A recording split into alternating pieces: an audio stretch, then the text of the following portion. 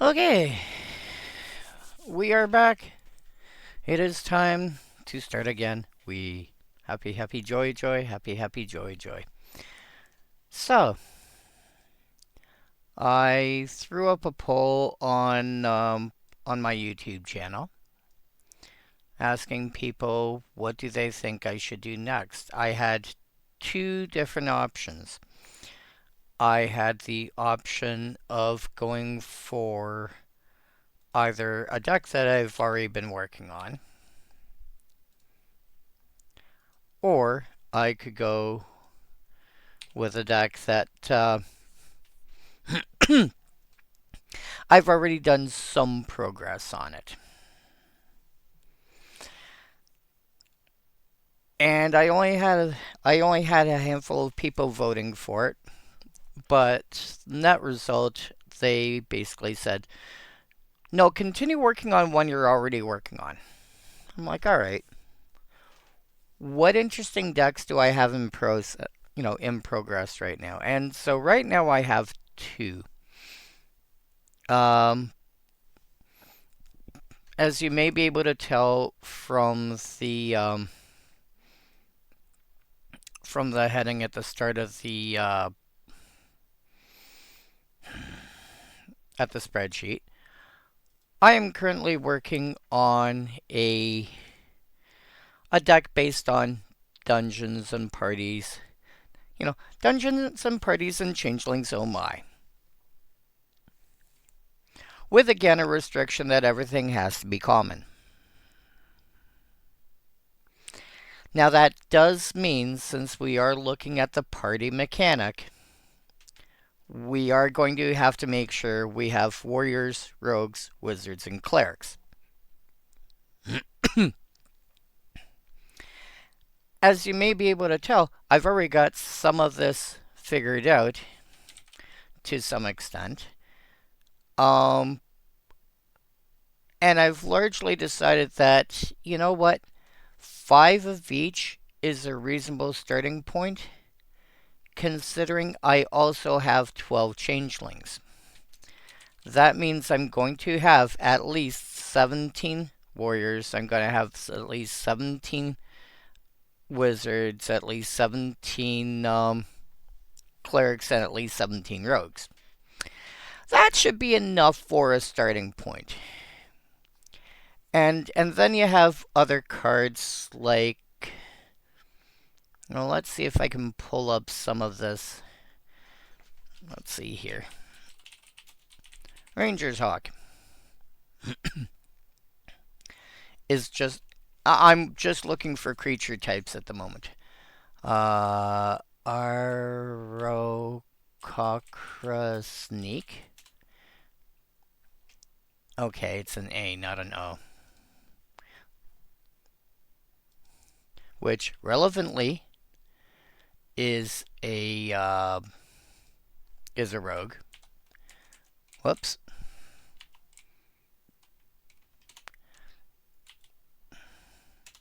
That's one of those creatures in D&D I've always had trouble remembering how to actually spell it properly. But that does save me a rogue. This is a giant knight. This was an outsider, so probably an angel. Yep, just an angel. What were you? Whoops. You're also a rogue, so I've got 2 rogues, which does not surprise me. Alright, so the Dungeoneer is a warrior. The Dungeoneer is a warrior.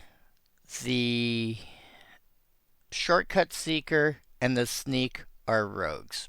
So let's make a quick note of that somewhere. So actually,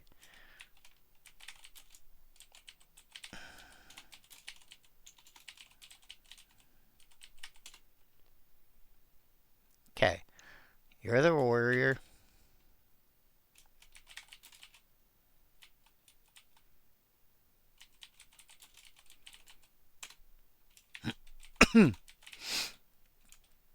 And Shortcut Seeker.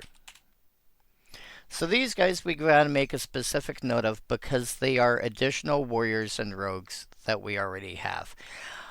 Ideally, I'd like to balance it out or close to balance it out. If I end up with, so let's say I end up with, one extra warrior, two extra rogues. I'd like to have an extra cleric and an extra wizard. And if I've got a rogue over and above that, yeah, one off, I'm not going to worry too much. But let us attempt to do this. And actually, if I'm doing that,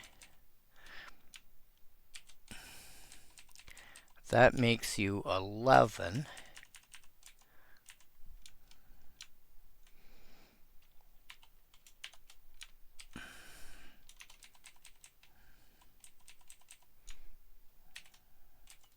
Nice. And then copy and then paste like that. There we go. And everything that's this nice dark red color is already a changeling, so it doesn't matter so much. That should give me enough. Yeah, that gives me enough.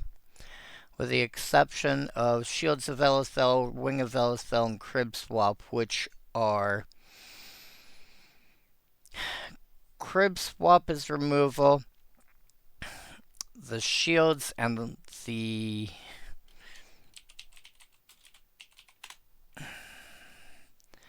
The shields and the wings.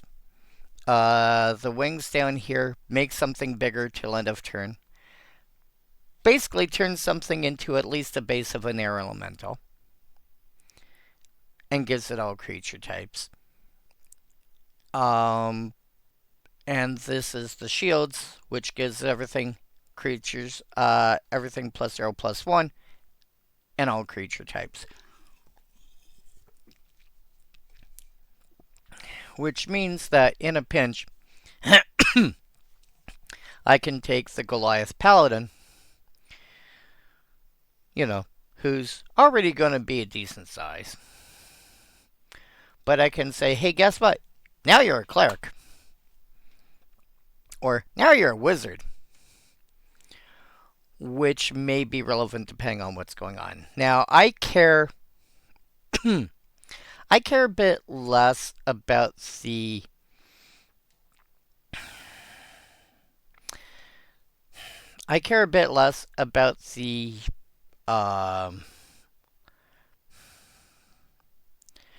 you know what? I need something that cares about the dungeon itself. Know what? So let's start off there. What do you do? You're a 3/6. Vigilance gives me the initiative. Alright. So.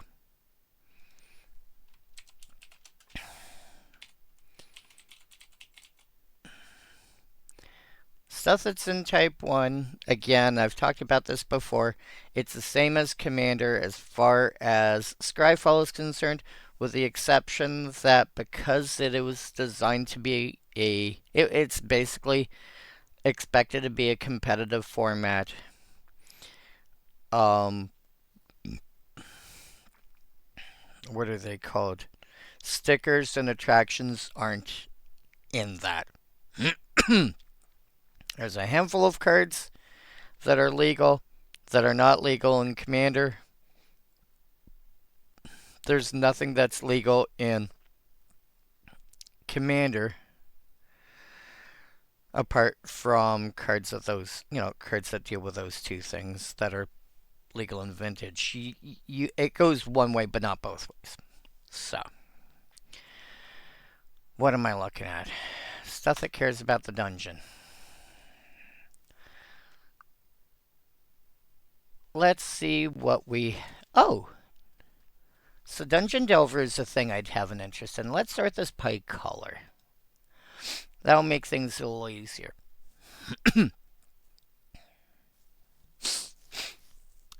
So, Cloister Gargoyle, as long as I've completed a dungeon, it's now turned into a 3/4 flyer. It's not bad. Gloomstalker is a 2/3 for 3, which is okay. But if you've completed a dungeon, it's got double strike. That's cute. Oh, I did not restrict this to commons. There we go. Planar Ally, Ranger's Hawk, Veteran Dungeoneer. So the only payoff for having completed a dungeon, just for curiosity's sake, let's remove the restriction of being in my color scheme. And let's see what happens. We get those. We get those. You just have it in your name. Reanimate. Precipitous Drop is a good removal spell. It's okay, and then it goes suddenly big.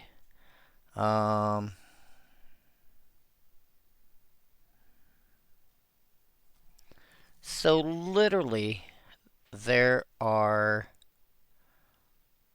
one payoff here, one kind of payoff here, and that is about it. Okay. So really the only payoff I have, the only real payoff available to me is Gloomstalker. Okay.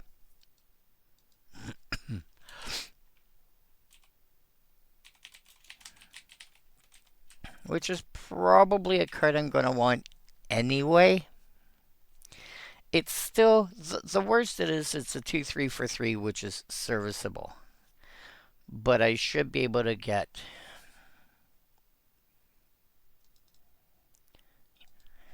Let's swap this around slightly. But now, what about stuff that cares about party? Enters battlefield, target creature gets +1 for each creature in your party. That's not unreasonable. Oh, and I did not... Doot. I mean, I could just look it over, but this is fine. Deals damage equal to twice the number of creatures in your party. Practice tactics looks decent.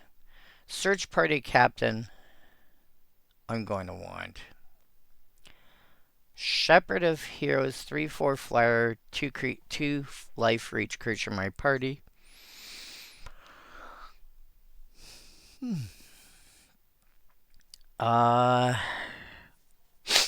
Cascade Seer can actually dig reasonably deep, because coming into play scrying 4 is actually pretty good.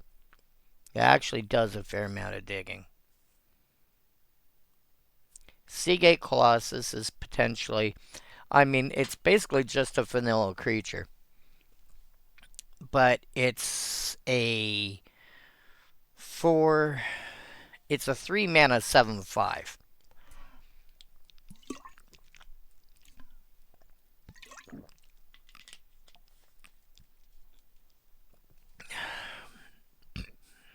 So I think that's reasonable.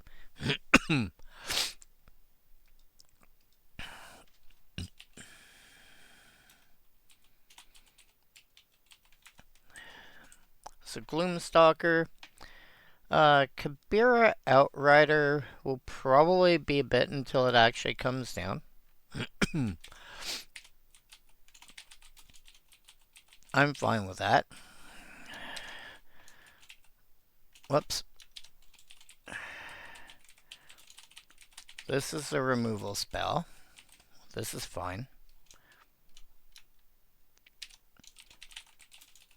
Search Party Captain is hilarious because that could conceivably be a 1 mana.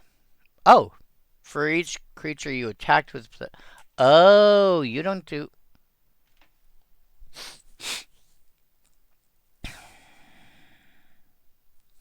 I should be putting that into more decks because it cares about creatures that I attacked with.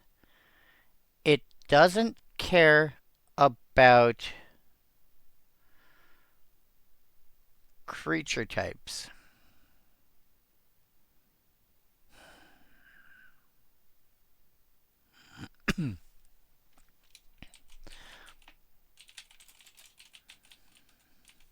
Shepherd of Heroes I'm gonna want.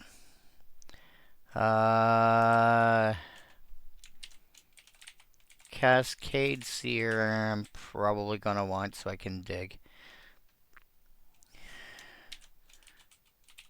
Sea Floor Stalker I'm going to want.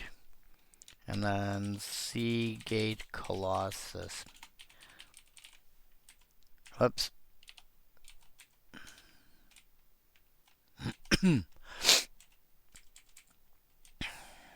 Alright. Let's take a look to see what warriors and clerics there are. Now, I did a search before I started. Where is it here? That.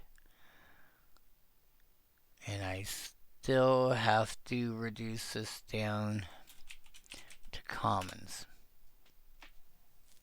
There we go. 73. Sort by color. Now, I only get 5 additional warriors.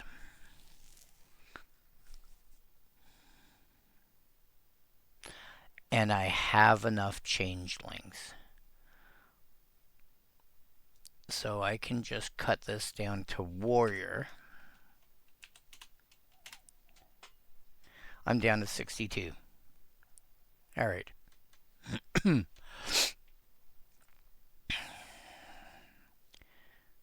So,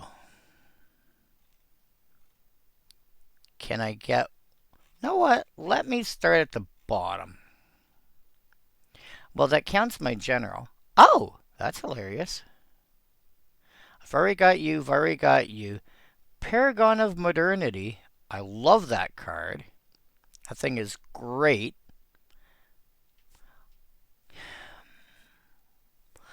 I will likely be able to produce 2 colors of mana. Well, I should be able to get 2 colors of mana fairly easily. Getting a third. If I run cards like Honored Heirloom, as an example. You know what? Let's simplify things slightly.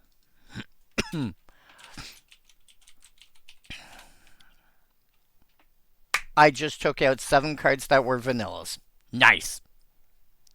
Vanilla creatures, for those that don't know, are basically creatures like Cliffhaven Sellsword that don't actually have any abilities. Its text box is just flavor text. There's nothing wrong with them. But, you know, vanilla creatures tend to be meh for their costs, especially when you're looking at commons. That being said, there's a lot of good there's a lot of good vanilla creatures. But that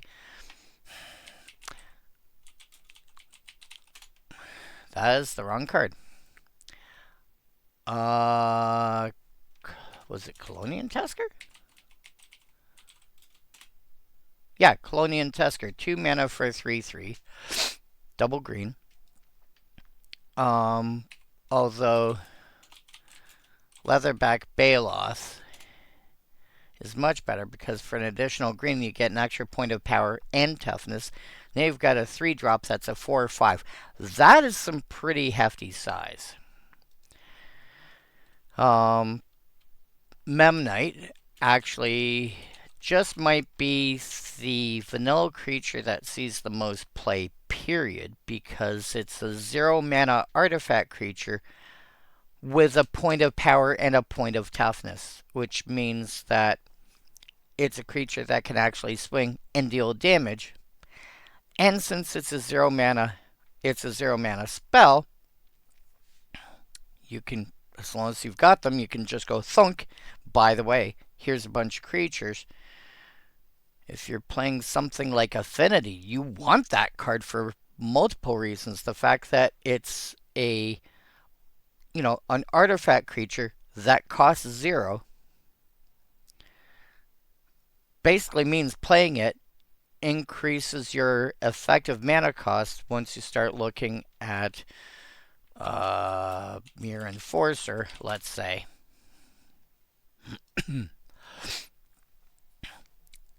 Putting that into play, you might as well be a Lotus Petal, towards this guy. So, yeah, they end up being pretty good. In fact, is vanilla power greater than 10? Okay. Sadly, this is an uncommon, but it's a 6 mana 12/8. And it's a dinosaur, which again is a creature type people are going to care about. I love the flavor text though. For the first time in all my travels, I've encountered a creature I can only get described as an apex herbivore. Good old Vivian Reed.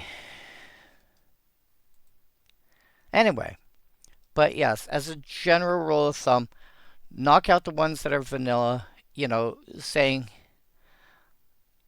not vanilla, just rules out, in this case, 7 cards, which suddenly means I've got everything I need onto a single page. I'm going to want the Paragon of Modernity.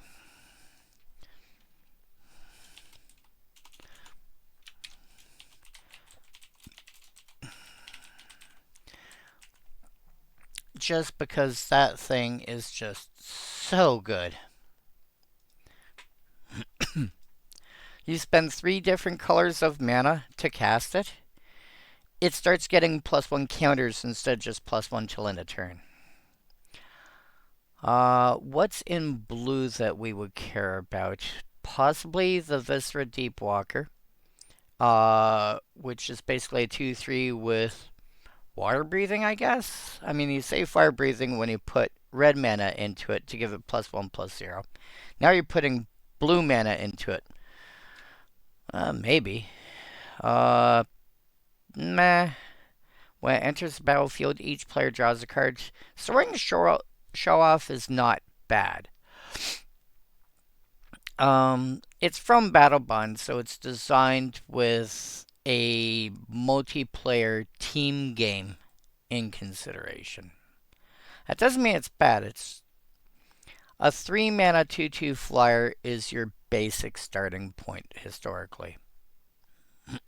But this is basically you and your teammate each draw a card.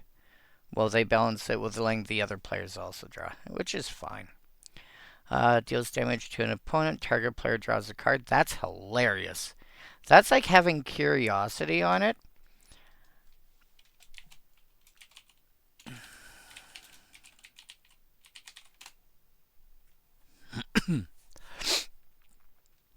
And allowing anybody you want to draw the card, which is cool. Most of the time it's going to be yourself. But now you target yourself with it, which is fine. You don't do anything except have Eternalize. You've got Ward, which is cool. Homered Warrior. Oh, yeah. 5 mana for a 3/3. Pay a blue. give it Shroud till end of turn, doesn't untap next turn, and then you have to tap it. Ugh.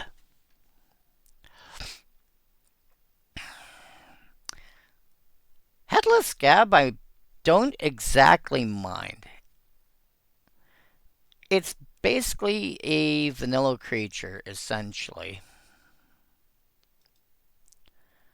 Um, i.e., once it's already in play, it doesn't do anything.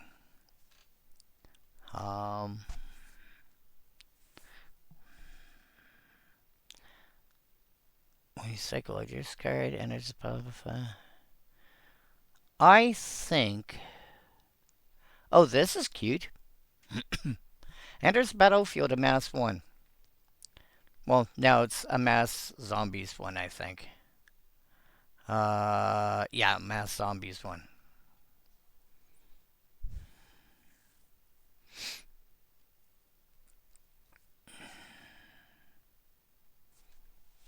I just realized now they've actually changed very slightly,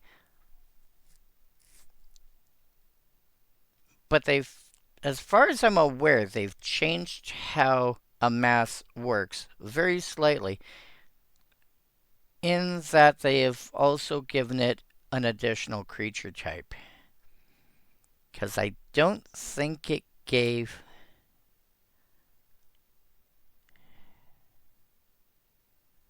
I don't think it gave things the additional creature type before. I think there's. I'm kind of tempted to throw the Heedless Scab in. Can't be blocked by dinosaurs is hilarious. Rhyme Shield Frost Giant largely makes it unblock or not unblockable, untargetable, because whatever you're having to pay, now you've got to pay an additional 3 mana just to target it. I kind of don't mind that.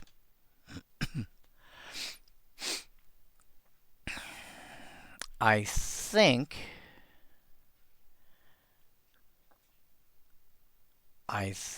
I am going to put the Frost Giant in, because you look fun.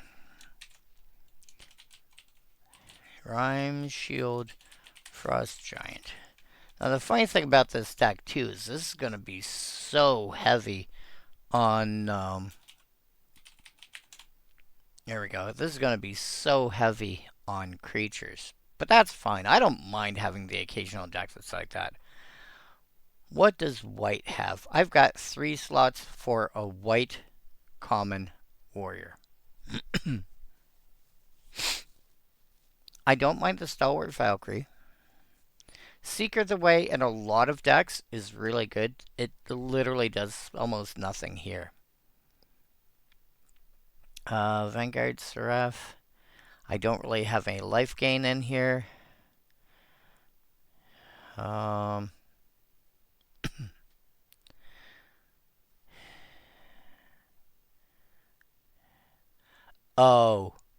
Oh. Seagate Banneret. Yes.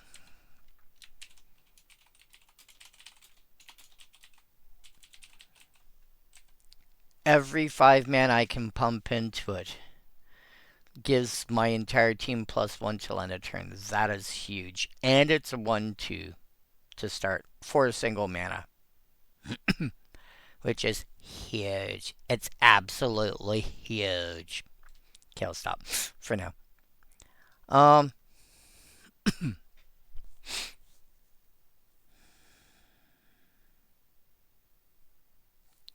May exercise a text frontal. That's cute. Moth Rider Patrol's not bad. Exile creature card from your graveyard.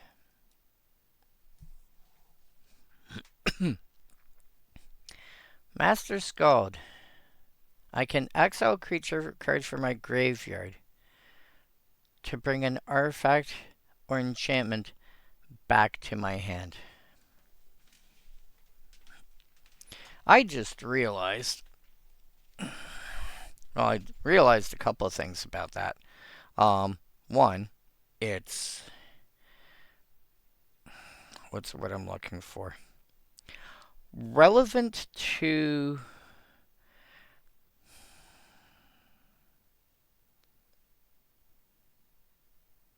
Sorry, I'm trying to make sure I shut my phone off so I'm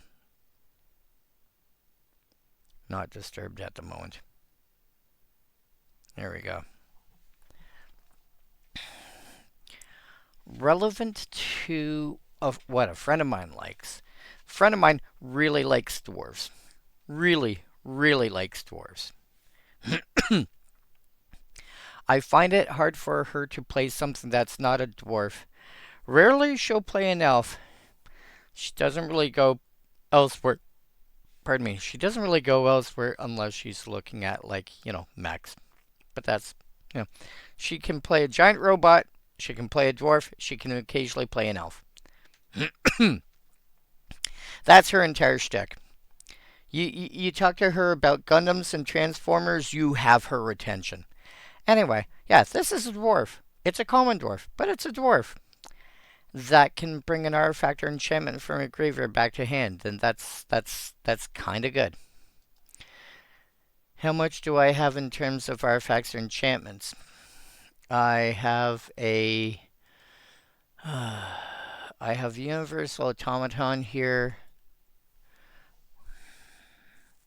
I have the Trailblazer's Torch. I've got a Stonework Pack Beast. Delver's Torch. Paragon. Seagate Colossus. That's 6. It's also a 4/4 for 5, which in of itself is not bad. It's not unreasonable. It can actually be. It's not completely unreasonable. I only have 2 options left, though. Or 2 slots left, I should say. So maybe the Master Skald, possibly. Um.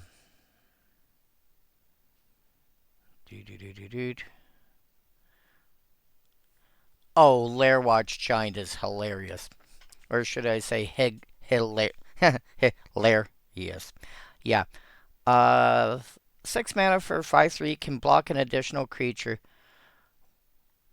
And if it's blocking multiple things, it gets first strike till end of turn. It's a 5 power creature. Get it to. Yeah, I want it to end up with Vigilance somehow. Oh. Herald of Dramoka gives it a way to get Vigilance right here. Other warrior creatures you control have Vigilance. Oh, do I do it? Herald of Dramoka and Lairwatch Giant. Let me see if there's Icewind Stalwart.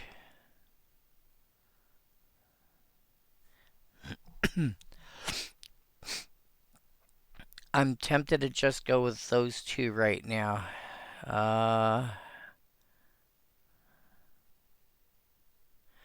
Beskir Shieldmate's kind of cool. It's a dwarf that, or sorry, it's a warrior that when it dies, leaves behind a warrior.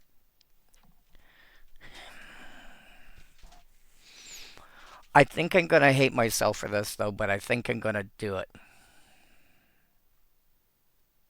Yeah, you're when you die. Alright, yeah, I'm Kabira Outrider was kind of cool, but I think I'm going to go with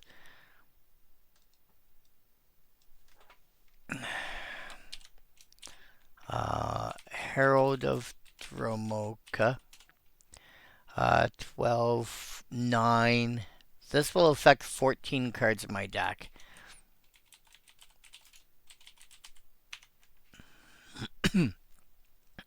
Alright. Let's see what we've got for rogues. 71. Alright. Huh. I mean, unsurprisingly, most of these are blue.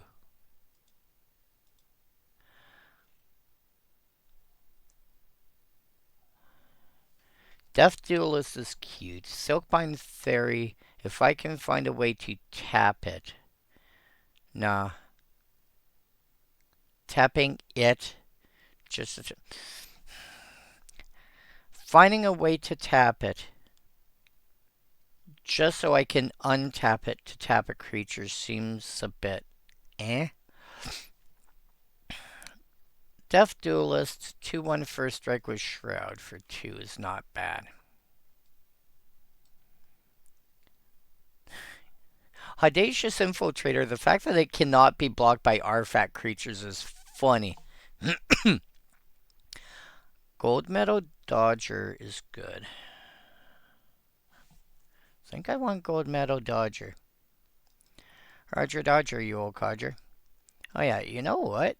These are all gonna be creatures. Whoops.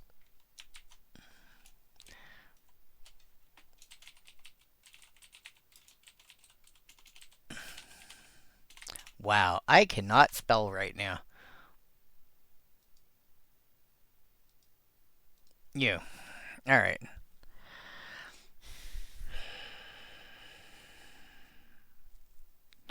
Okay.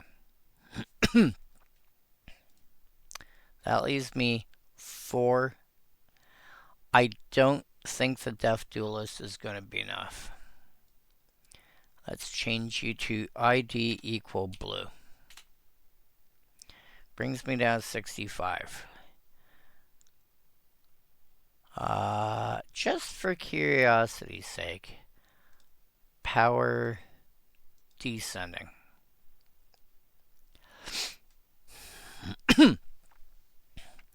Undersea Invader is kind of cool.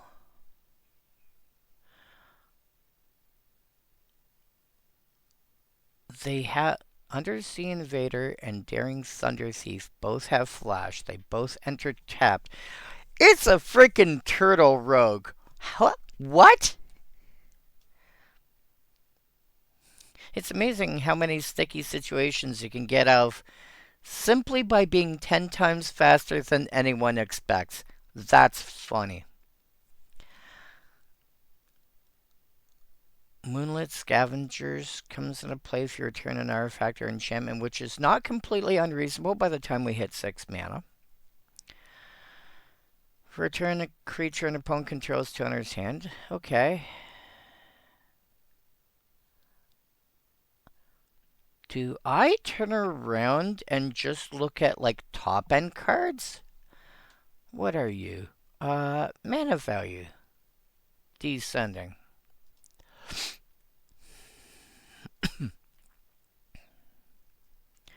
Okay. Canal Courier comes into play, I become the Monarch. So I can have a dungeon on the go, the initiative, and the Monarch. What? Sure. When it and another creature attack different players, it can't be blocked this combat. That's cute. I think, though, I really want Moonlit Scavengers.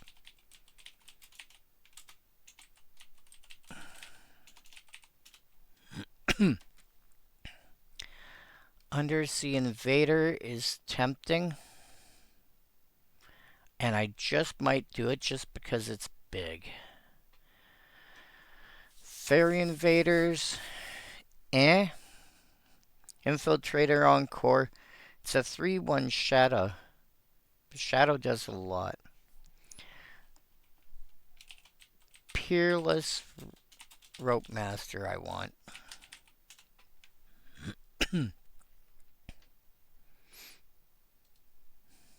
I've already got the Sneak. Daring Thunder Thief. Enters tapped. Echo Inspector. When it enters, it connives. That's funny. Which is basically loot. But if you loot away something that, that's not land, this gets bigger. That's cute. Can't be blocked. Return to creature you control to owner's hand. How if you dealt damage with a fairy or a rogue. It's cute. Lone shark.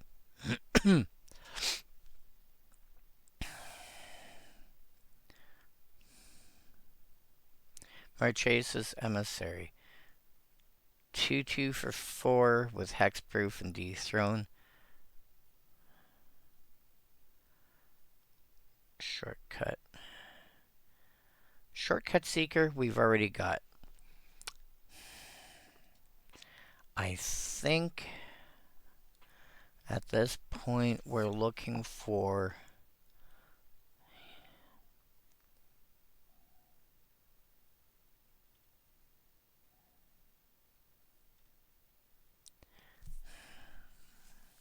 I mean, I could run Pestermite. I just don't have anything to combo it with. Which I might not need to. Seafloor Stalker. Again, another rogue. Oh, man. I did not look to see what creature types these things had. Damn. Okay. I'm going to do this elsewhere. Because this way I don't take up you, I know. Screw it. I'll just grab them all. The Stalker is a ranger. The Shepherd is a cleric. This is a cleric.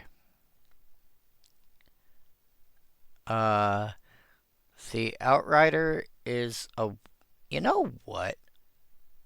How about I do this? This is not a... This is a thing I rarely ever do. I'm going to change the text color. So the warrior... Know what? No. Warriors should be... Oh, what's going to be easily visible?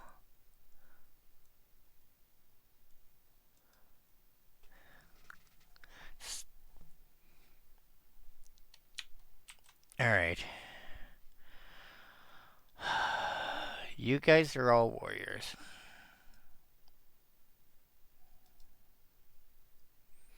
This is going to be a temporary change. Gloomstalker, no, no. Kabira, Outrider.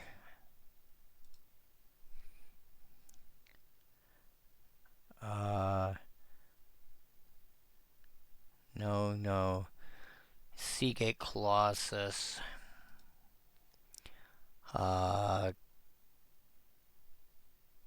And Veteran Dungeoneer. Okay. Now, stuff that's a cleric. Shepherd of Heroes. I'm going to make you...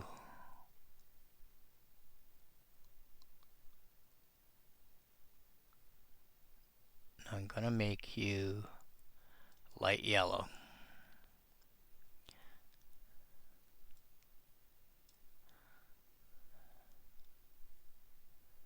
Make you light yellow. No clerics here. Shepherd of Heroes, yes. Okay. Just that.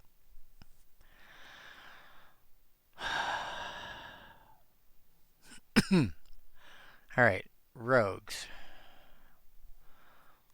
Eric Hawker Sneak was a rogue. Which means you need to be...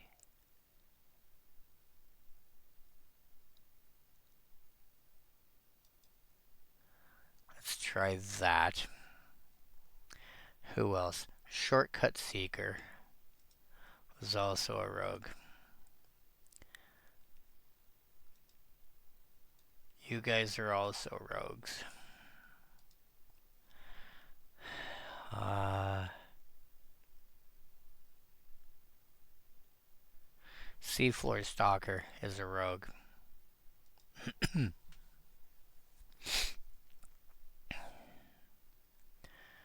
Alright.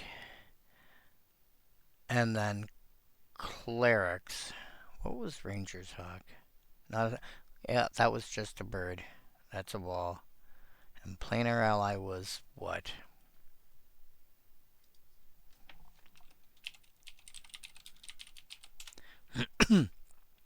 Just an angel. Nothing to care about. Alright. Wizards. Wizards are going to be a dark purple. No, I can't do purple. How about... Yeah, dark blue. Okay, Cascade Seer.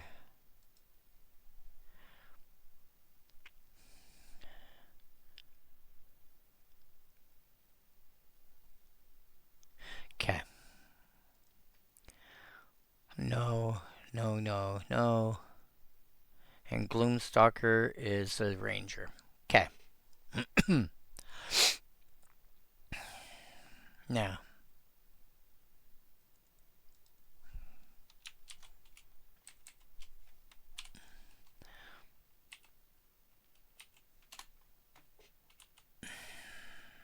Okay.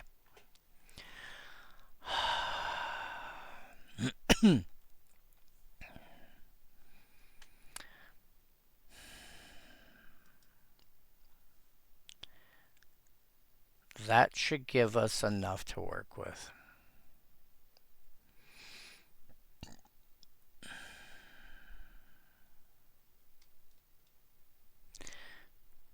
Deep Tread Marrow is kind of cute. It's 2 mana for a 2/1, which is already, I mean, it's okay nowadays for a blue creature. Pay a blue to give it island walk till end of turn. That's not actually bad.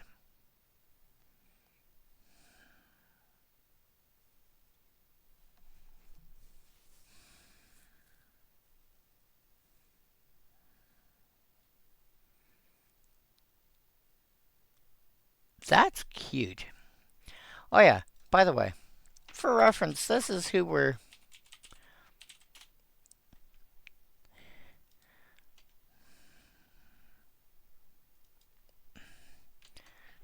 This is who the general for this deck is.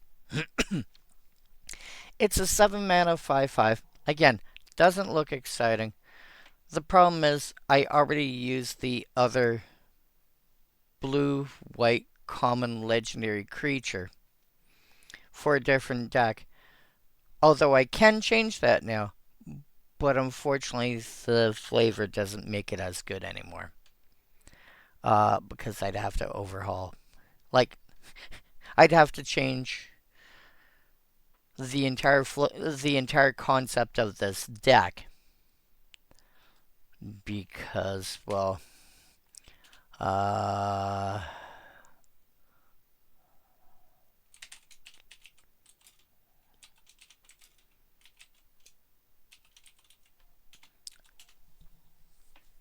whoops.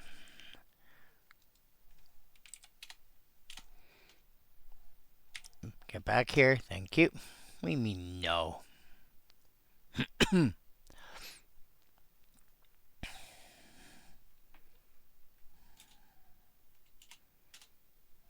There. Um, what are you called? Oh, yeah. Stuff I could legally play. Yeah. This is the other option I had. Unfortunately, if you look down at his type line, legendary creature, human advisor. I kind of designed another. I kind of turned around and said for another deck that guess, but you know he's looking after that one. So I got stuck with Jedit Ojanen. At which point I'm like, what do I build for blue-white? And I went with, I took the idea of, you know, dungeons, or the fact that he's a warrior and went down the D&D route. This basically turns around and says, as long as Jedit is in play, this is a 2/3 unblockable.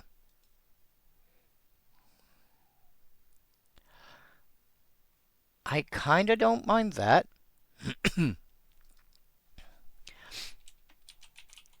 Grey Harbor Merfolk. Alright. I have one more slot for a rogue, and I mean, it doesn't need to be a rogue. It could be a wizard, actually, by now. Oh. Oh.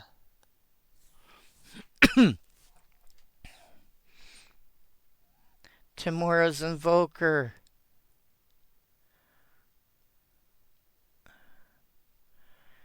Temura's Invoker. Storm-Held Prowler. Either one of which are good. This is great for late game when you're sitting there with a bunch of mana and you're like, I don't know what to do with that. Thunk! Next turn, cast 2 or 3 spell, pay 8 mana, draw 2 cards.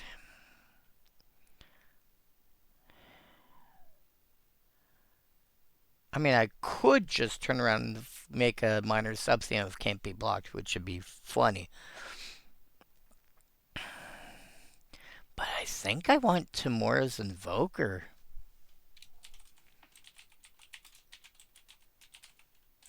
I think I really do. Alright. Let's go for Clerics next.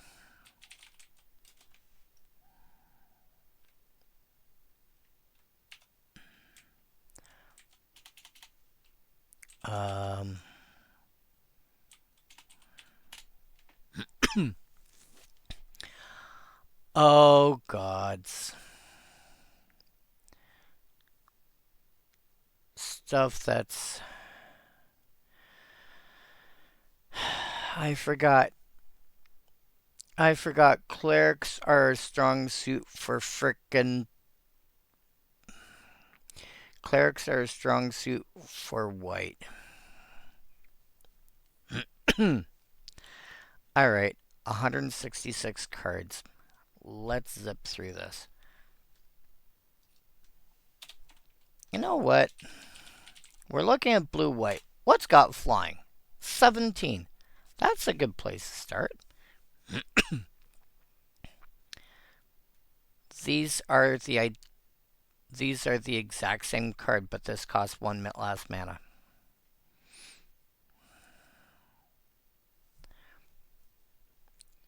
Custody Squire is cute. When it enters the battlefield, starting with you, each player votes for an artifact, creature, or enchantment card in your graveyard. Return each card with the most votes or tied for the most votes to your hand.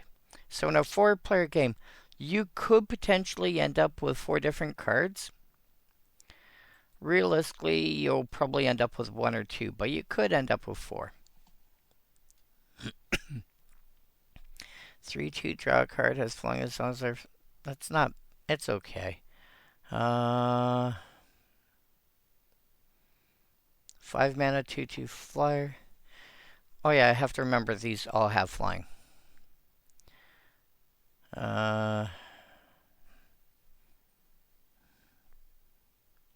Wow, none of these are blue. Oh, sorry, 1 card is blue. I have one because I'm looking at clerics.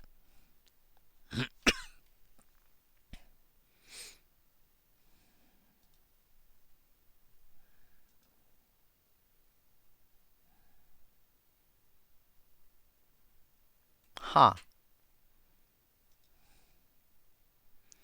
Never another creature.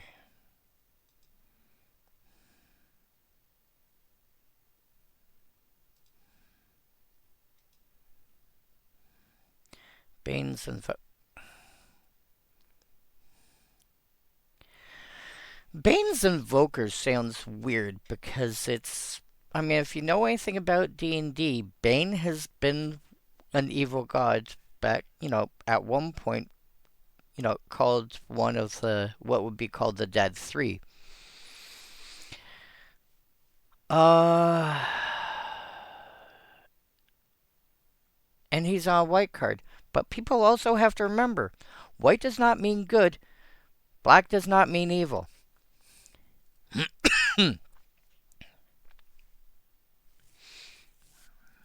you know, white is, lawful, but that can also take that law and like crank it up to 11 and basically go, hey, by the way, you're all doing what I want you to do. What? Yeah, you're all doing what. Yeah. It's, I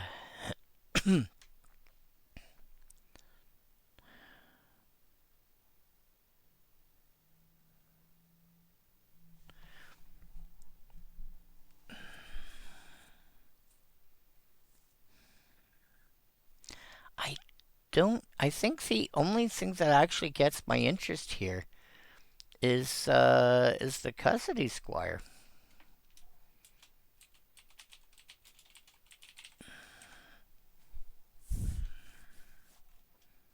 All right.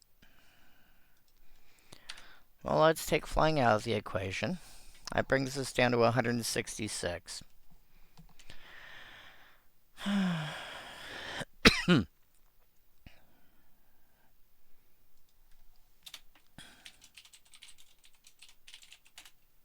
Let's look at stuff that gains life. 42. That still leaves about 100 or so that don't gain life.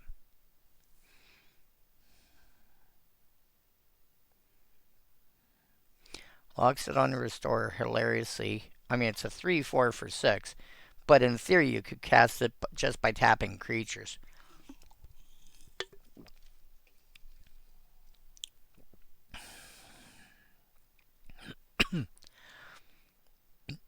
Oh, oh, do I do it? I think I might. I think I might put in a.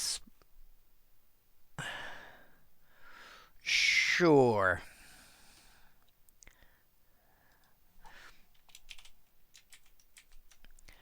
Or T Wizard.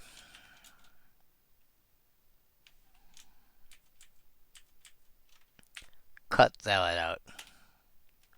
51 cards. Alright. Let's see if I happen. Okay. No blue.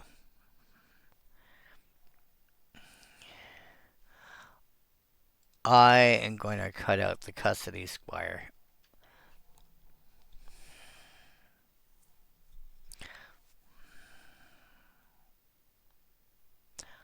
Let's go. Let's make all my clerics soul warden effects.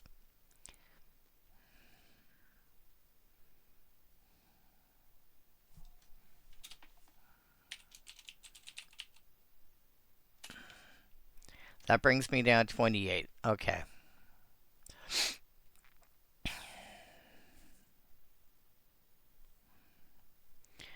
Uh,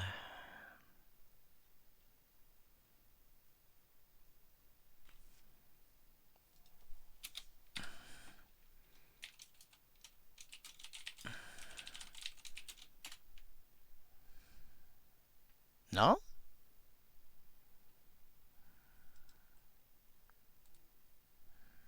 Okay.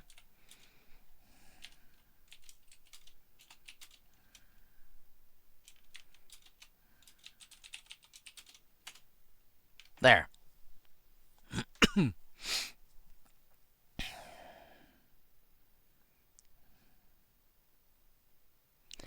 How many do not say under your control?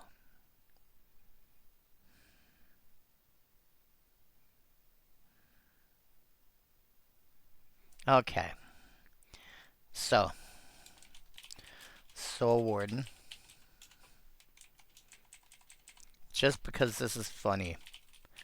Soul's Attendant. Leonin Elder. Enters Suture Priest, which is not a card I was expecting to be valid, but okay. Two more.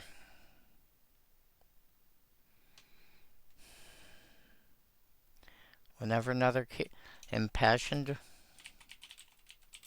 Orator. Because if you're paying 1 mana for 1/1, that does this thing.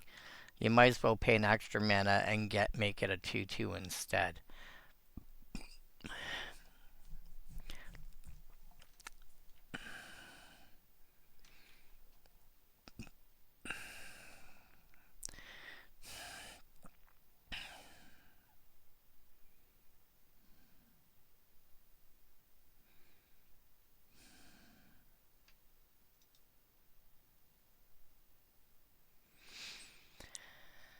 What do I want? What do I want? What do I want? Whenever a creature token enters under your control, I don't really have tokens entering. Undo Cleric or another ally. No. I just might be looking at...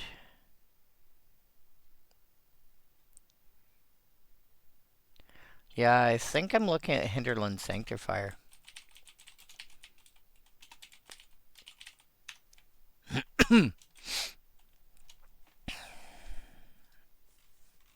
There's no real reason. It's just funny. Alright.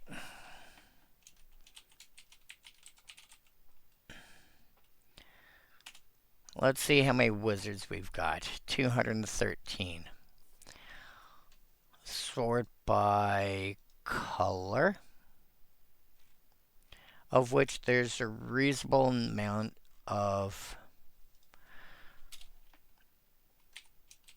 You know what? Oh! There's a handful of cards that use the word pay. But none of them have you pay life.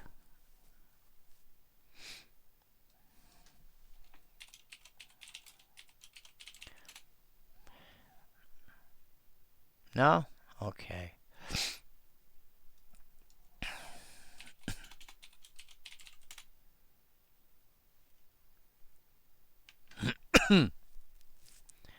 God Pharaoh's Faithful is kind of funny. It'd be like half my cards would turn around and say, hey, by the way, gain a life. Yeah. Okay. Nothing there that's relevant. Alright, now I've only got 6 slots for wizards.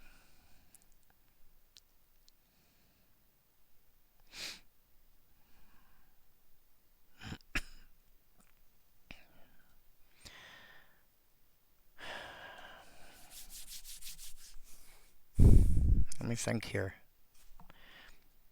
What do I actually want to do here?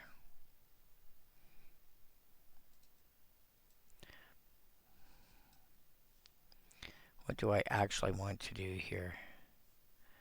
What if I use my wizards just to draw cards?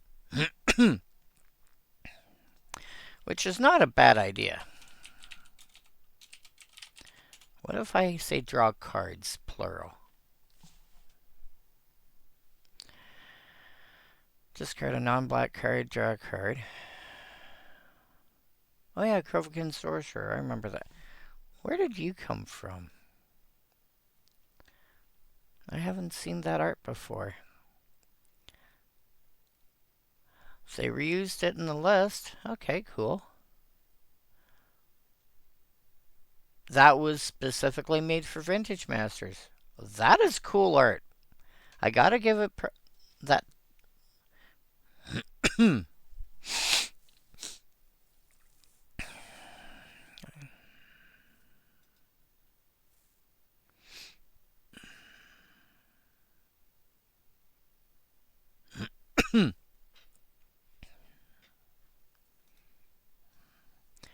Tap, sack 2 lands, draw 3 cards, and discard 1.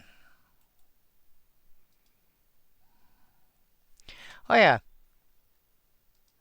if I'm playing, if I'm playing with Tomorrow's Invoker, I should probably play the third Path Savant as well, which is hilarious. It's like one's gonna pay 7 mana to draw 2 cards, one's gonna be 8 to draw 2 cards. I don't care. I hit extra mana. Cool. I have something to do with it. Um.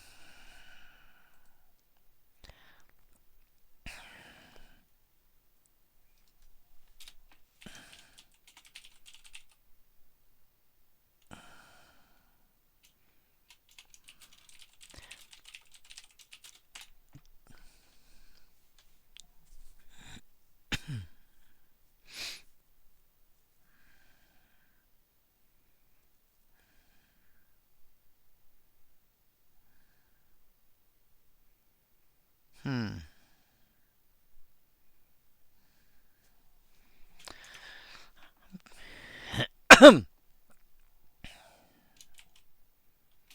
No, none of these actually interest me. Okay. Screw it. We'll have to do this the hard way. I have 5 more slots for wizards. What do I want to do with these?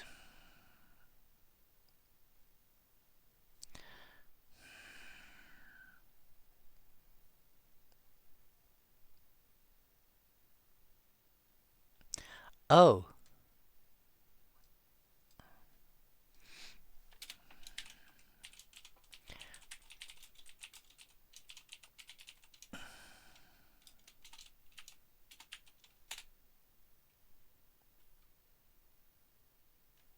Well, that's a shame. Comes into play loot.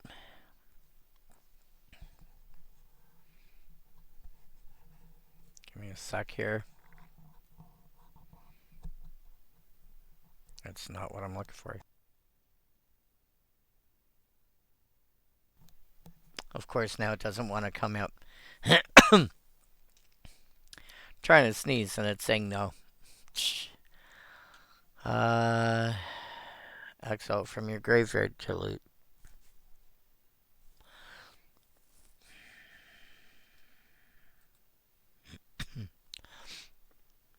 Alright.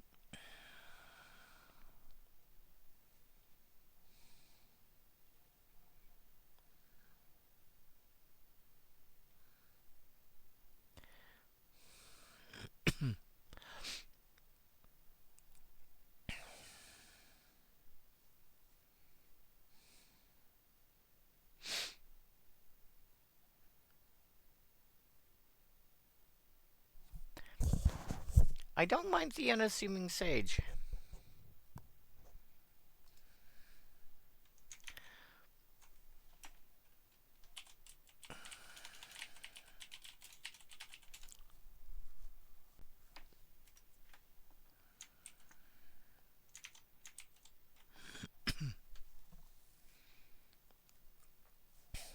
Also, this thing is hilarious.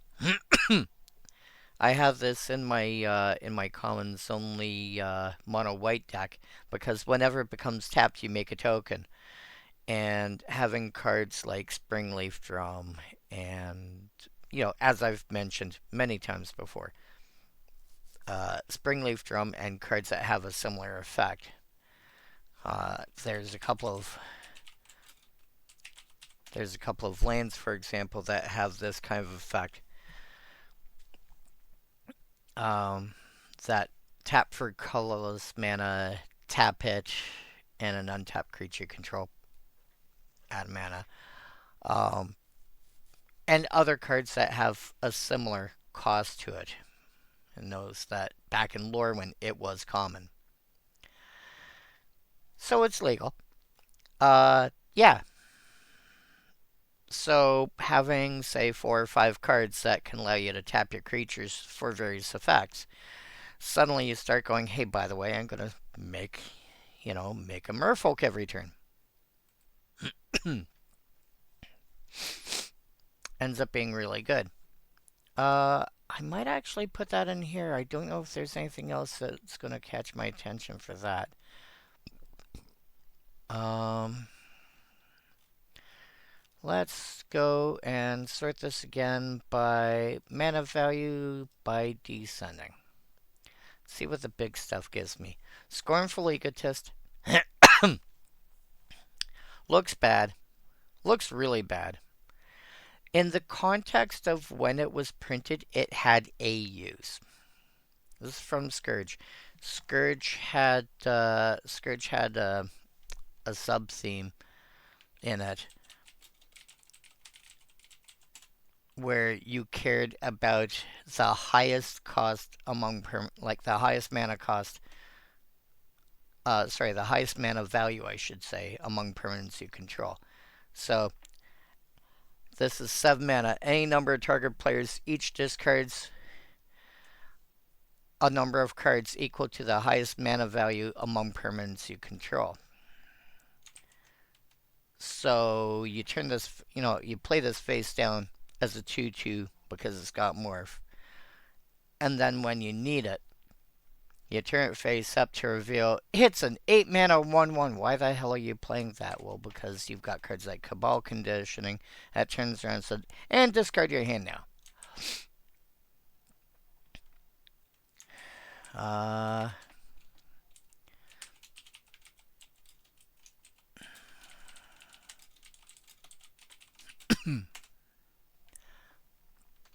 There weren't a lot of them, but there were some. Torrent of Fire dealt damage equal to the highest cost. Rush of Knowledge is probably the best one. It draws that many cards. If you've got a 5-drop in play, it's 5 mana, draw 5 cards, which is actually really good.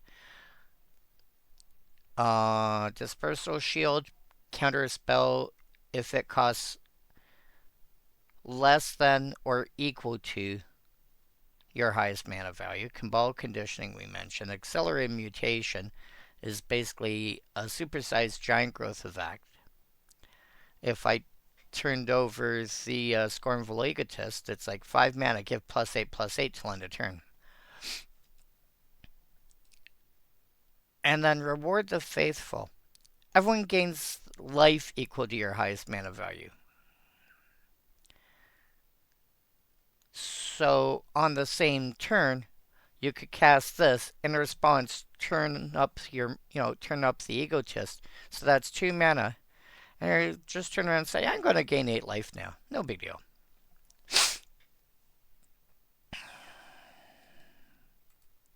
Yeah. So yeah, it had uses. It just it was rarely the highest cost that got used because you could have slightly less expensive cards, stuff that cost, 5 and 6 that people would actually play, and most of the time those were just good enough. Hitting 8, just because like Cabal Conditioning, you have 7 mana. By the time you've got 7 mana, even if you're playing some kind of accelerant, your opponent's probably got at most 4 cards left. Unless they're playing blue and playing a bunch of stuff that draws more than 1 card at a time. Not worth it. So yeah, just it had a point. It just wasn't good at it. Spellweaver Duo may return target attack creature to its owner's hand. Oh yeah, this thing's also got assist, which means somebody can, like, if you've got, this is a 7 mana 4/4 with a bounce ability. Somebody else can help you pay that 7 mana, which is kind of a big deal.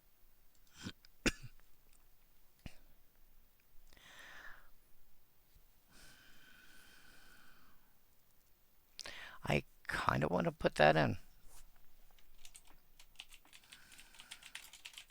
Sure. Why not? Uh, Benthic Criminologist, you may sack an artifact if you do draw.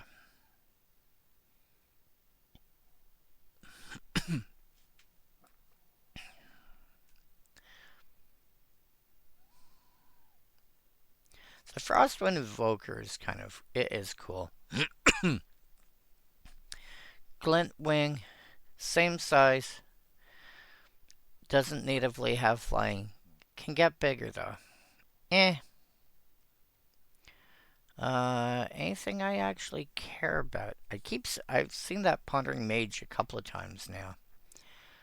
I think I'm just gonna end up putting it in.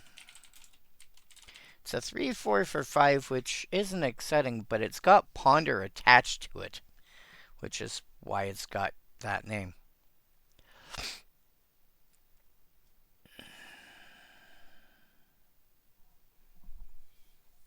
I don't have a lot of instants and sorceries in this deck. Do you actually physically exist? Yes, you do. Deals combat damage. You know what? Give me the actual. Thank you.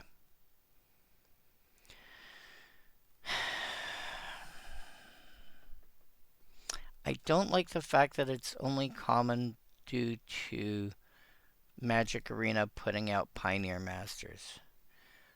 But if I'm going by that rule, I can't accept Jedit Ojanen. But the difference here is that Jedit Ojanen, being from Magic Online, was a thing. It's a thing because certain a giant suite of cards did not yet exist on Magic Online. They took a bunch of older cards and made Masters Edition sets to get them on Magic Online.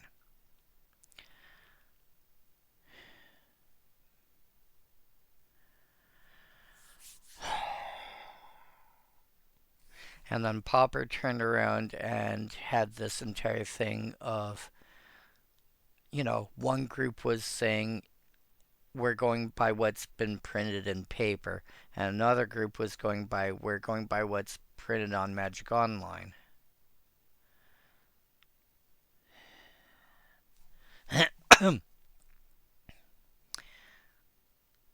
And now Magic Arena's running into the same thing with Pioneer Masters to try and get more cards that exist on Pioneer onto Arena. I think if I'm allowing cards that are in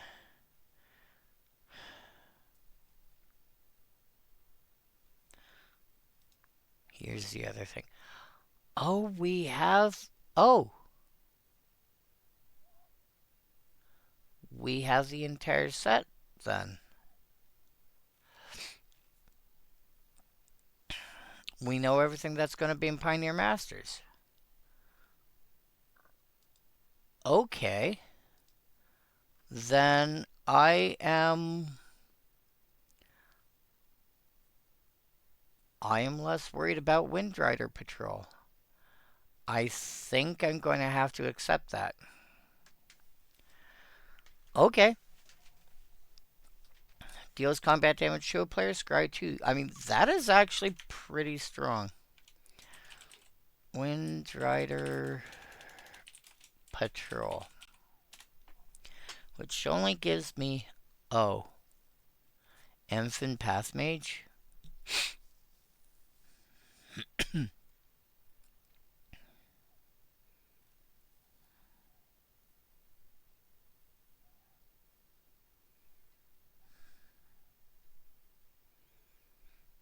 That Path Mage looks interesting.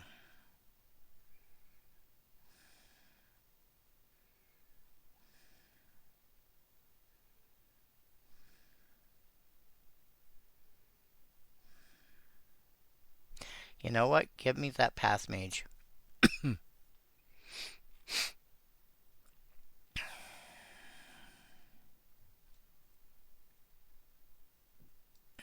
Actually,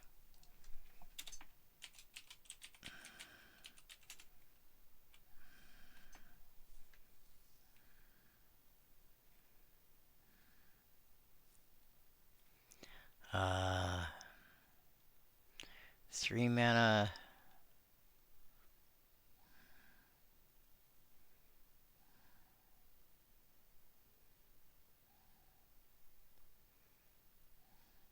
A 1/3 versus a 3/2. Difference of 2 mana. I'm gonna go with the. I gotta go with the adept.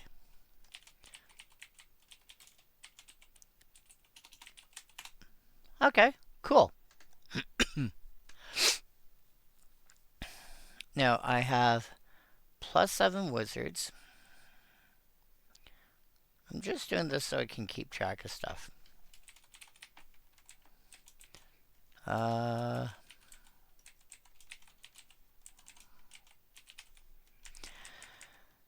Alright, so 6 wizards, right? Yeah, 6 wizards. Or sorry, 6. Damn it. How many warriors? 1, 2, 3.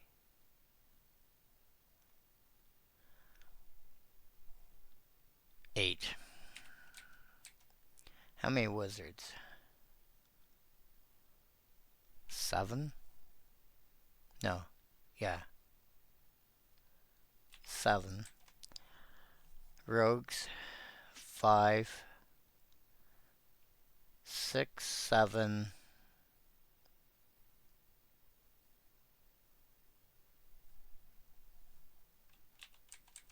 And then clerics is 6, 7.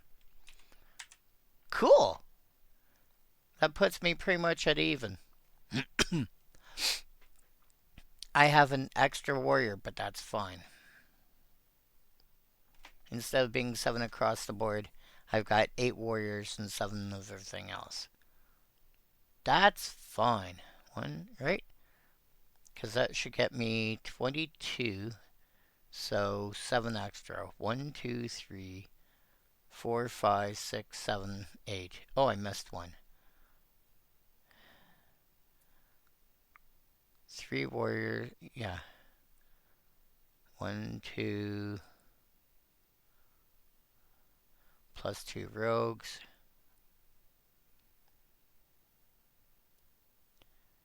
No? 22, 3, 4, 5, 6, 7, 8, 9, 30. I'm coming up with 29. Where am I missing it?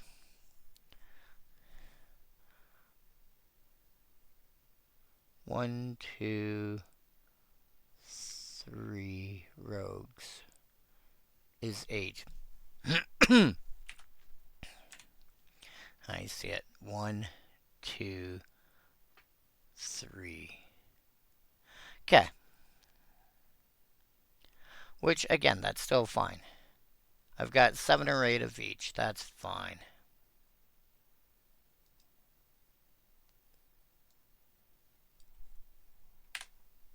Cool. Now, I have some... Now...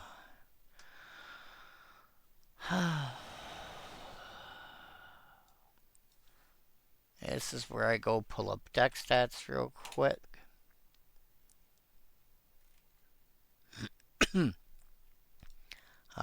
Deck builder. Start. I'm just going to make this a list for the time being. Hit OK. Paste upload. Because at this point, I don't care.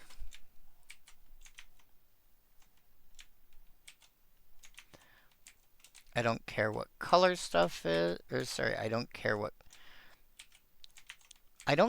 stuff does. I care what color it is, and I also want to take a quick look to see what kind of cards I have. If that makes any sense. Hit OK. 51. 51 is right. Analyze.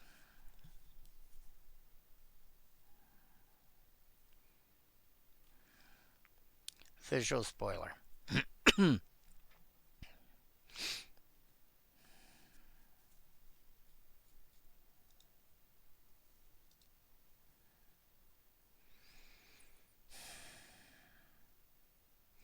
Kind of removal, removal.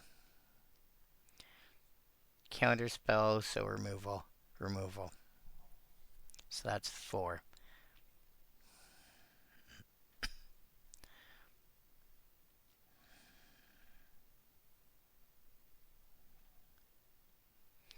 I'm looking for stuff that in and of itself directly is removal.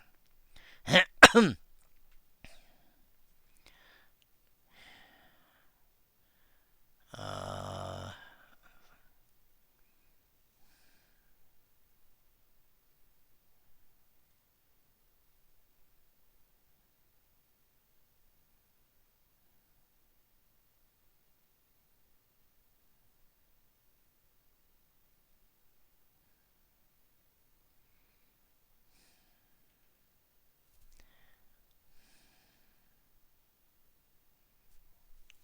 5,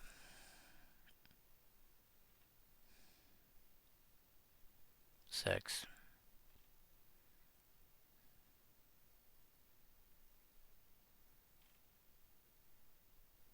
Okay. I see 6 cards.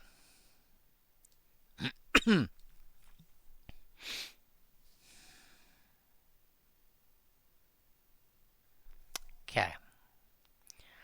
Now, some of it, so I still need stuff to remove. I still need stuff to deal with artifacts, or not artifacts. I'm okay on dealing with creatures. I need a few cards to deal with. I don't think I have room for any mass removal. And not only that, I don't think I have. You know what? Is Echoing Truth legal? Yes.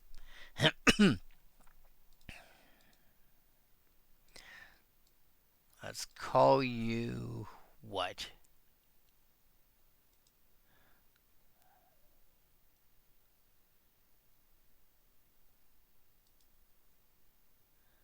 Uh, sure.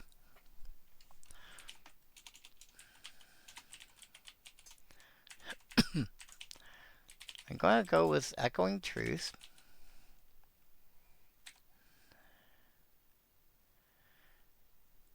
Because the number one thing.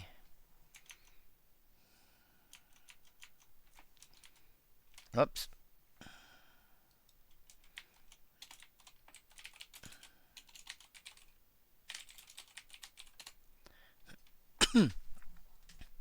The number one thing I am most concerned about for a deck like this at all, in terms of stuff that I can actually do something about, would be like a token strategy. And this just gets them all out. Like if I've got, here's 37 saplings or whatever, get rid of them all.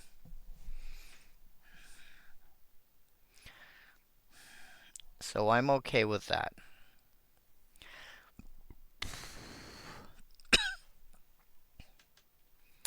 The other thing I'm going to have to take a look at is what my mana is going to have to look like. And it's roughly half and half, leaning a bit more towards white. So I think that probably means out of my basic lands, I'm going to want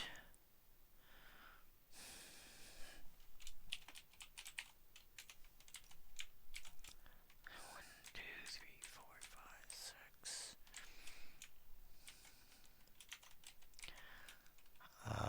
Island.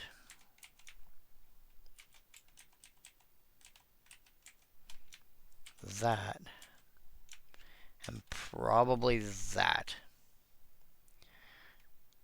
That should be...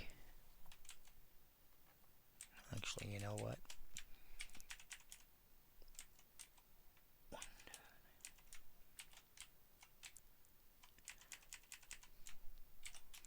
going to do it this way. 11 and 9.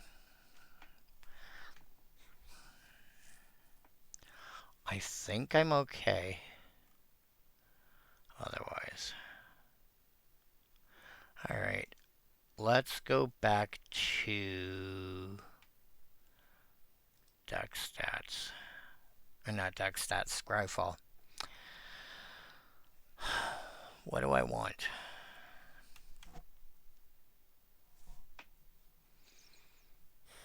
I'm good on creature removal.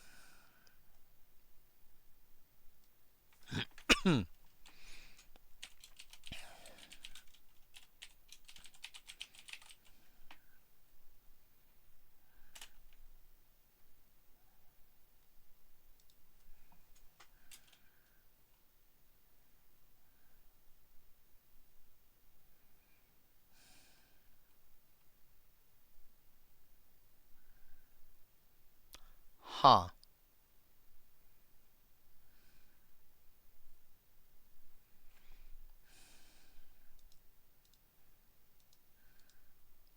Let's go ascending. Let's take out the ones that return stuff.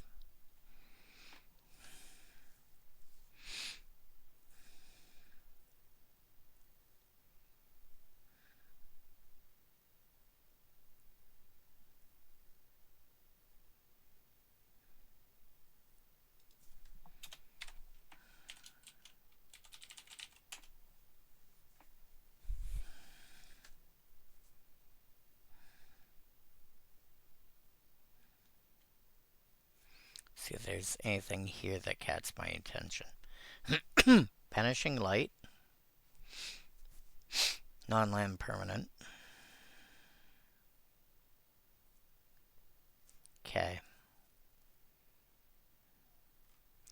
You know what? What if I just restrict you to blue for the time being?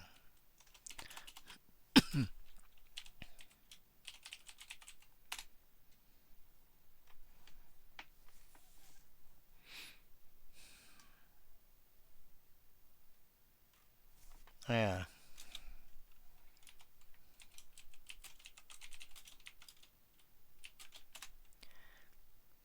Remove the stuff where it exiles itself.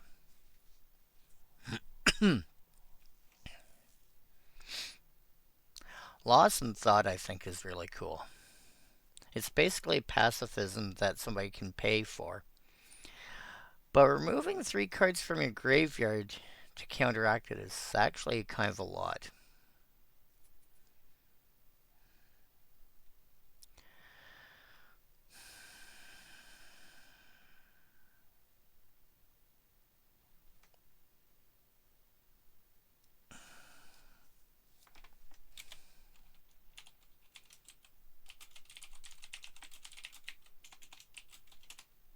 Yeah.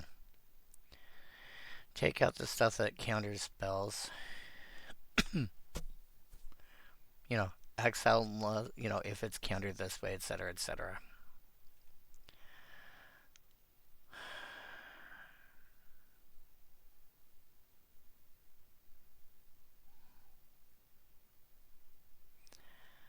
I think so. Introduction to Annihilation is going to be a necessity.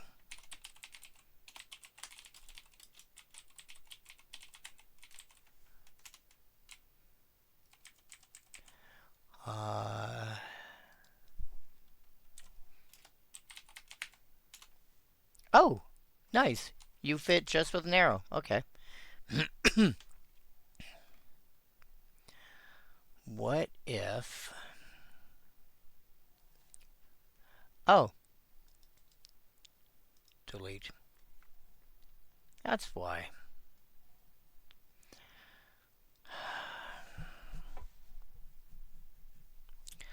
I think I'm going to want one more mana rock that can blow up a permanent. And I'm going to want Honored Heirloom.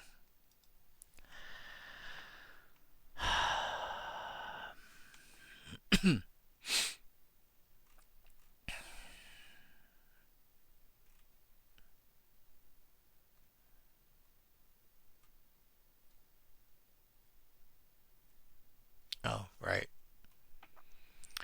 Resculpt is tempting.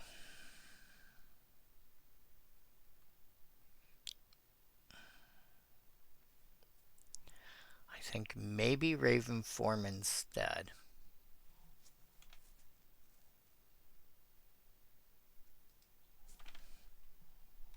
Okay.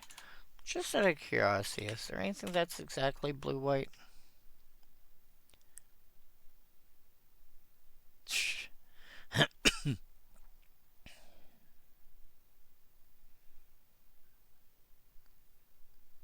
Feeling of dread.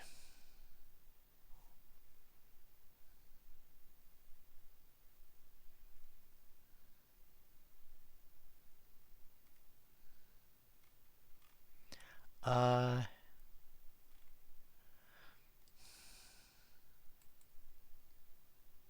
that was weird. Okay.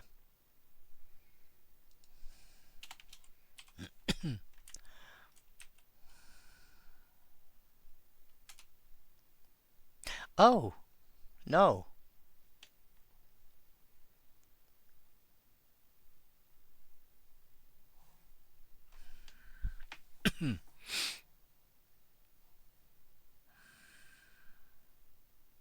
Alright.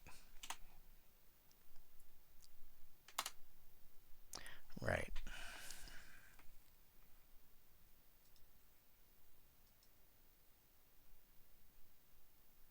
Oh, wait. No. Equal. Because we saw the other ones already.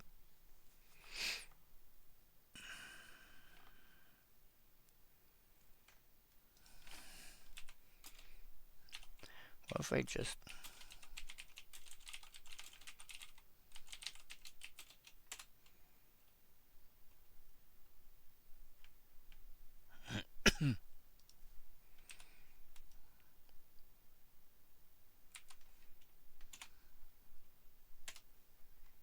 There.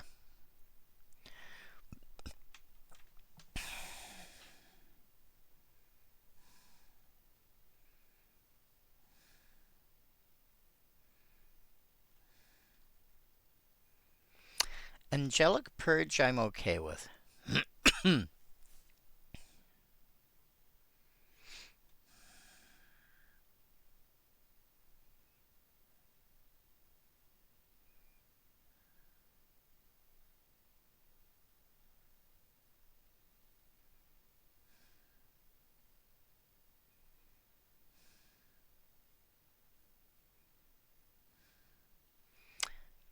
Same card, just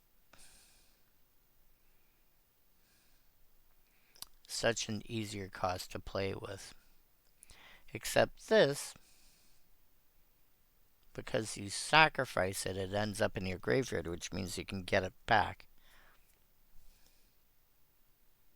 Oh, but that'll put it in the graveyard anyway, because it's no longer enchanting that. Yeah, no. This.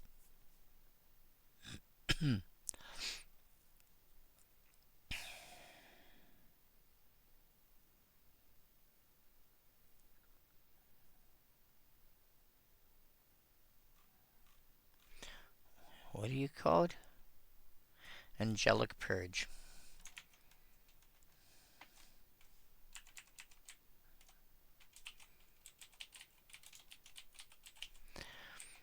And then one more card.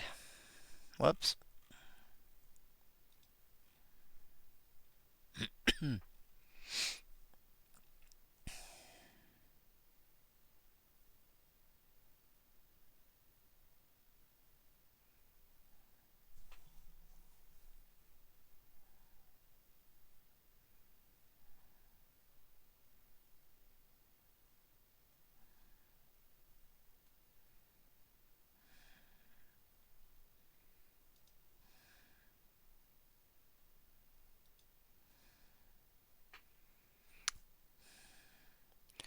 Vanish into Eternity. 3 mana if it's a non-land, non-creature permanent. And it's still an instant. 6 mana if it's a creature.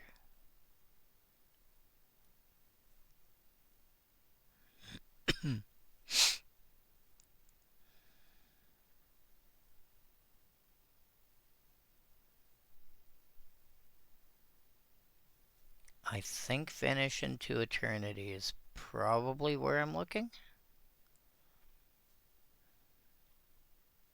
Yeah, I think I'm okay with Vanish into Eternity. Alright. Now,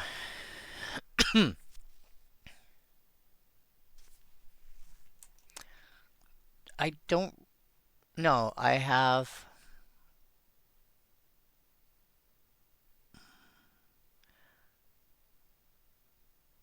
Oh, did I put you in? Did I?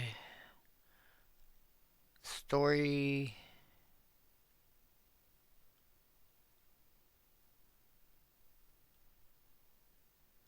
Did I not put the schoolmaster in? I was going to.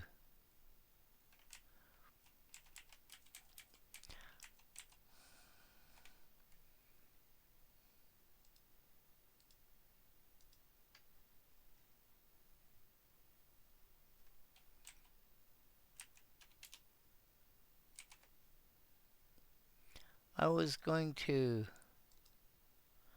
I don't think I did though.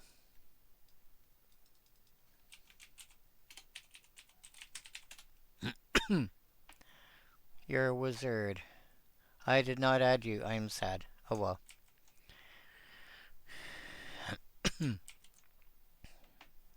Alright.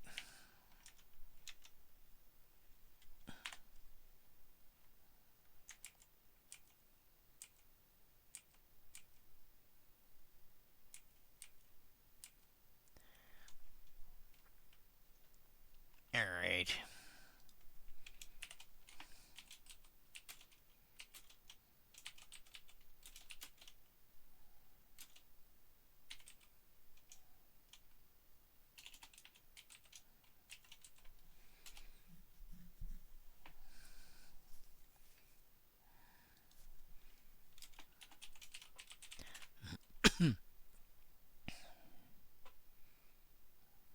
There. Sort by color. Oh!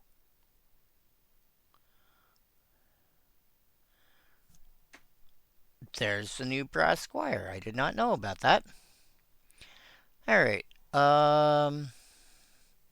What are you called? You're the artifact honored heirloom.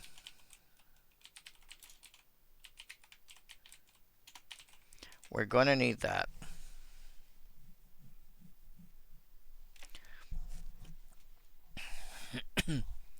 Honored heirloom. We're gonna need you. Oh yeah. Um.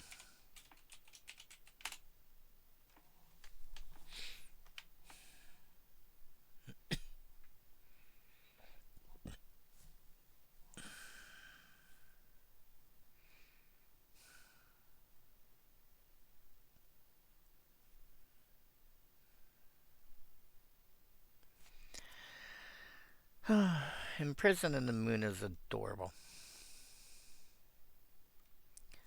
Basically, Imprisoned in the Moon and Minima's Containment are basically the same thing.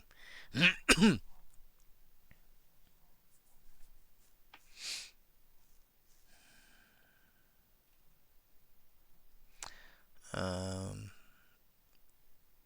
Lapis Orb of Dragonkind is cool. It doesn't actually care. Like, it doesn't say you have to spend it on a dragon. It does more if you spend it on a dragon, but it doesn't have to be a dragon. You know, compare something like Oaken Siren over here, which, you know, spend only to cast artifacts or activate artifacts.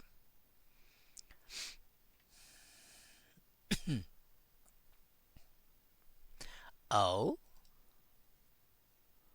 Oh.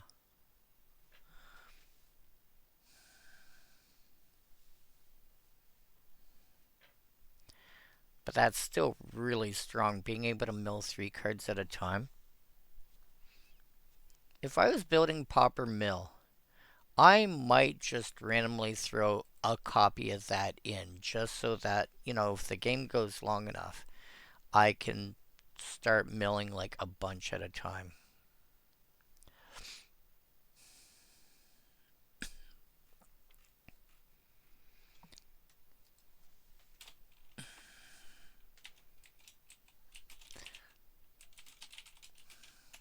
Or take out anything that says spend this mana only on blah.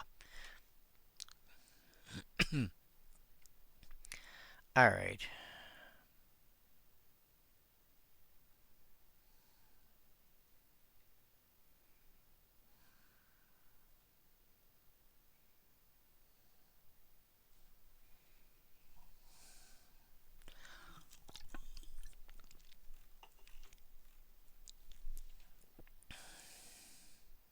Boop.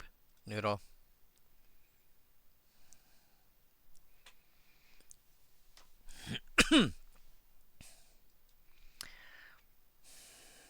I kind of don't mind Sea Scrar.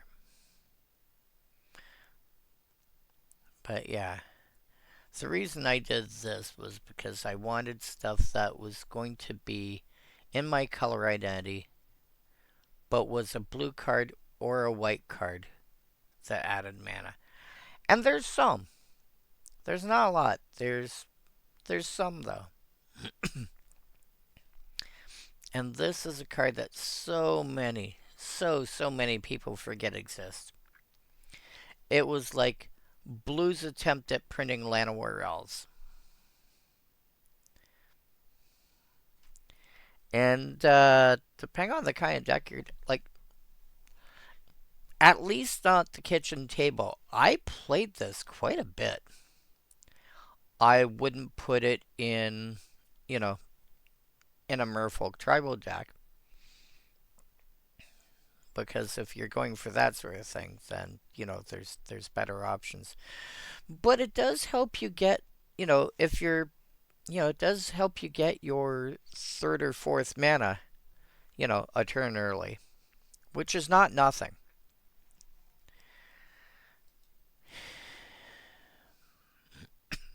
You know, I mean, you can play Gilded Lotus on turn.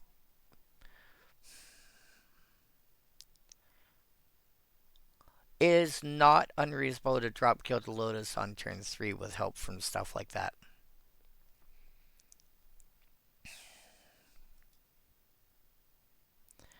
Um, yeah, not really anything here that gets my attention. Although this is a thing I forgot was a thing. Were the border posts. Field mist border post. Let me just do this real quick.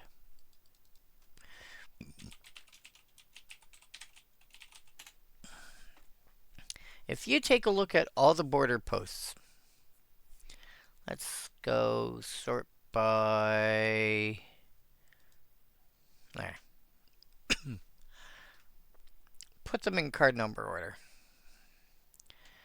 Vein Fire, Fire Wild, Wild Field, Field Mist, Mist Vein, and back to Vein Fire. So it's always a 2-word compound word. And each word indicates, like each partial word, however you want to however you want to say it, refers to what color it produces. So Fire Wild, it says fire, so you know it's going to tap for red. Vein Fire also taps for red, so is Fire Wild. The wild means it taps for green. Well, Wild Field, wild means it taps for green. Field means it taps for white. All the way down the chain. So you have 5 words that are just concatenated together to give you this nice flow of, hey, by the way, this taps for this color, which I think is really, That was a really cool idea, and I wish they'd come back to that. Also, the border posts, you know, come into play tapped, but you can tap a basic, tap it, and return it back to your hand rather than paying its cost. So you can actually have this enter on turn one. You know, you basically have a one mana uh dual land, artifact dual land. This is actually pretty good because it's also, I mean, it's an artifact.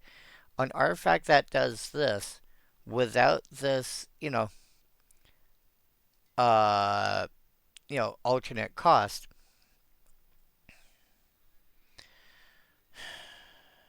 I mean, it would probably still cost one nowadays, but then they also cared about, this is also from a set that cared about. It had a lot of stuff going on at that point. It is just this just carries so much weight. It doesn't look like it, but it does. Anyway, um, let's see here. All right, let's go.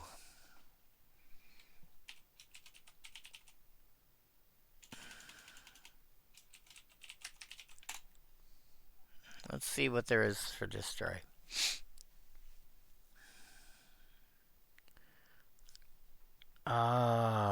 No. You only filter. Alright. I might have to use the unstable obelisk here.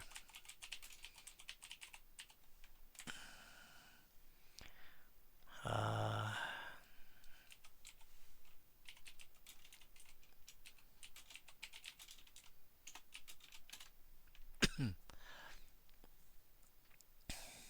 yep.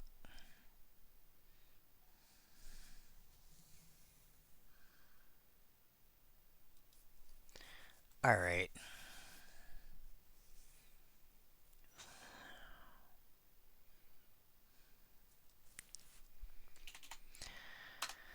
Okay.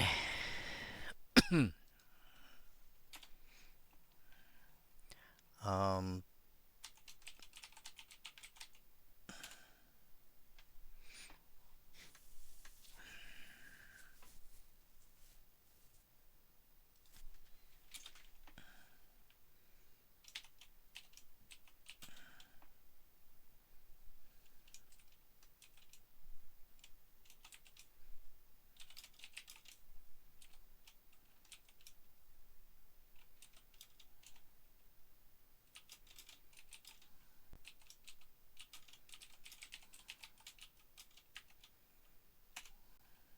'There we go.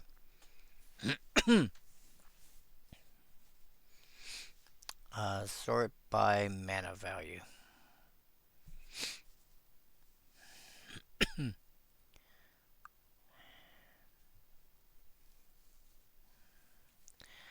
If I see, and again, you have to remember, just because I'm playing with commons doesn't mean I'm going for this deck. Doesn't mean I'm going according to what is legal in Pauper or in Pauper Commander. I don't know what the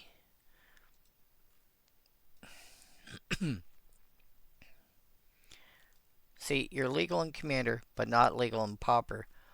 But if I end up with enough snow sources, like if I turned all my basic lanes into snow basics, I would play this. I'd at least consider playing it.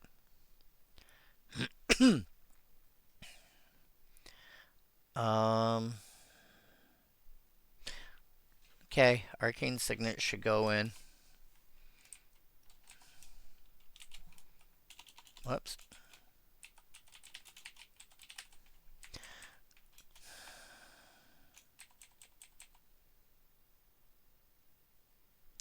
$37 and $6. $37 and $6 is probably fine.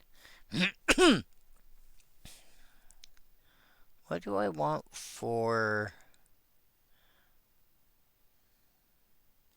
No, well, we'll just use gray. That's fine.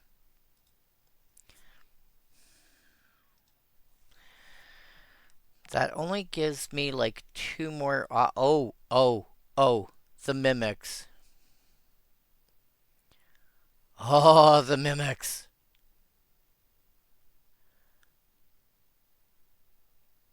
I don't think I have anything that wants to be tapped. Mimic and Dire Mimic can be animated into big creatures till end of turn, which is the reason I'm excited about the mimics is because there's not really any manlands available when you restrict yourself to just commons for whatever reason. If you're building for Pauper, as an example, there's no um there's no Mutavault, there's no fairy conclave, there's no treetop village, there's no faceless haven, there's no cards that are lands that turn into or that turn into creature till end of turn. But Mimic and Dire Mimic are 2 mana artifacts, which is typically assumed to be the same price, quote unquote, as a land that has the same abilities.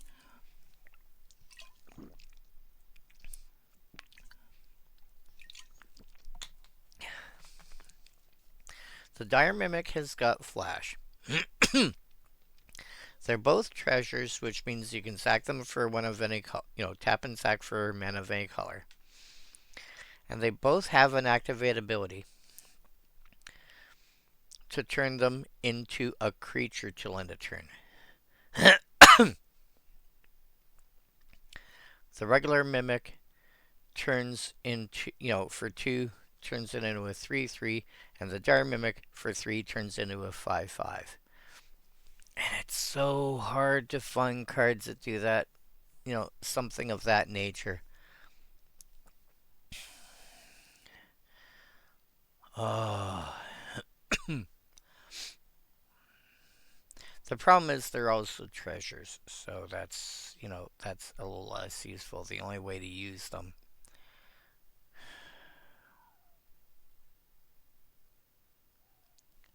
Huh.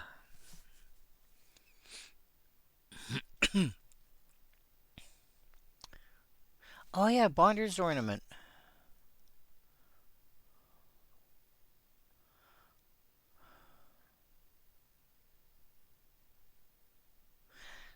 Fountain of Vicor. Much better for what I'm looking for. It's basically it's a manaless with an additional ability. In this case, 3 mana, turn it into an artifact creature. Turn it into a creature till end of turn. Bonders, yeah. Ornament. I'm gonna say I've got one more slot available. I want...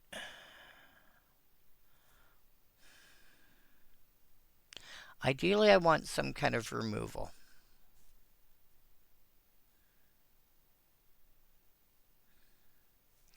But I think if I can't find any useful removal, just any other useful ability, Lantern of Revealing is really nice.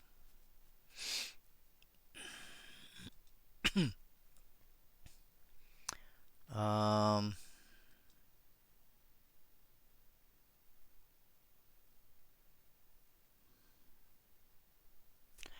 Lantern of Revealing or Azorius Locket so far.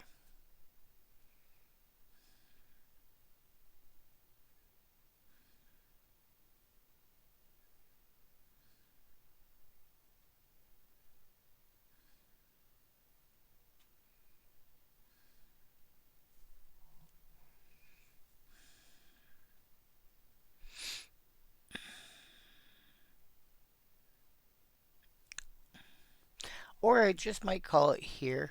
No? No. I want...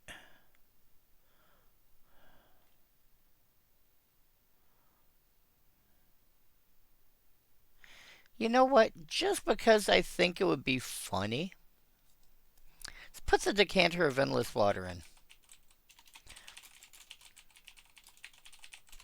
I do not ever end up... I do not expect to ever end up in a situation where I've got way too many cards in hand. Or, even just saying 8 plus. I don't expect to end up there.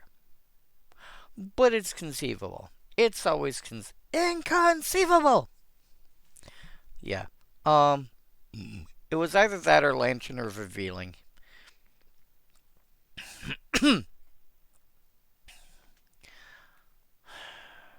Alright.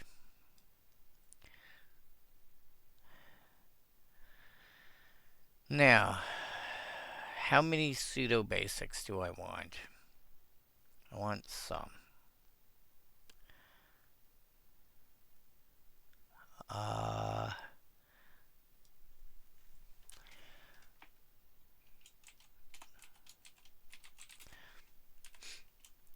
let's take out...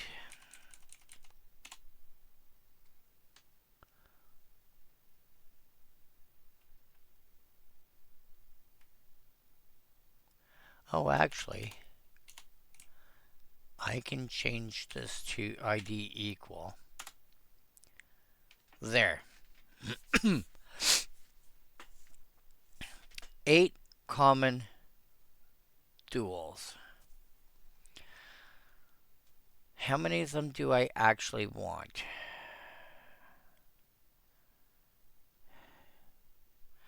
I'll pass on the river unless I have to.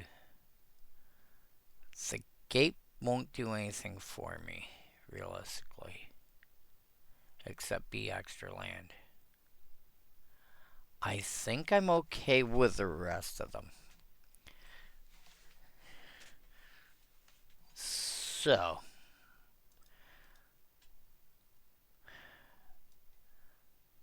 that's 6. Abandoned campground. It's abandoned campground. Dun dun dun dun. Dun dun dun dun dun. Okay, the Azorius Chancery, Azorius... No, the Azorius Guildgate doesn't do anything for me. Lonely Arroyo. Never heard that word before, to be honest. Razor Tide Bridge. Skybridge Towers. Tranquil Cove. Alright.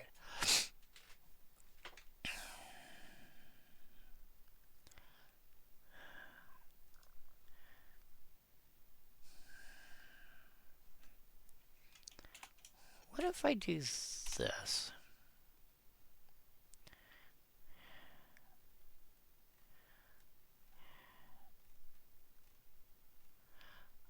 Are you kidding me? Oh, that's great. If I do color less than... Oh my god.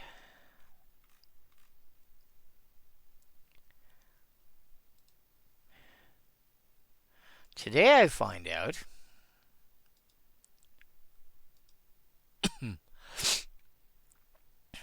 Today I found out that ID less than whatever color scheme you're looking for on Scryfall when you're searching for lands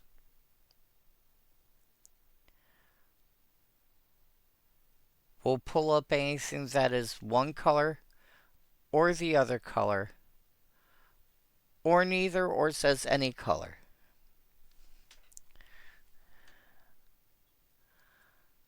Soul Division.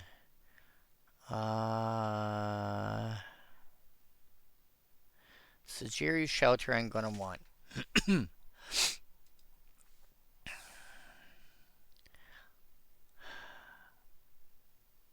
Think I'm gonna want. You know what?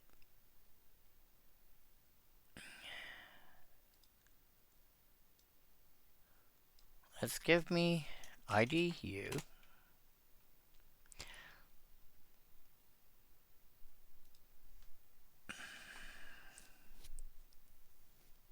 Wait, what? Okay.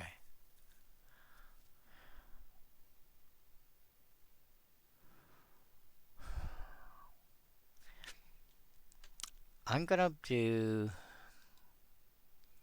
All right. What dual lands do I want? I think I'm gonna want like 5 more dual lands. 11 is good.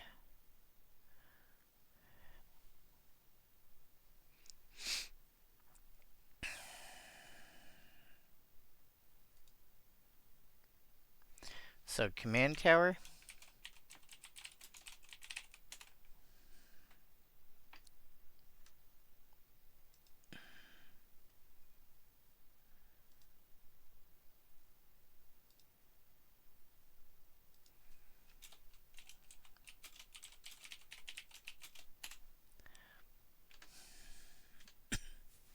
Stuff that adds any color.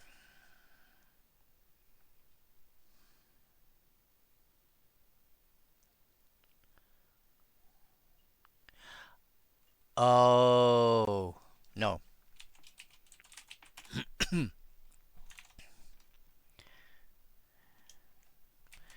Citadel Gate. Sea Gate. Thriving Cove and Thriving Meadow. Unless there's stuff that I want more than those.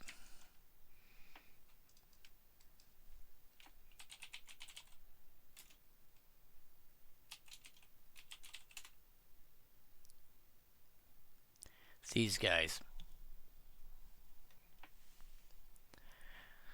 Which are basically the same as the Sea Gate and the Citadel Gate. Except those have gate types. So unless there's something I want more than one of them.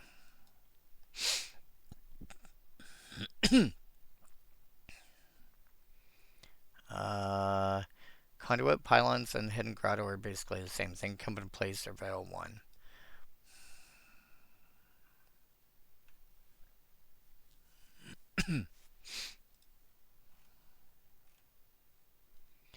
Ba, ba, ba, ba, ba, ba.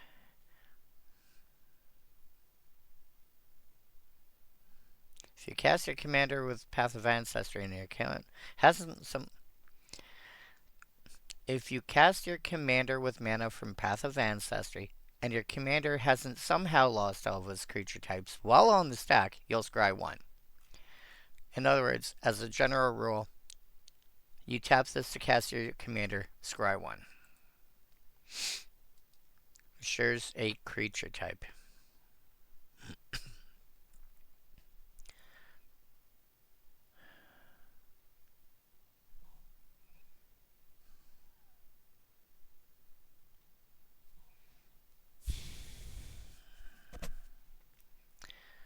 Alright. Study Hall. Oh. Is not necessarily better than Path of Ancestry. Path of Ancestry, scry 1.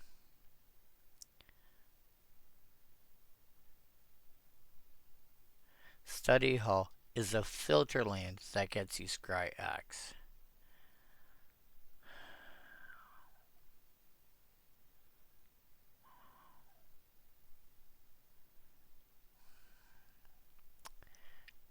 No, you know what?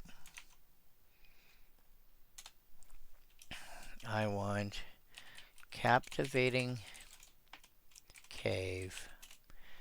Cave of... No. Oh, I'm doing this again. Lands that are not stable. Okay, I need to be careful of that. Oh no, but then they cost 4 plus themselves to do it. I think I'm okay with that. What do I mean by lands that are not stable? The best example of land that is not stable is probably strip mine. Let's go to an actual physical printing.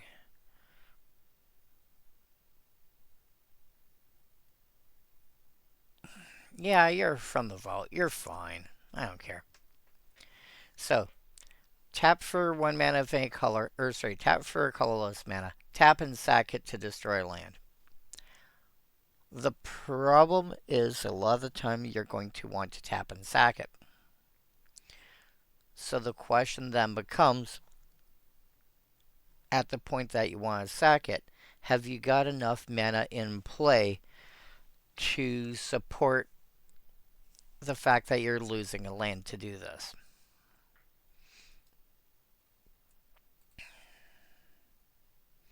You know, this is why cards like Abandoned Outpost are kind of dangerous. Comes into play tap, tap for white, tap and sack it for mana of any color. It's kind of dangerous in a lot of decks because while being able to produce any color is really good and really powerful, you are losing a land. Is it worth it? So yeah, um, be careful about cards like that. Crystal Grotto. All right, do I go with Thriving Lands or something similar? Being a gate or not a gate doesn't really matter to me. Uh, I could use Opal Palace would be really good.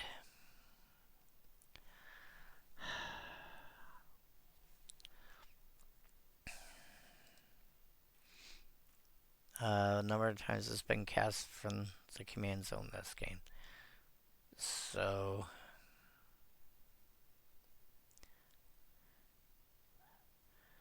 includes most. Is the first time you cast your commander for the if you spent mana.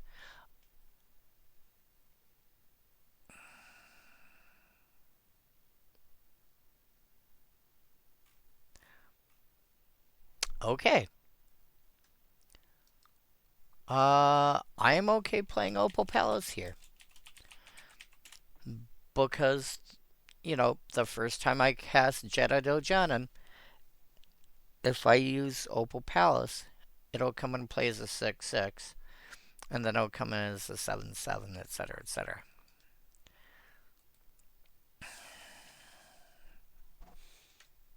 Which does make some difference. Not a lot of difference, but it does make some difference.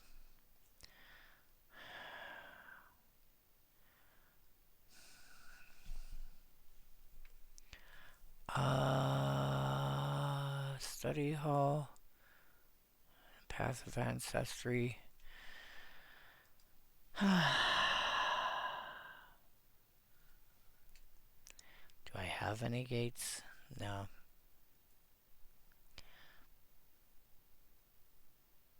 And I think I might want to land with a mana cost.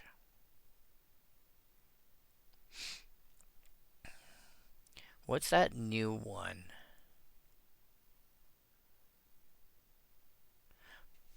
Public Thoroughfare.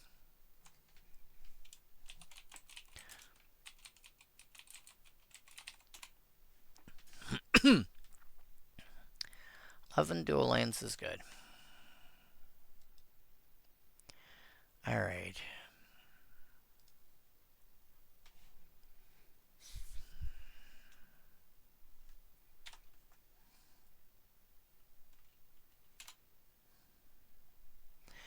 Alright. Now get me 4. I have 4 more cards to play. Sorry, 6 more cards to play with.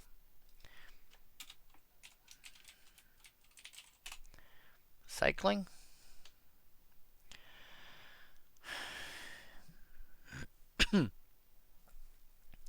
I could run all 6 cycling lands, but I don't think so.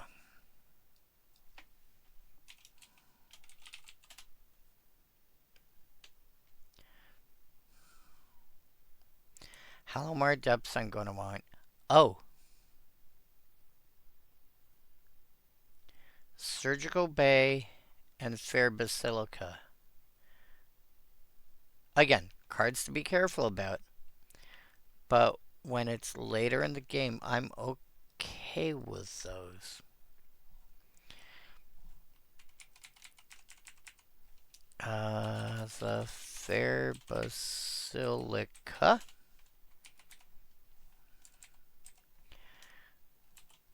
The Surgical Bay.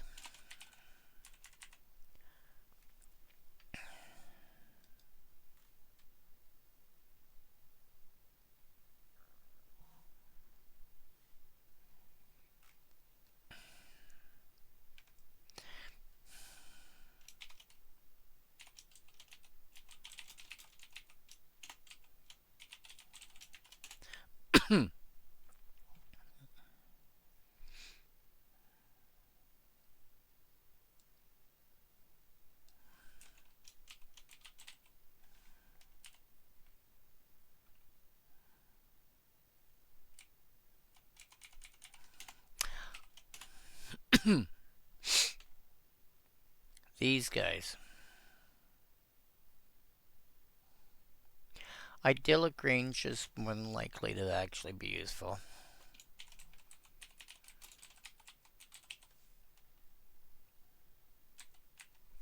Actually, you know what?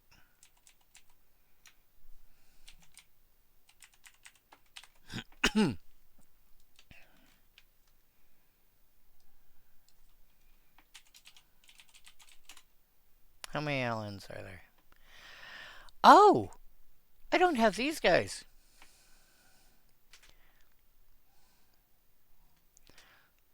You know what? You two are getting replaced.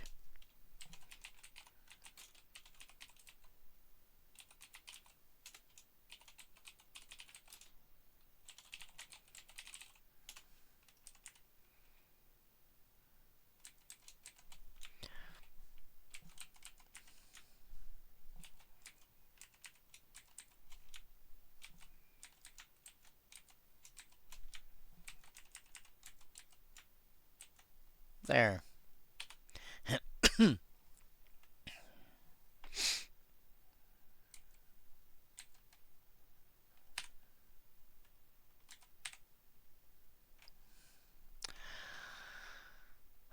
I forgot about you guys. Okay.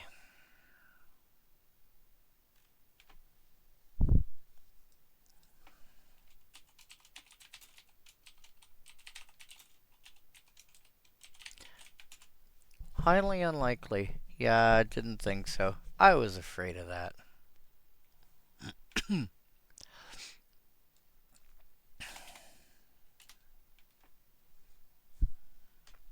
Oh well.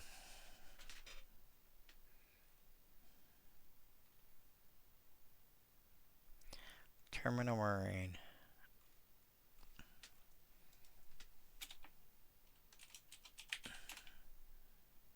No? What's the one I'm thinking of?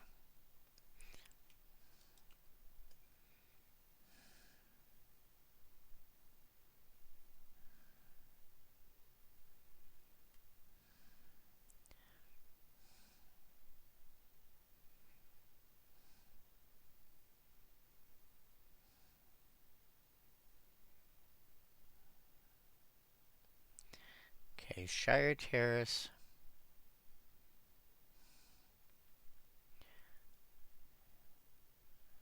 Promising Vein is the exact same card.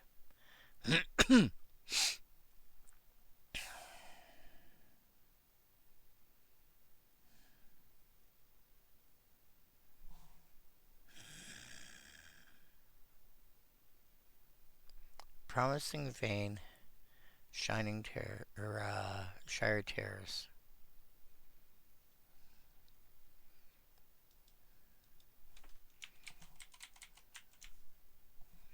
That's the Grange, that's this one.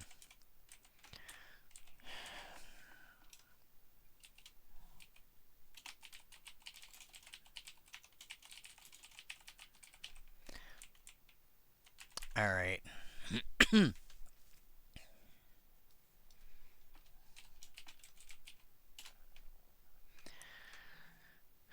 I think I'm just going to add the 2 cycling lands.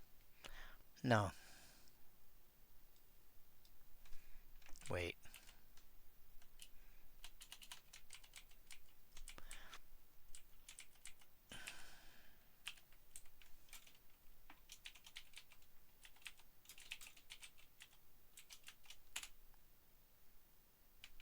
There.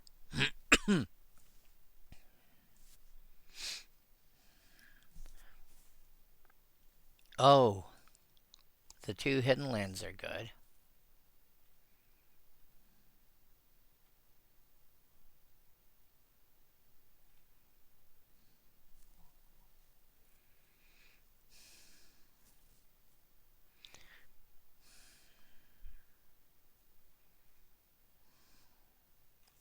I think I'm going to go for the 2 hidden lands.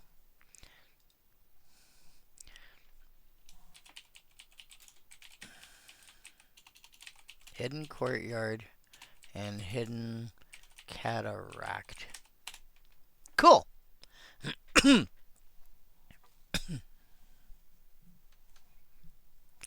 That should give me enough to work with. Before I do anything else, I am saving you. Let's pull up deck stats. Oops, I keep doing that. Deck builder.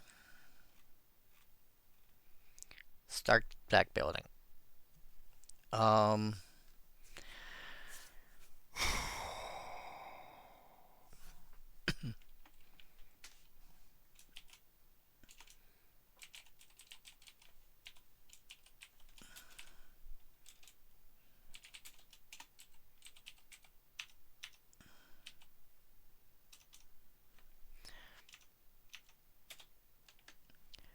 Alright.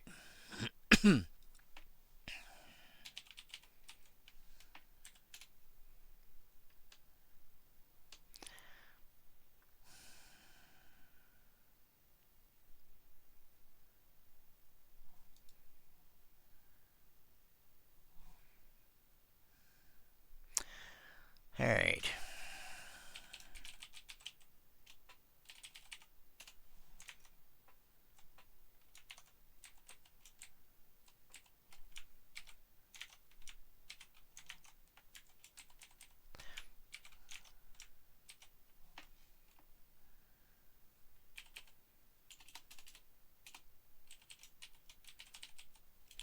Initiative.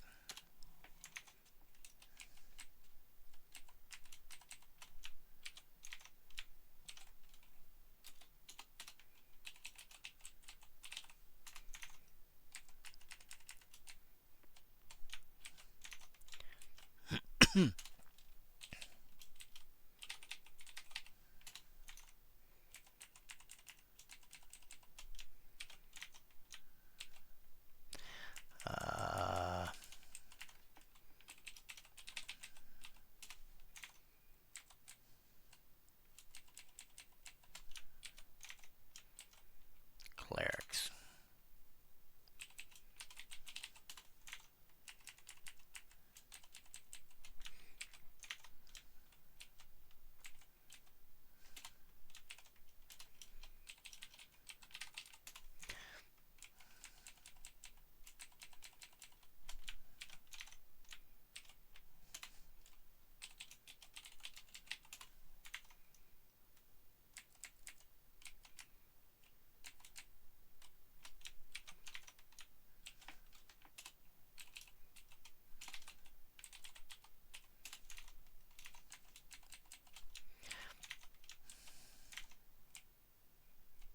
Alright,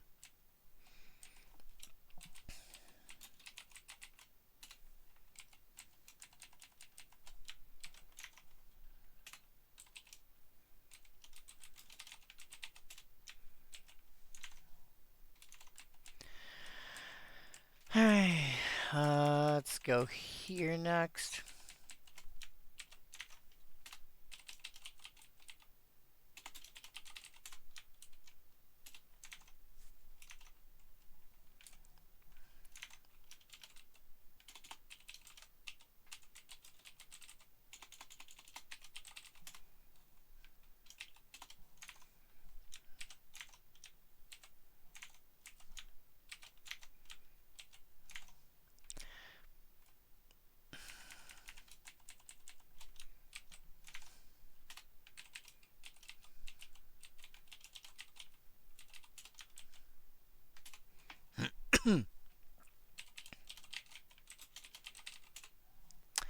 um, 11 plains and then 9 island.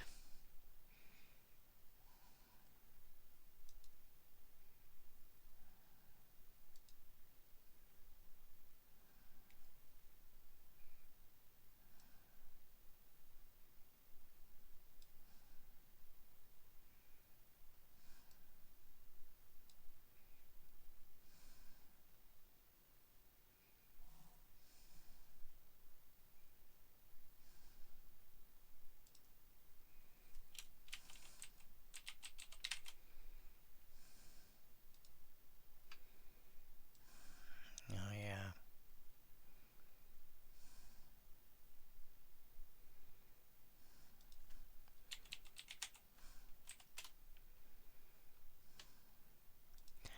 Edit, commander.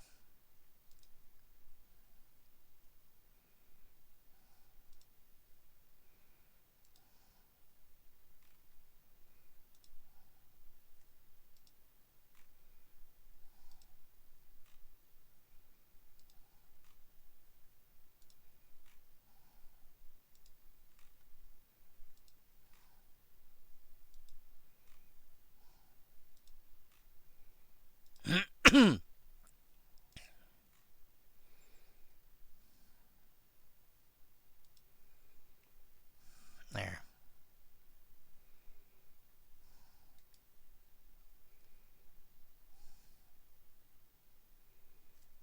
Huh.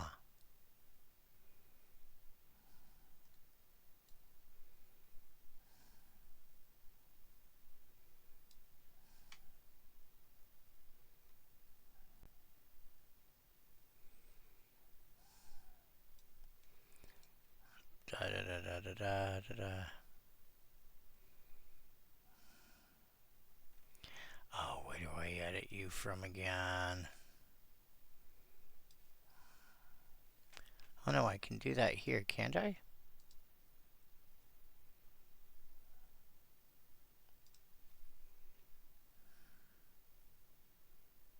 Oh.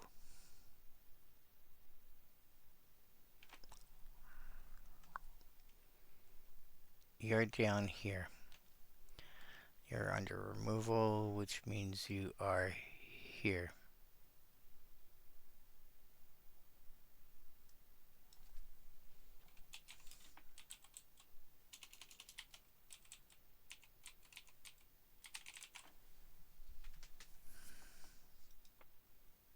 There we go. Let's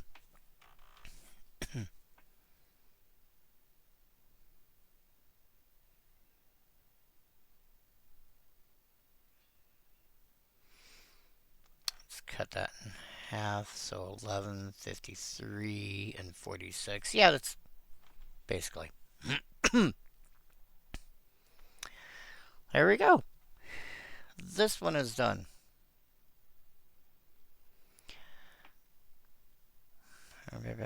Okay. Share. You. Copy.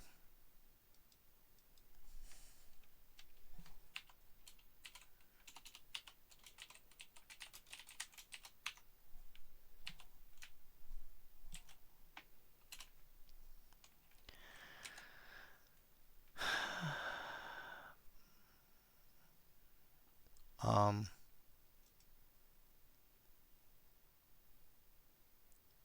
remove hyperlink. Oh, that did it. Okay.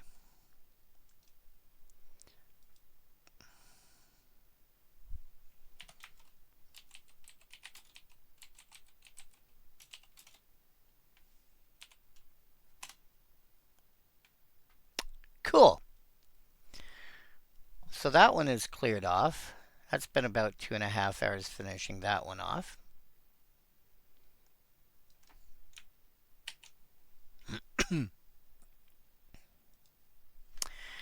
And for bonus round, what was the other one I was looking at? Do do do do do. Oh yeah, Splinter Twin. Wait, what? Yeah, Splinter Twin.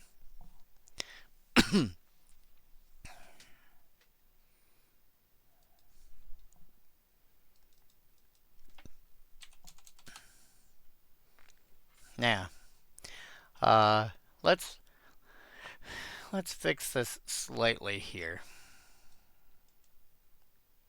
Let's insert some space there. Let's grab you guys and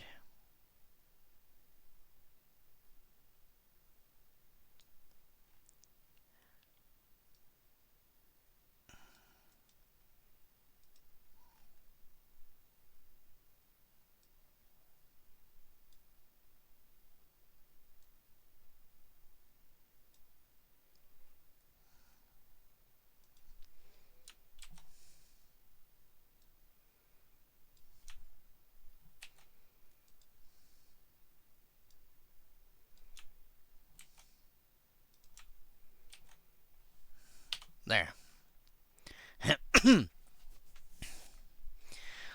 Now, for reference, this is what I've been looking at. I want to try and finish this off.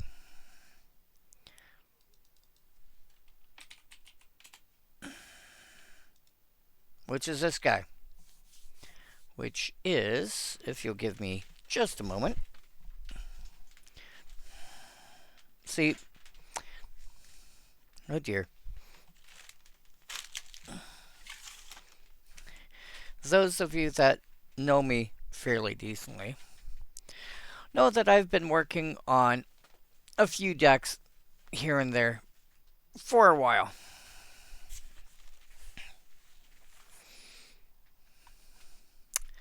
I bought this giant beastie of a box to help me work on decks.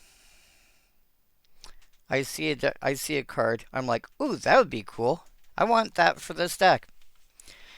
And then sometimes this is cards that I've already grabbed for the deck, and sometimes this is, well, that would be neat.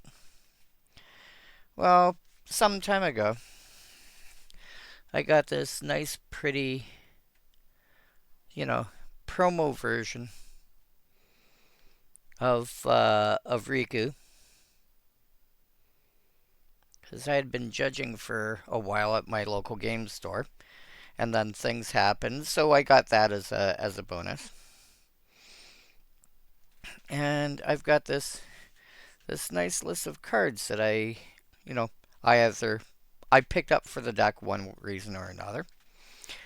Some of them are already here on the list, and some of them are not.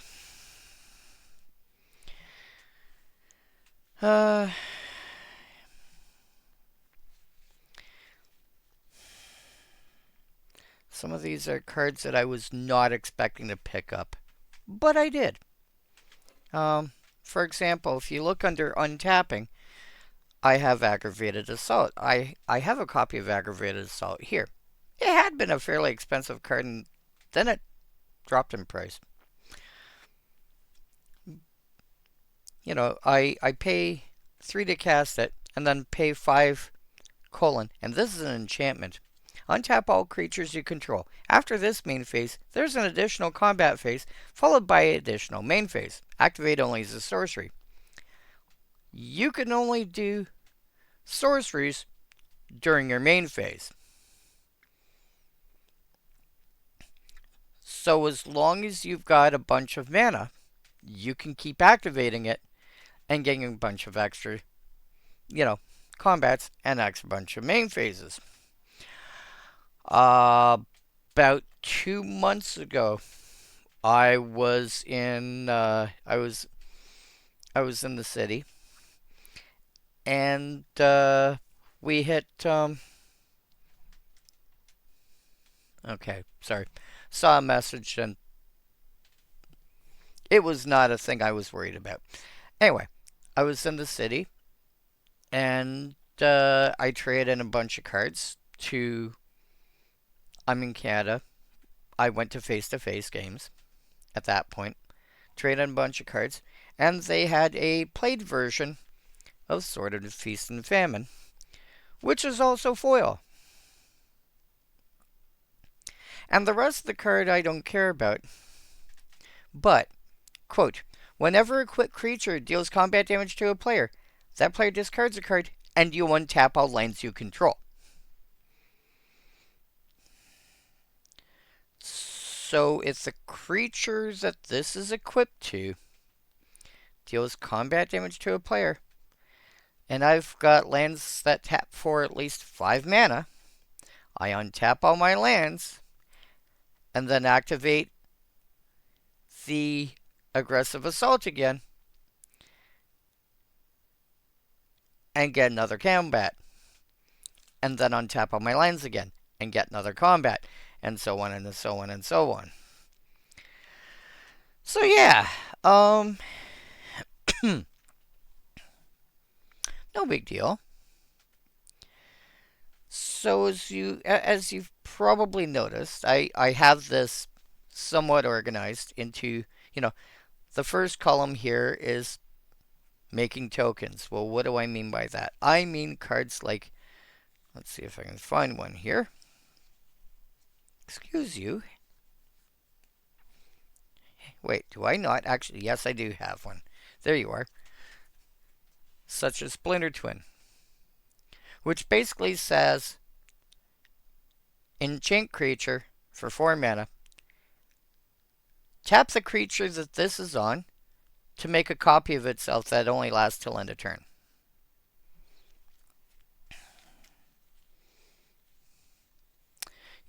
Then there's cards like Kiki Jiki, which allow you to tap it.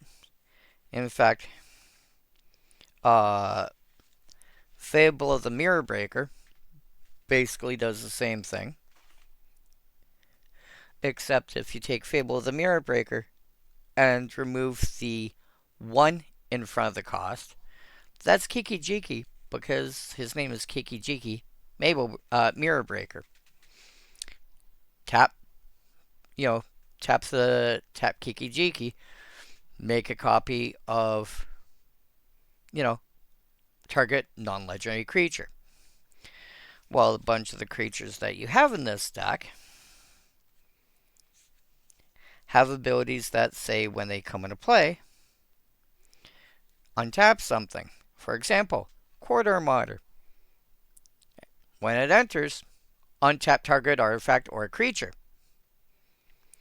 So if you have Splinter Twin on this, it can untap itself and then tap itself again to make another one, and tap itself again to make another one, and keep going. Yeah, there was a modern deck based around this a few years ago. So I've picked up a bunch of cards for this.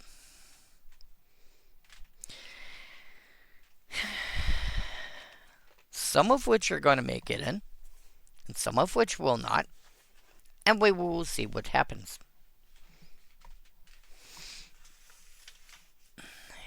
Actually, let me take a look to see what cards I have that are so far on the I have grabbed you for this, but you're not actually in the list yet. So, the sword should go in. Aggravated assault is there.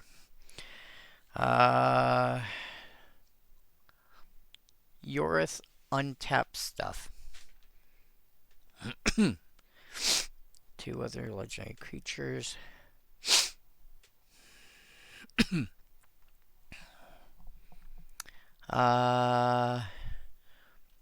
Okay. You're in. You're in. Scout. Numberclaw Adept. No. Theldon is in. Simic Ragworm. No. Priest. Oh, no. Priest is in, I think.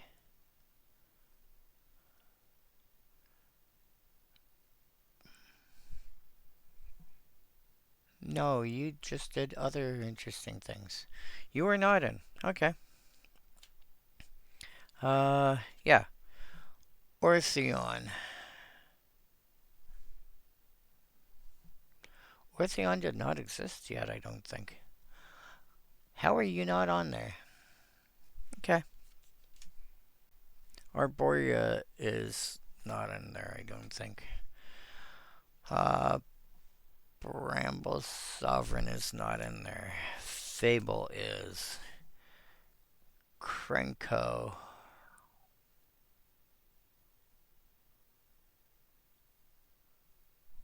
Is in there.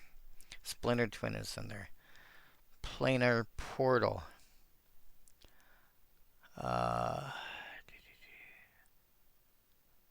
Yes, is in there. Fervor. Not entirely sure I need you. Probably don't. Corridor Monitor. Intruder Alarm is there. Command Tower is not there because I hadn't actually got to the actual mana base yet. Clever Impersonator does not work how I thought it was going to work. So that's going to be enough. Echo Chamber. Target opponent chooses target creature they control. You make a copy. That lasts till end of turn. I don't. Probably be enough. Cold storage might actually be a thing.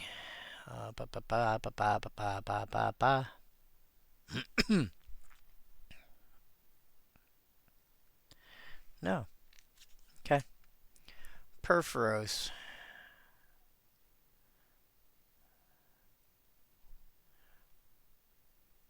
Perforos is not on here.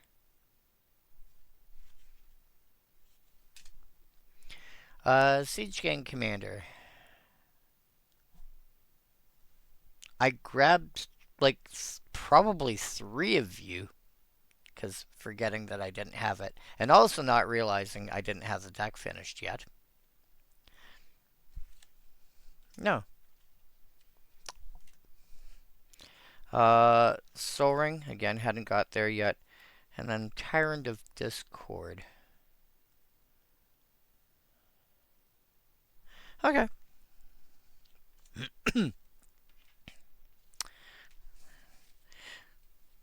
So this is the card. These are the cards that I've picked up for the deck that still have to actually get put into. Well, some of them are going to make it into the deck.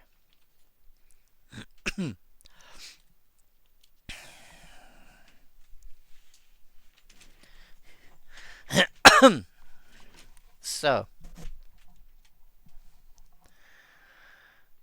let us go back to. Let's go back to this deck builder. New deck. Hit OK.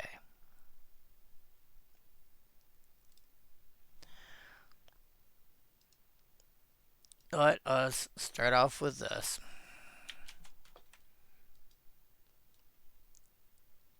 Oh.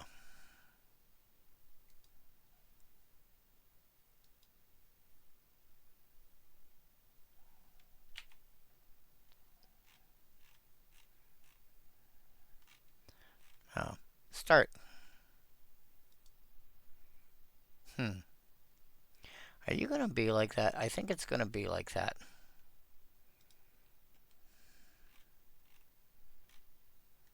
Deck builder. Start deck building. Thank you. Gonna set this as a card list. Excuse me. Set this as a card list.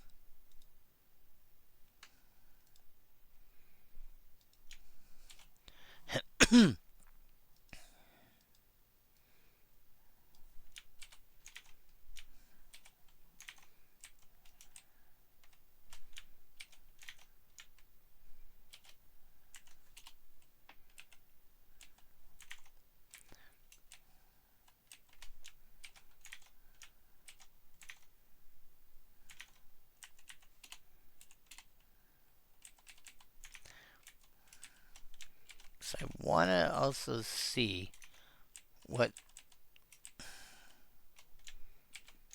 this is going to start looking like.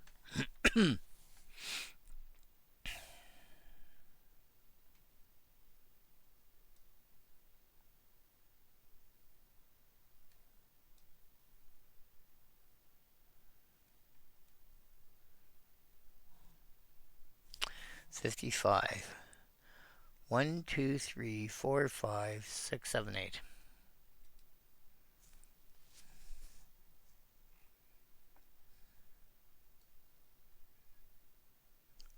What?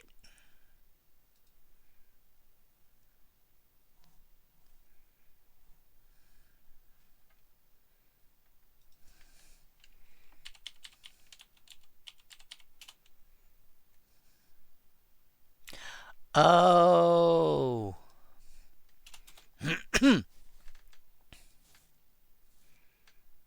That's why.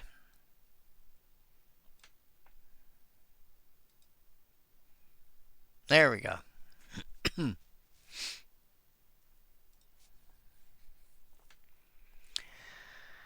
All right.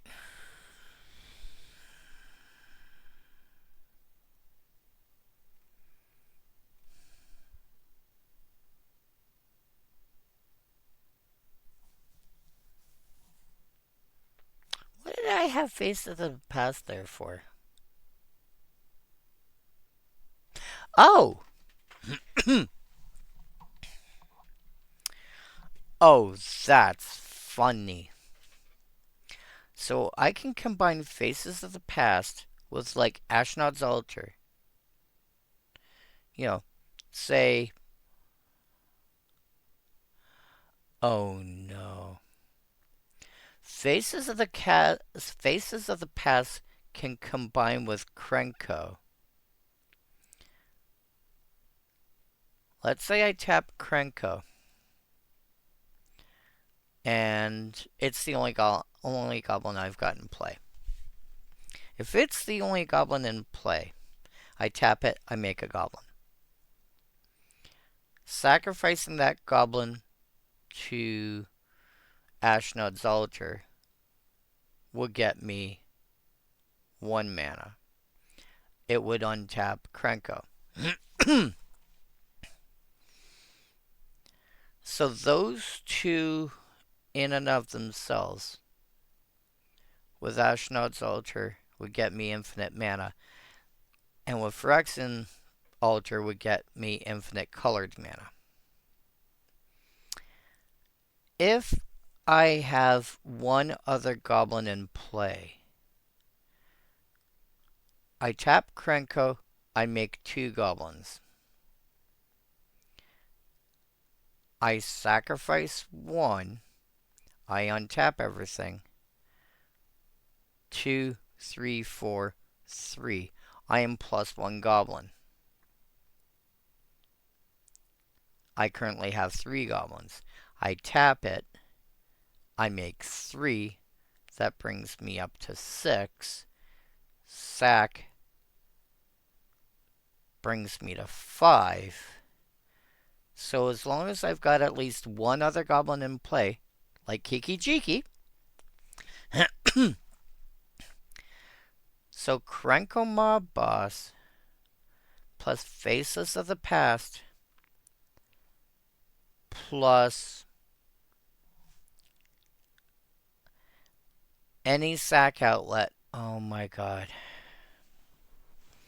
If I put Skirk Prospector in there.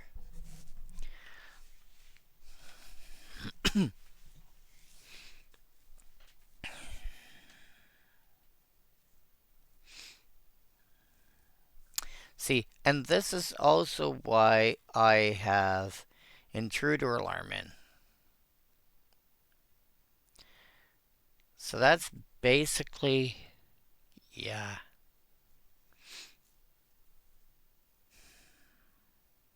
Retreat to Coral Home. And this is also why, if you take a look at my spreadsheet, I have Dryad Arbor in here.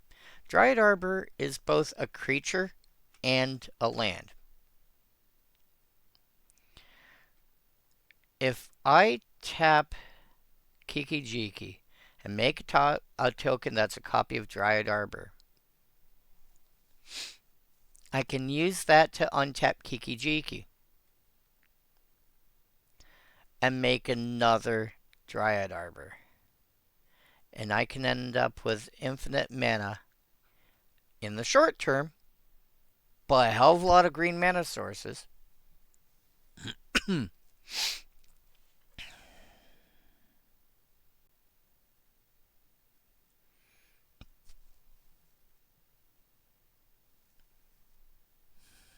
I want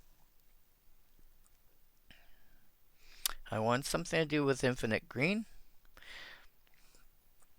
I have something to do with infinite red. I don't need anything to do with infinite blue.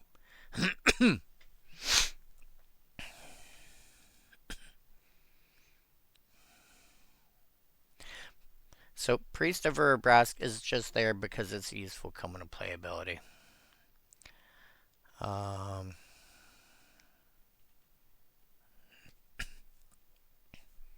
Yeah, again, Thermopod. It's another creature that lets me Thermopod, Phyrexian Altar, Ashnod's Altar, all three of them are basically the same thing. They're all sack outlets.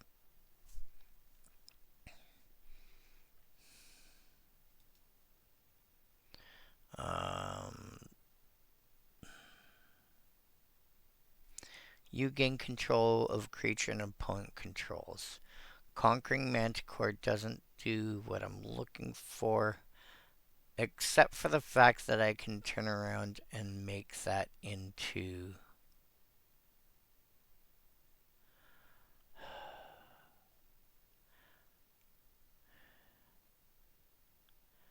I can make that into, like... I can steal creature every turn and then sack it to a thing. Battered Golem. Battered Golem really is only there because of Splinter Twin. Zako's Infinite. Because it untaps itself when another artifact enters.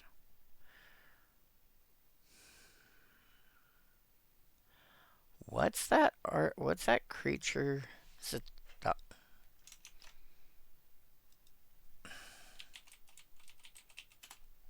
are you the one I'm thinking of? Are you still... You're Bannon Commander. Okay.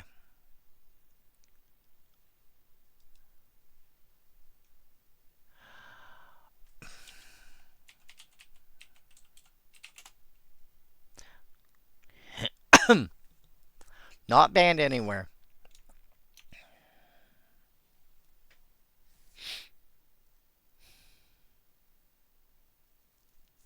I could use Bootlegger's Stash. Yeah, less interesting. Um, yeah, Cloud Thresher's just one of those big, you know, kill flyers creatures. Uh, Mog Bombers.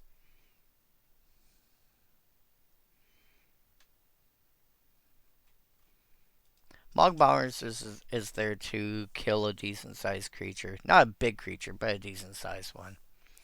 Uh, Protean Hulk goes for mana value. So, let's sort these by mana value, shall we? Where are you here?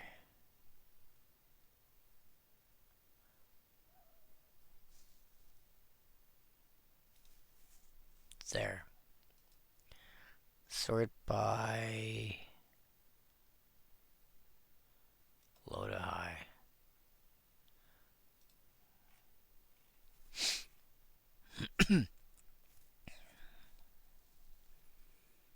Anything that can copy is something.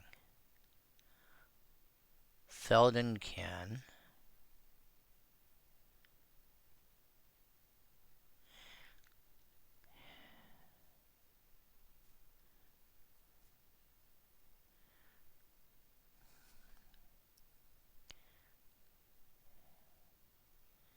Jaxus can.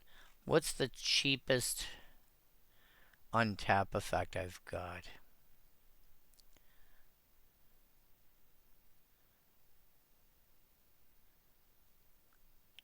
2. Corridor Monitor. Untap an artifact or a creature. So up to 4.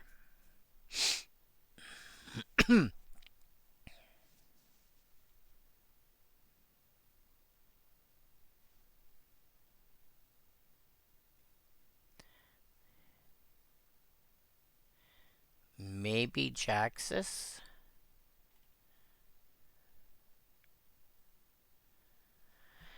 So I could fetch Jaxus and Corridor Monitor. And then I am limited only by the number of cards I have in my hand and how much red mana I can produce. If I have Mana Echoes out,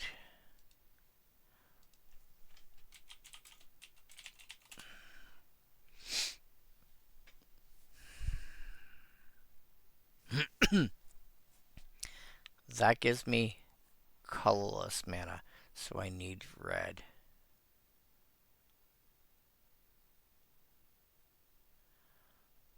Oh, wait. No.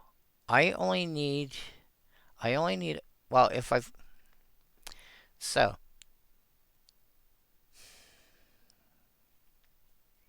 what does Tashana do? There's Tashana. Draw a card for each card. Okay. So you draw a bunch of cards. So everything here is here to draw me cards. And Humble Defector is hilarious. Let me pull up Humble Defector for you. This guy. 2 mana for a 2/1. Tap, draw 2 cards. Target opponent gains control of Humble Defector. Activate only during your turn. So, I tap it. I draw 2 cards. One of my opponents, who I have to target and has to be legal target when it resolves, gets the defector, but the defector is going to be tapped. But if I copy it with, say, Splinter Twin,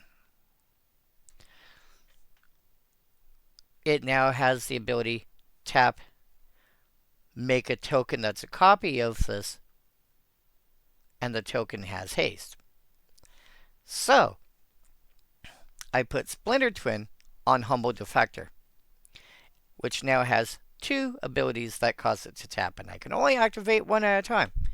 So I will choose to activate the one that says make a token. I tap that and make a token that's a copy of Humble Defector, which does not say it enters tapped. I tap the token, send it to my opponent, and draw 2 cards. And my opponent has a token that's only going to last till the end of turn, at which point it gets exiled.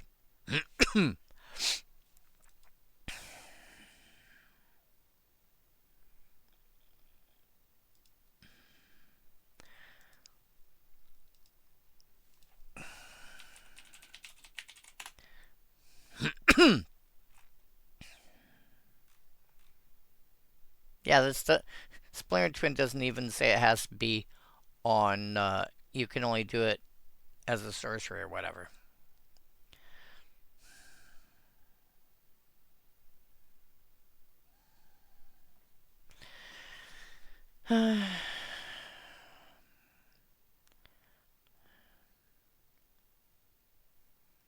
Splinter.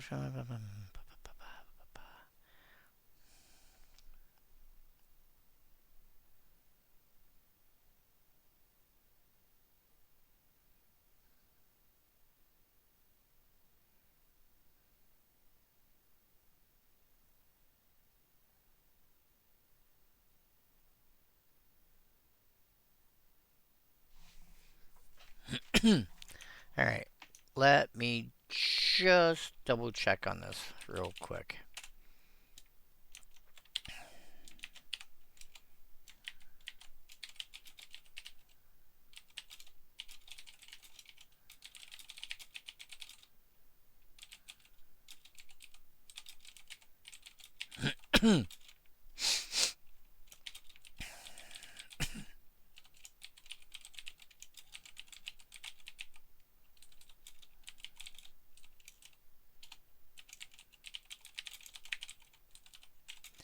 I enchant Humble Defector with Splinter Twin. My opponent.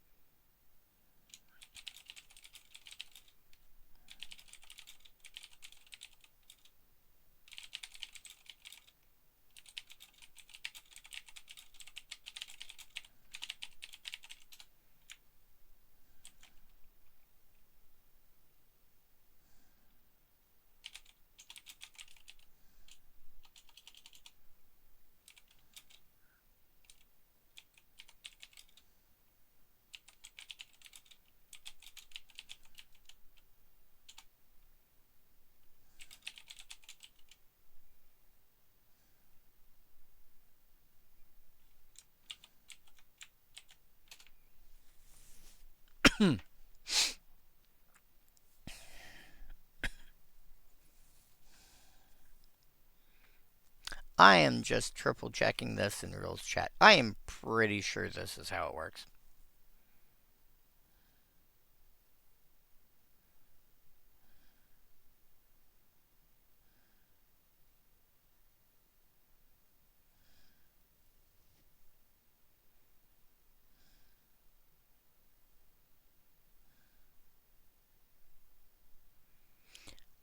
because it feels like excelling a thing I don't control anymore.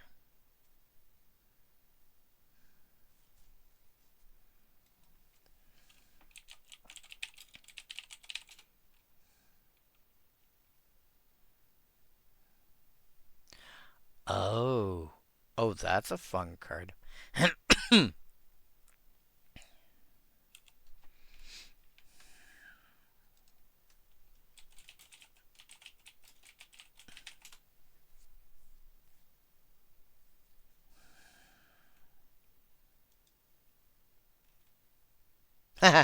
That's fun. Want one of them.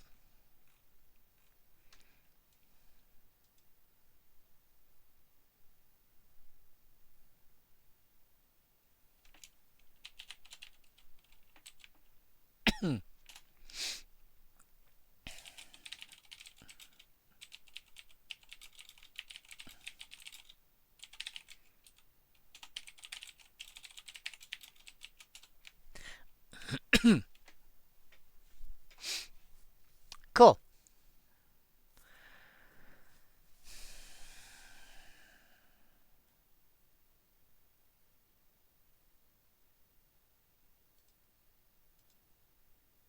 All right.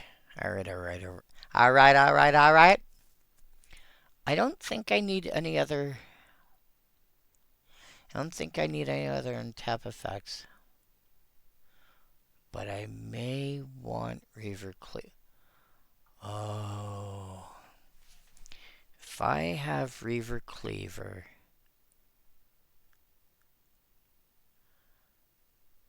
Oh.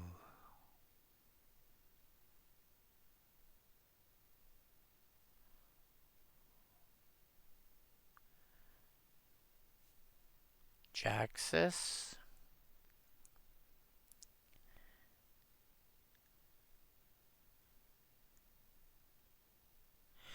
I need to see if there's a card that's along the lines of what's her face? Soul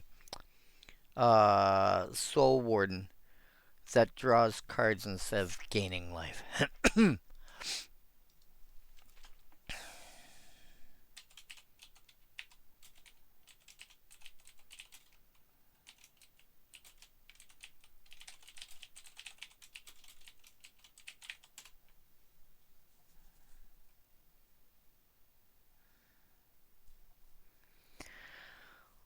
Whenever you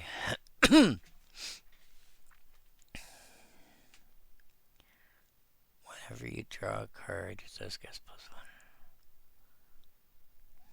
one. Whenever this enters.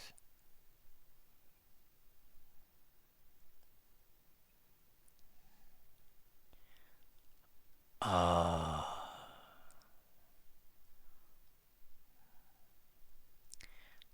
Damn.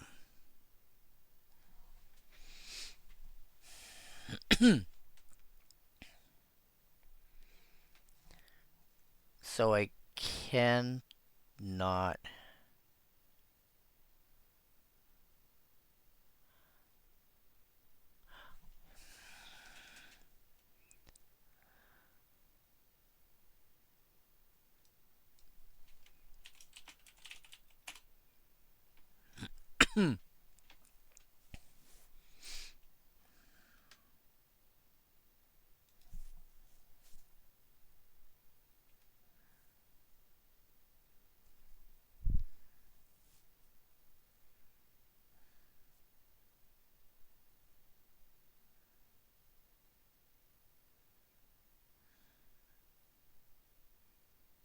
That's cute.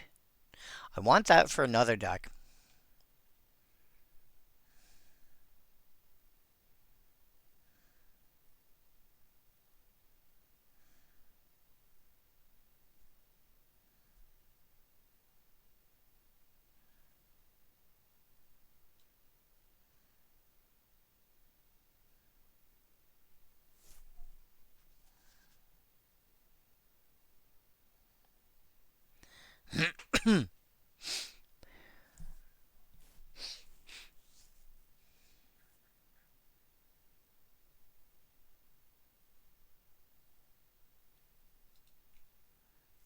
Whenever a creature's if there's 2 mana, exiles that creature.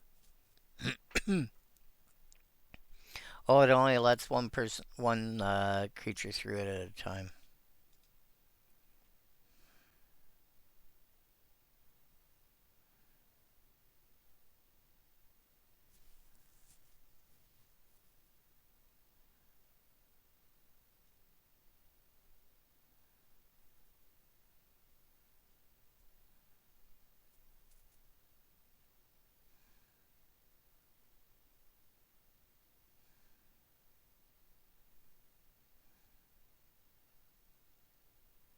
No.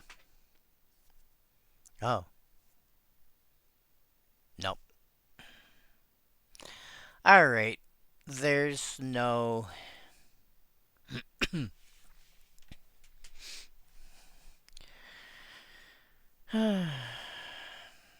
I was hoping. I was hoping. Well, crap. Okay.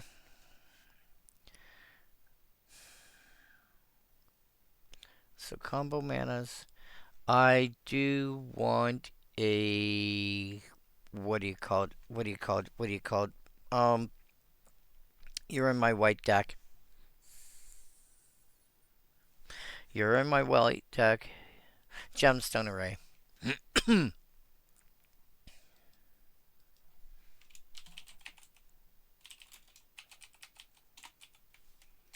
Gemstone array. All right.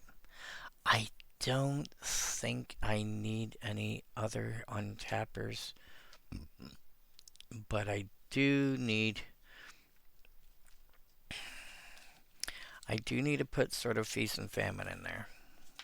Or not. Was it feast? It wasn't feast and famine. It was feast and famine.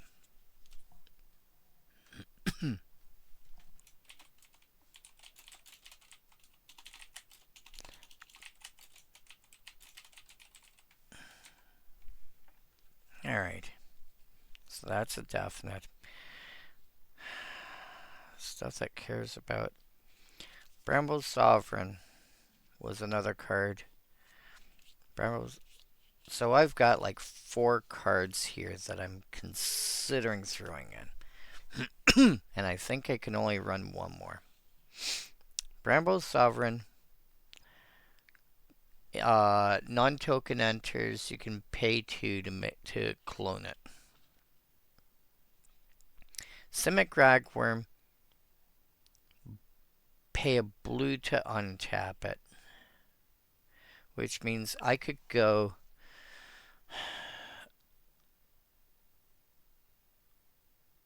I could go Splinter Twin. And basically, for as much blue mana as I've got, just keep copying itself. Nimbleclaw Adept.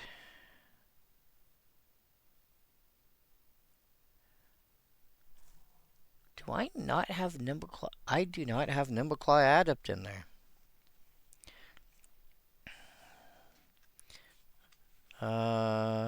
And you're old enough for varying definitions of old enough. I've been working on this deck on this one a while. Versus Yorith of the Healing House. Tap, untap another target permanent. Tap, untap 2 other legendary creatures. But I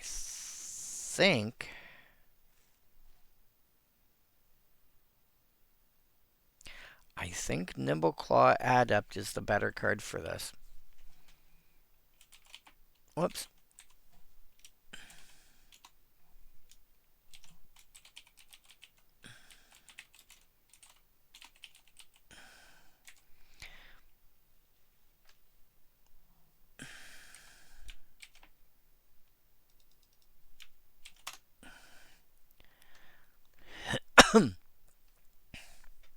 Big B's hand!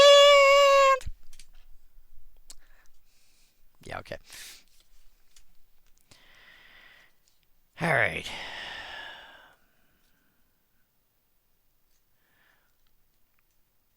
Stuff with enter the battlefield abilities. There. Right. So, Protean Hulk is there so it can. Protean Hulk is partly the. You know what? Protean Hulk actually should go here. Because it's basically there to be a tutor. What else is there to fetch me land? Top Yuri Stomper is there to fetch land. Imperial Recruiter is there to fetch me a creature that does a thing. Eternal Witness is to get something out of my graveyard. Cloud Thresher is there to deal with flyers. Mog Bombers is there to basically, you know, blow up a thing. Also, mo- wait, Mog Bombers doesn't. Mog Bombers isn't as useful as I thought it was going to be. Or 4-drop. Mog Bombers. If another creature enters, sack Mog Bombers. It deals 3 damage to target player. Oh, no, you hit players. Oh!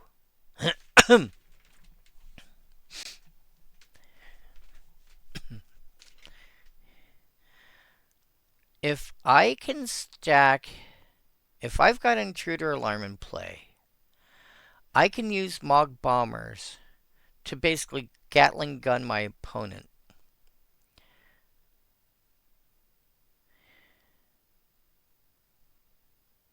Behind every great Mog Bomber is another Mog with a shovel and a basket. Huh, cute. Yeah, I can use that to Gatling gun my opponent and just like not care. You're dead. Don't even have to attack.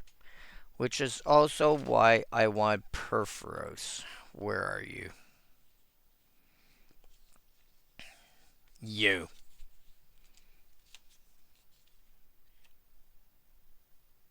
Oh, you're the wrong Perforos. I mean, you're still useful, but you're the wrong Perforos. Purphoros. I want God of the Forge.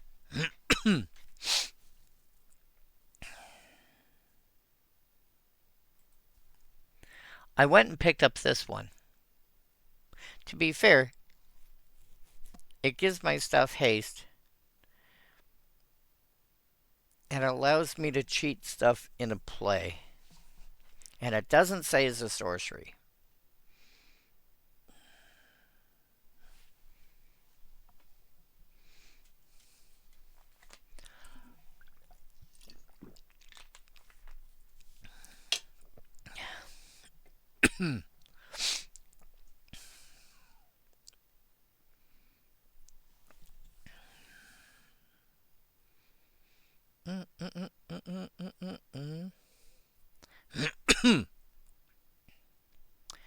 Alright. If I'm looking at. Yeah, no, I need the other Perforos. I need God of the Forge.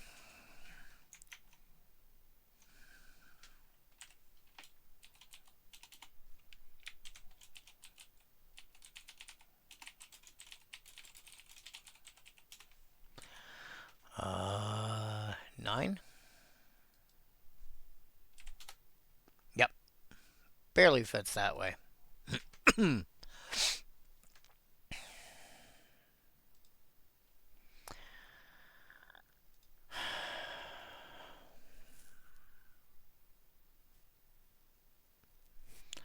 not sure what I'm gonna have for you. Skip on you.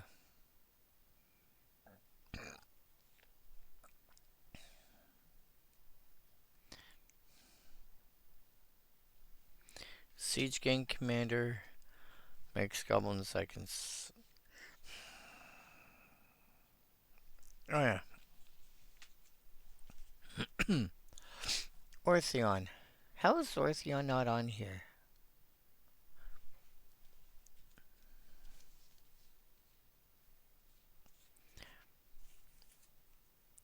Splinter Twin, Kiki Jiki, Fable, Krenko, Presence of Gond.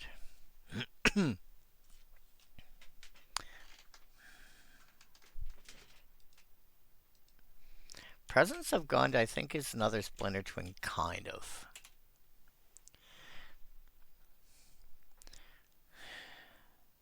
Presence of Gond. You know what? Let's go back here. You guys are enchantments that I'm looking at.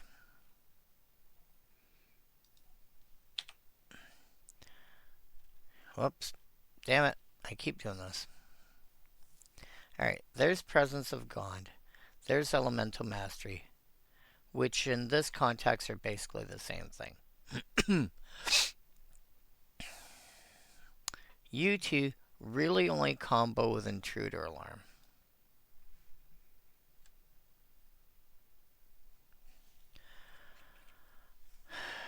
I think I would rather have Elemental Mastery for the sake of this deck than Presence of Gond.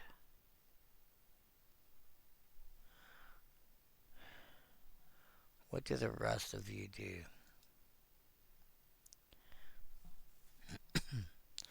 Splinter Twin Kiki Chiki. Krenko makes Goblin tokens, but that's a combo piece because it makes a bunch. Imperious Perfect makes a token and pumps them. Rakamar.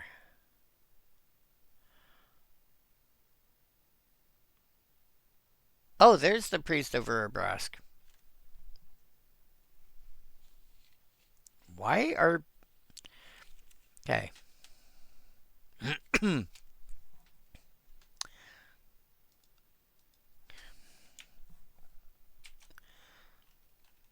You are their...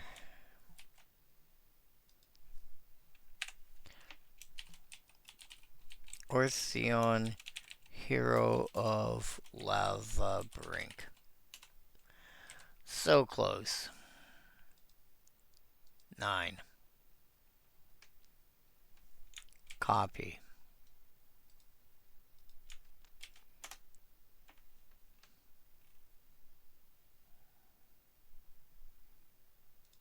I have this one. No real difference. It's just, you know.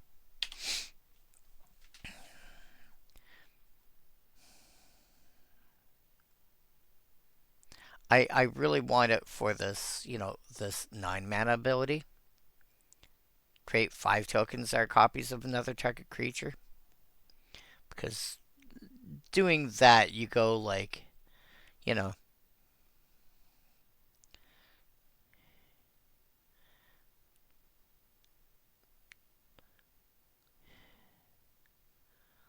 You do that to Priest of Urabrask. You make 5 priests, which when they come into play make 3 red each. If you've got an Intruder Alarm in play, or any other way to untap it, like Kiora's Follower.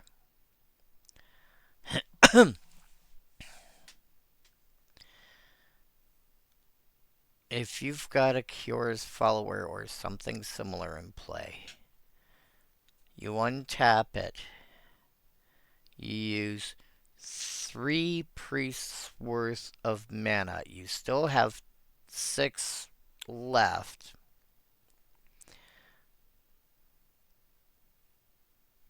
Okay, so basically you alternate between Priest of Urabrask and, you know, Priest of Urabrask and something that will untap your creatures like Nimble-Claw Adept, Kiora's Follower, whatever. And you just do shenanigans. You just make infinite creatures, that's fine. Alright. Alright. You are going in.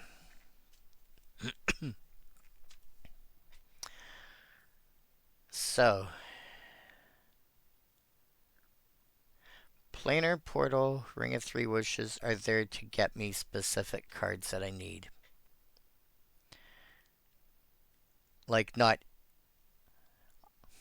They're there to basically be demonic tutor.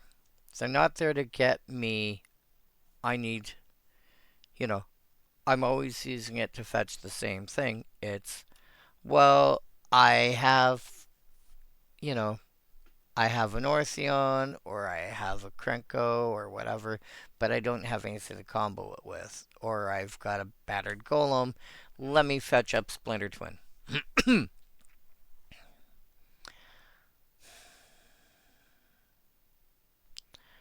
I want. Oh, what do the last couple of cards do here?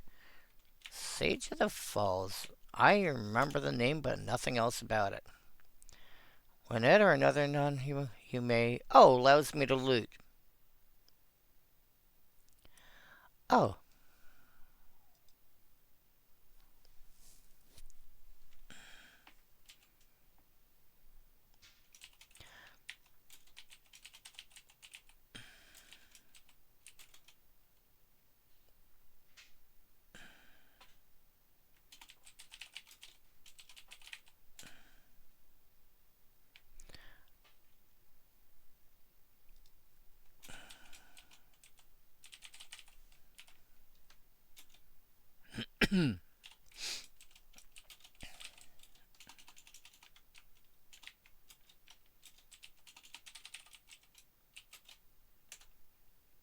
there. That's better. Sort by color. Because I wonder if this might do what I'm looking for.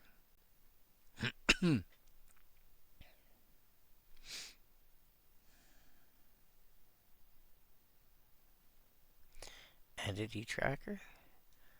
An enchantment.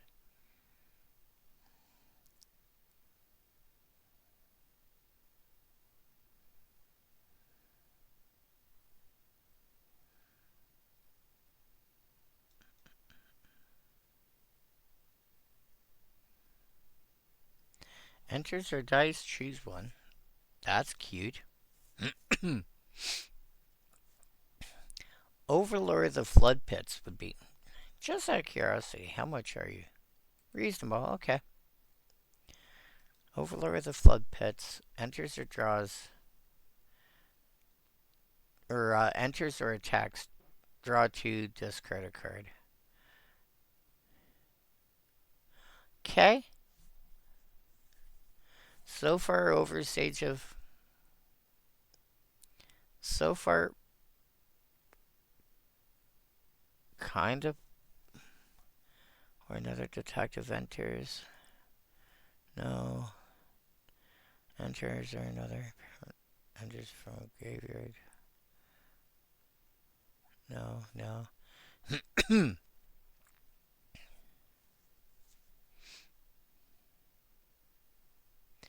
Watcher in the water was 9 stun.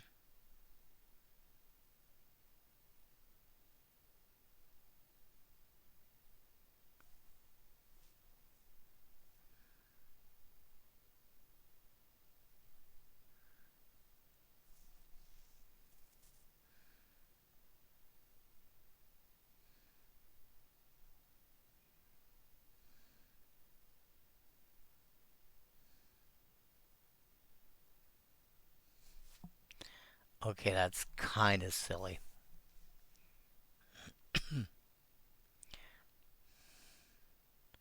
Or another artifact enters under your control. You may loot.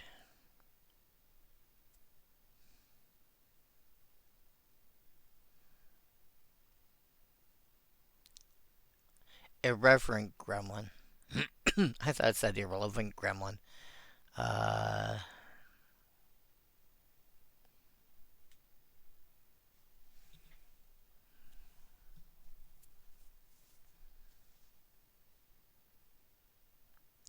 whenever.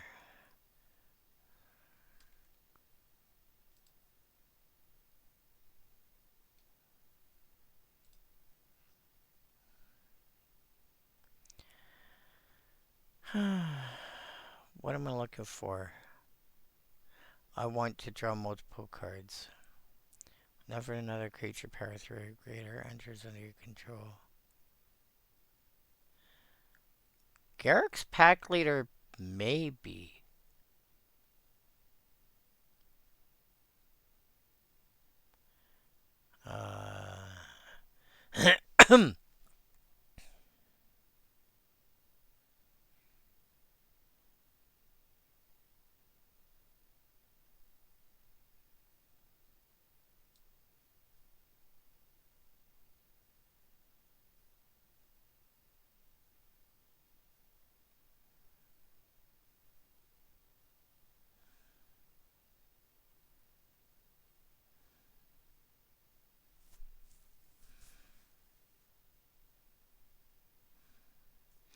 Wirewood Savage, what are you now?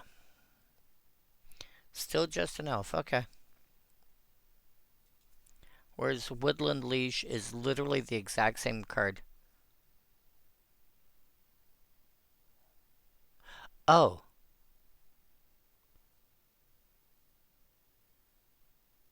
No, it's not the exact same card. Enters doesn't have to be yours. Versus you control enters.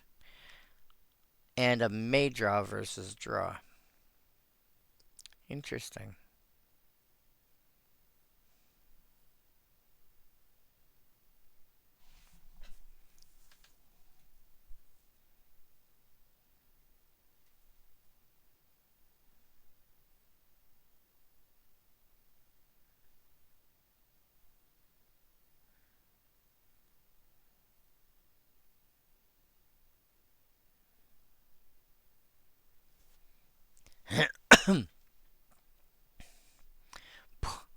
Borberg Most and Thibblesip. Ah. Oh dear.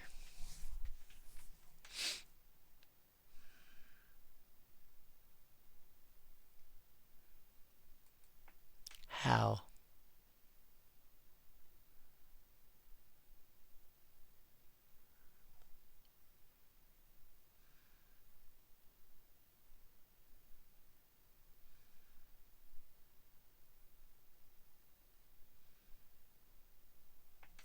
Phyrexian Dragon Engine, maybe.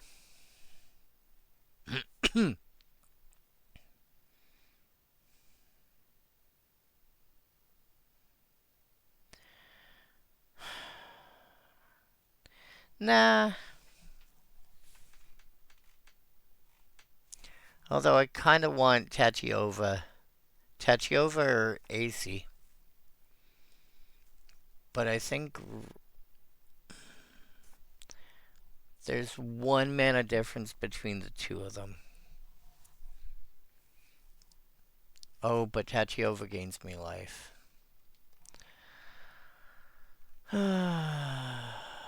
Power 3 or greater. A lot of my stuff is only power 2.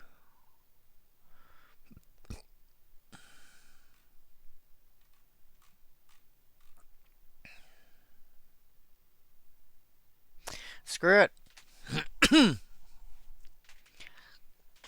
Alright.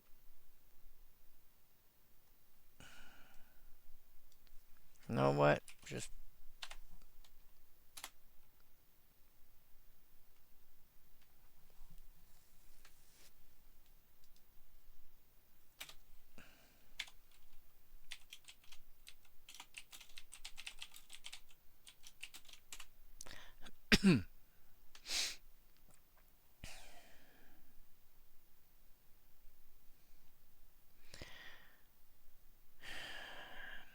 Alright. I only need like 4. No, yeah. 3 or 4 more slots.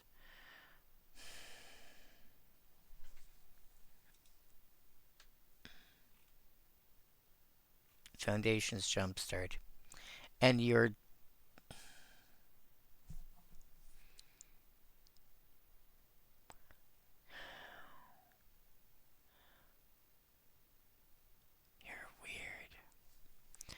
When it enters or dies, make a flying jellyfish. And creatures you control have flying get weird. Alright, screw it. What kind of ETB do I need?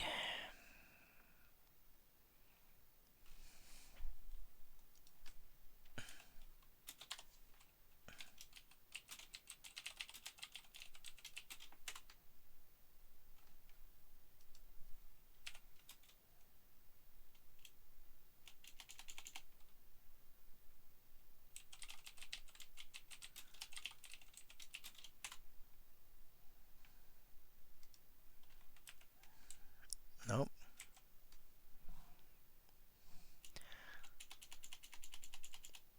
Blah. I had you. Hello. Hello, hello. Tell me why you say goodbye. I say hello. Well, I finished off one deck list already. Um, which is this one, which is just commons, and it is basically party shenanigans. Boop. This thing.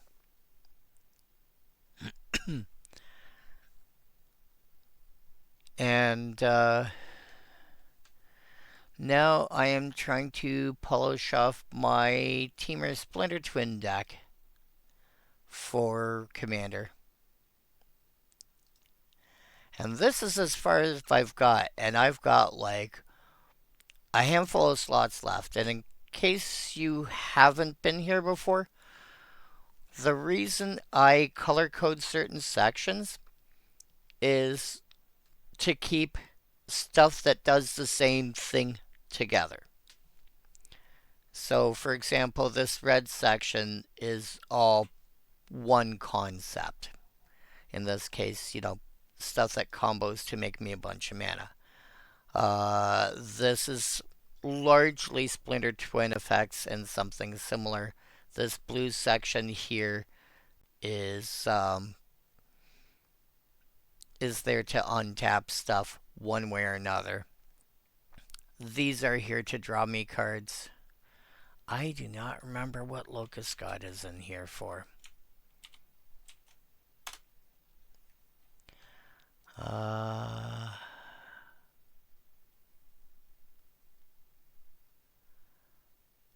I think it was just there.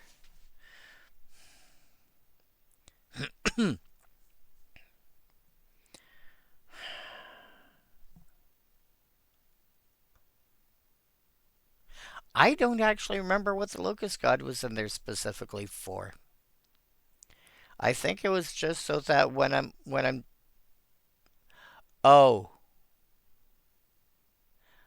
yes I do. So if I tap to make a copy of, let's say, Regal Force,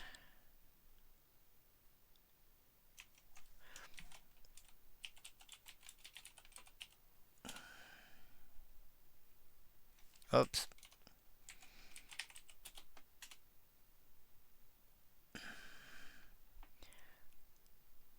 or something of that nature, um, I could just spit out a bunch of tokens in the process.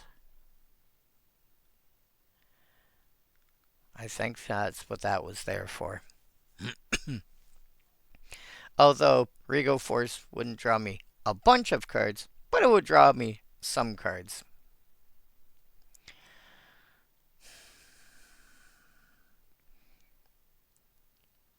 Protean Hog. Okay. You guys should all be colored to something else. Sage of the Falls. Yeah, I was looking at Sage of the Falls. What did you actually do?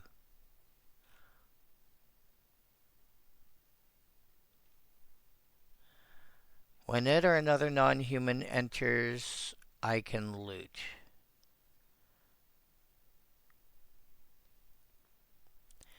Part of the problem with this deck is there are going to be a lot of times when I'm going to want Intruder Alarm.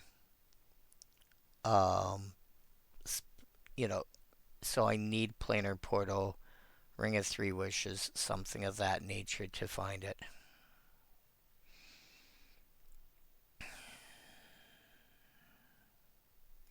But I don't want to go overboard on that effect because it's also a card that's not necessarily needed.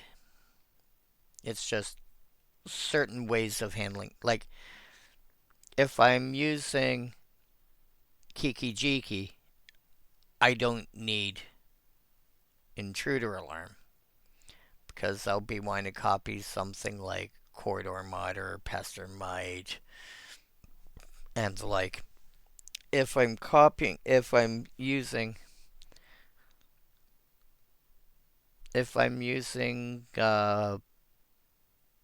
Krenko Mob Boss or Splinter Twin instead. If it's Splinter Twin, I might be okay. If it's Krenko, I need intruder alarm.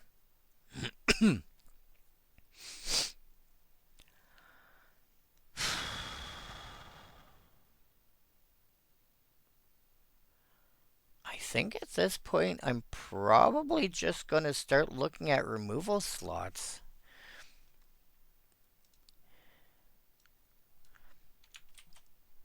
I'll put you here. Gonna grab you guys and put you here.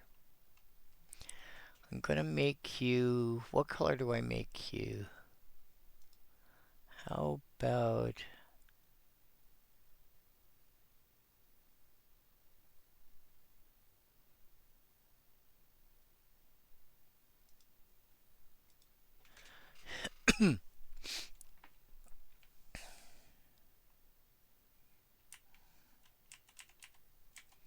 Planar portal.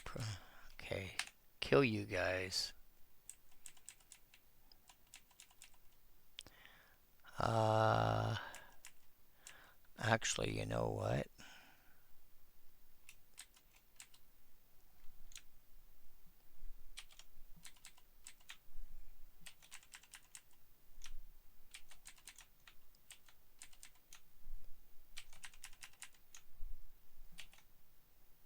Whoops.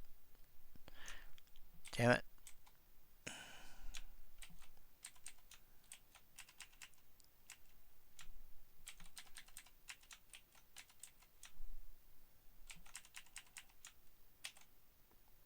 There. You're gonna want to be that purpley stuff. Which is that one, I think? Yeah.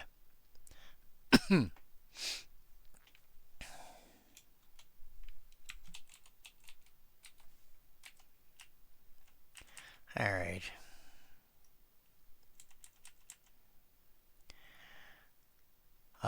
You make tokens. You loot.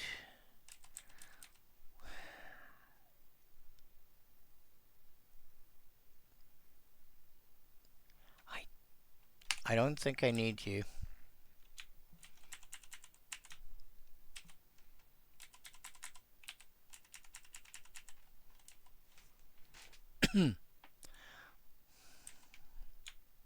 Actually, no.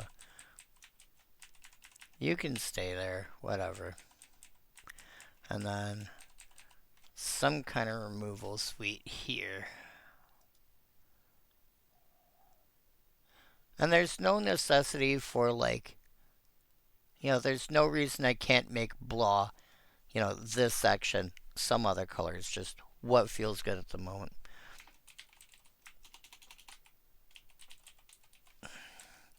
Alright, what kind of removal do I want? I'm going to want XL type stuff, I think.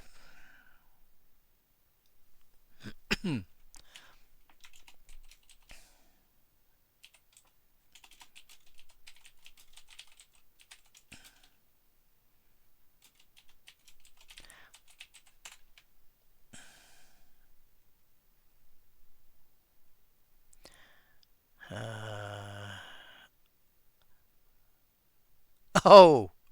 Oh, yes. Colossal Whale. Which is going to be a colossal pain. Wait. Yeah. You're the cheapest one, and you actually because you can't really tell because that looks like an oncoming wave. That does not look like. Oh no! Yeah, there's the teeth. Do you know for the longest time I thought that was a wave? I think I want colossal whale though. If it leaves the battlefield, okay, it won't be.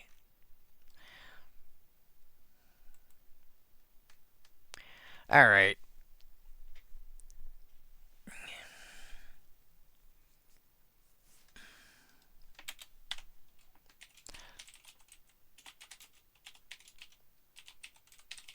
Just get those out of there. There.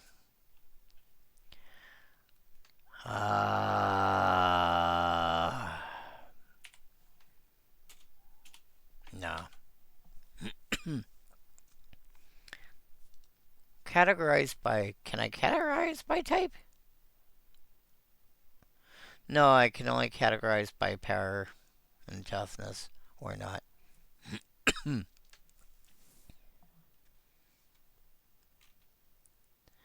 Well, let's go descending then.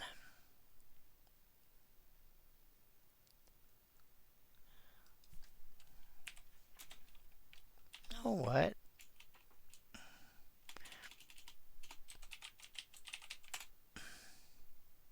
There, remove stuff that cares about the graveyard.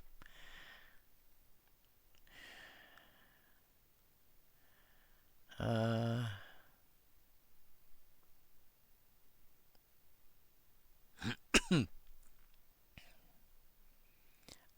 Okay, that's kind of hilarious. Phyrexian and Jester. Yeah. Phyrexian and Jester will just especially if you Splinter Twin that, will just keep eating creatures. And they don't come back.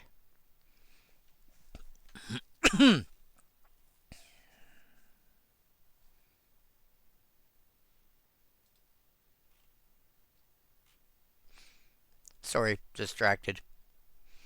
Need that for another deck.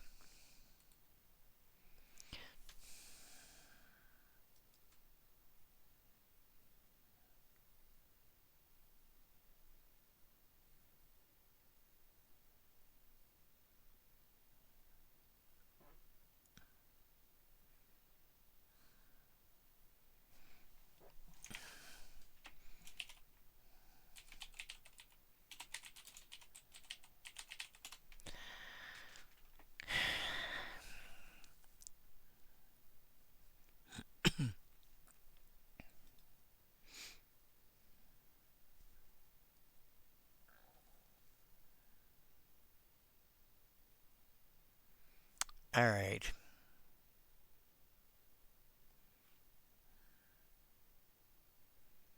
Exile land. That's a cast trigger, which I don't like in this context.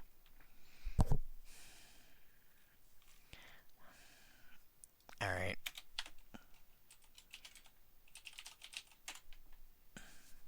Yeah, I know I'm down. It still gets them off the list. um,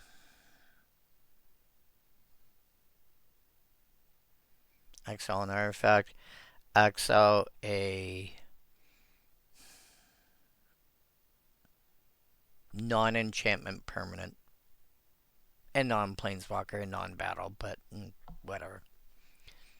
We're talking about ancient cards here. A non-enchantment permanent. Artifact or enchantment.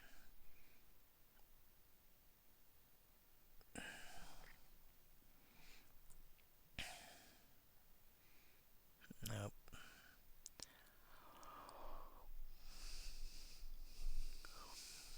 Berluff G, B. Target land creature, yeah, like that's gonna be. Lots of artifact or enchantment. Exile spell. Oh, polymorph in a frog. Or look at the top 5, put in it. Incubation incongruity might not be a terrible option. Introduction to annihilation more than likely is going to make it.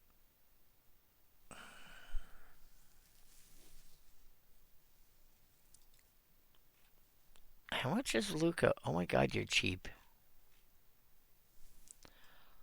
Luca could actually make it in because I could exile a creature. I could exile a token that's going to die at the end of turn anyway and turn it into an actual creature.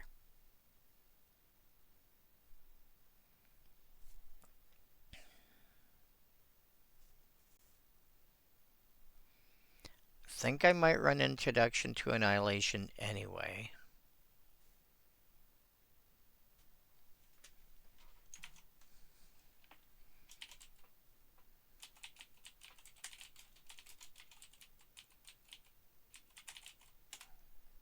Because that thing is just so good.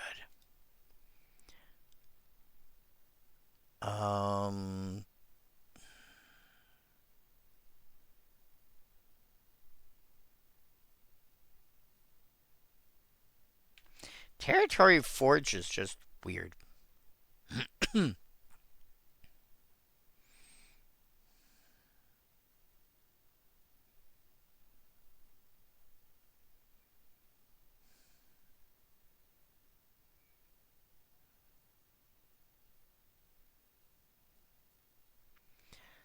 Suspend.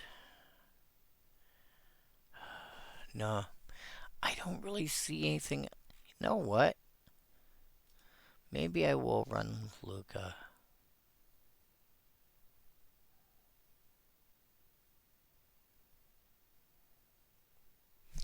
Oh. Oh, if I can pull off Luca.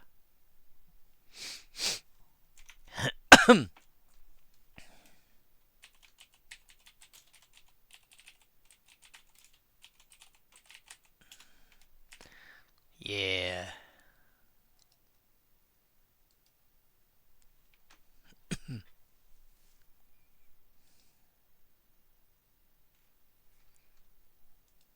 Yeah. Alright. And then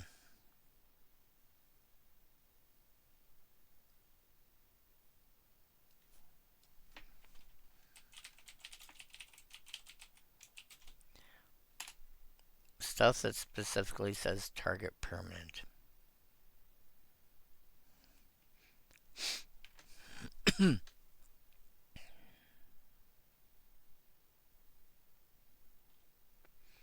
Oh, this, god damn it. Meteor Golem.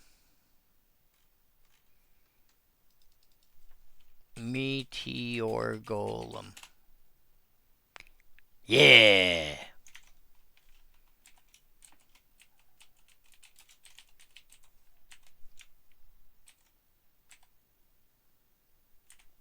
Oh, do you need to be 9? You gonna work on 10? Yeah, you fit. Yeah. Cool. Alright. Now I can start looking for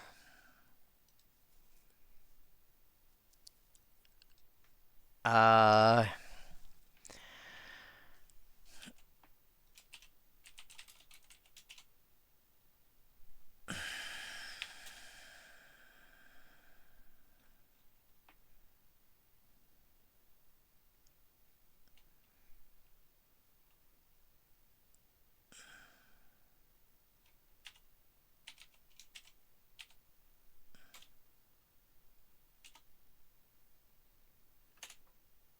see if that works. Okay.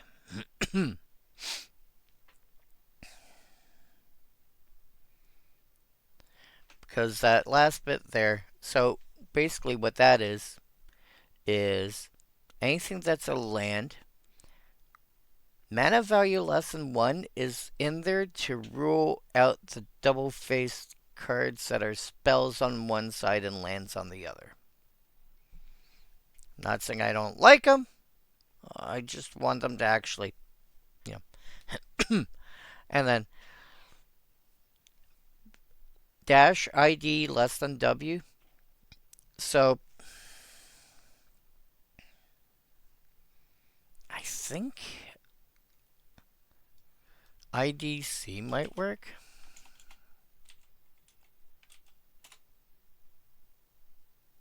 Yeah. And basically what I'm looking for there is cards that have a quote-unquote non-zero color identity, i.e. they have an identity of white or blue or black or whatever.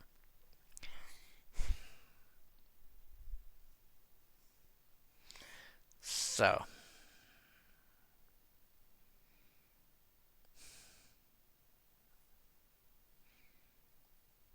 I want cards that do things.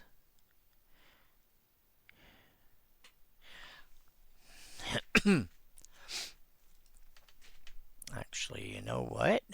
Let's start off with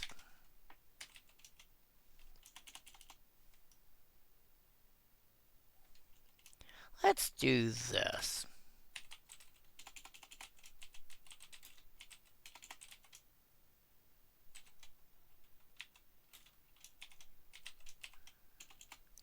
ID equal Gruel or ID equal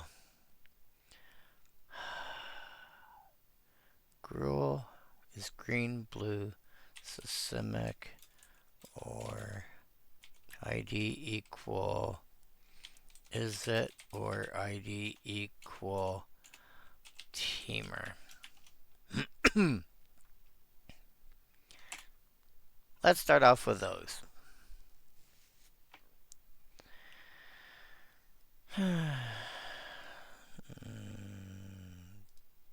Will that work?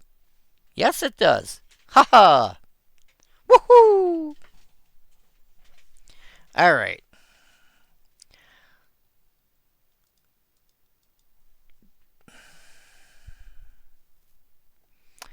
Now, I'm going to want 20 basic lands.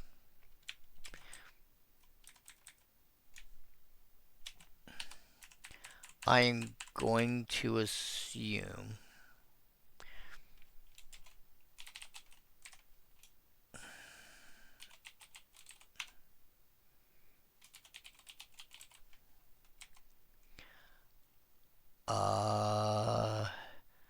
I think I need more red than the other colors. How about 8, 6, and 6? Or I could go... Yeah. 1, 2, 3, 4, 5, 6. And then...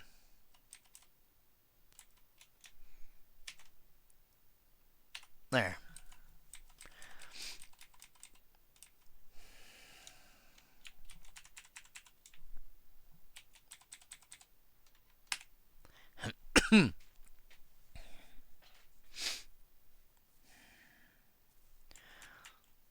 Now, I want... What if I go descending? Cool. Alright. What tri-lands are there?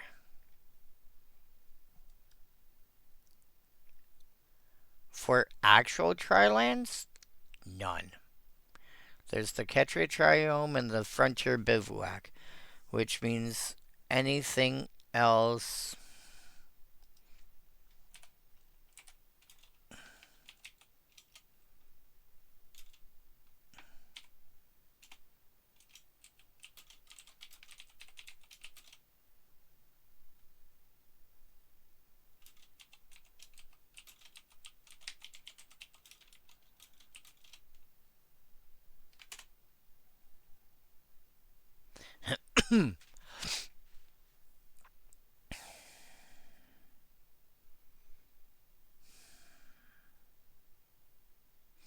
Sadly, I could not run base camp in my other deck because, well, this is an uncommon and has only been printed the one time.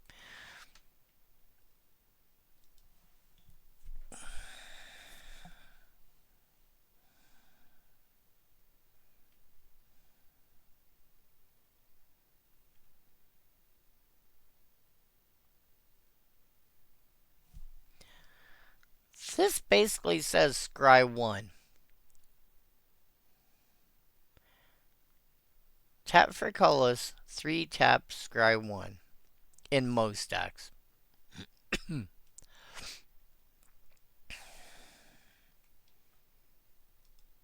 Alright. I'm gonna want. I'm probably gonna want an entire column of Tri-lands, realistically.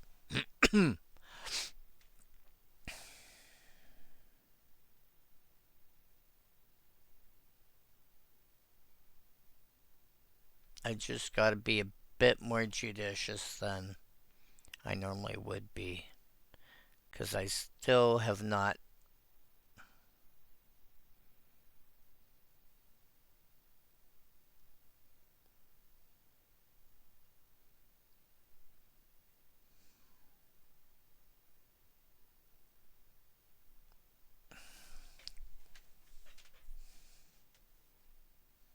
This is still not bad.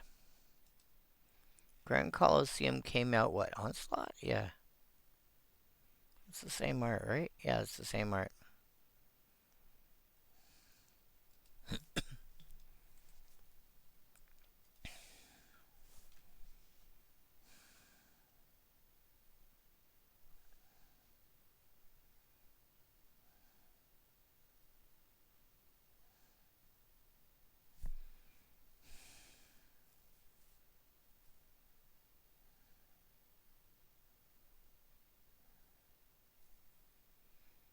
Saka Desert. Oh. Eternalize the creature. Alright.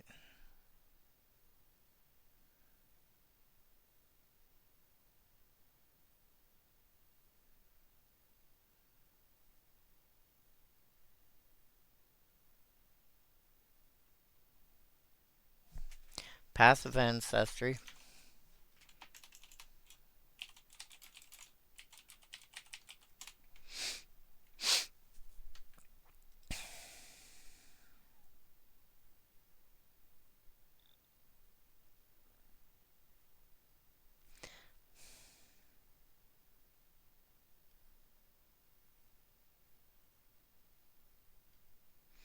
Planar Nexus is weird.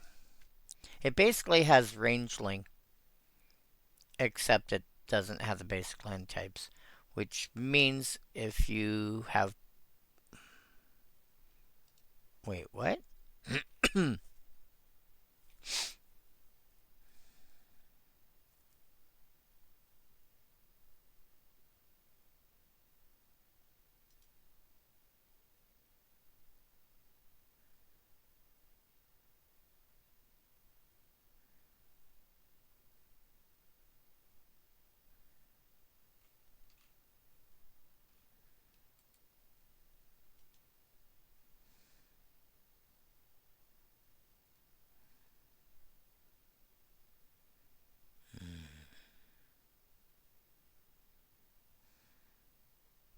I don't mind the public thoroughfare.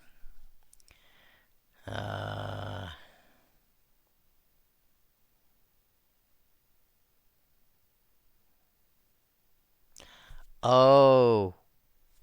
Oh yeah. That reminds me. Um, um,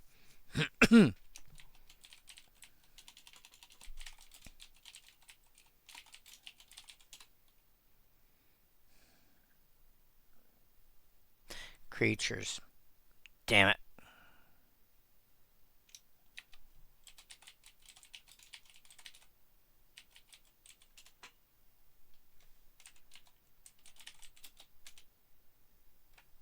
No. Oh, what do you code? What do you code? What do you code? Wrong one. Trying to cheat. Go elsewhere. Uh,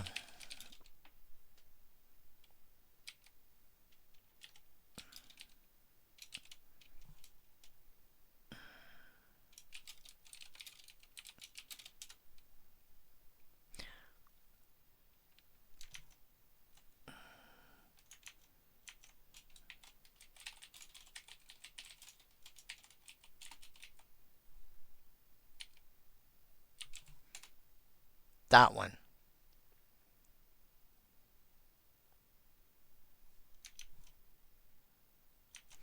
And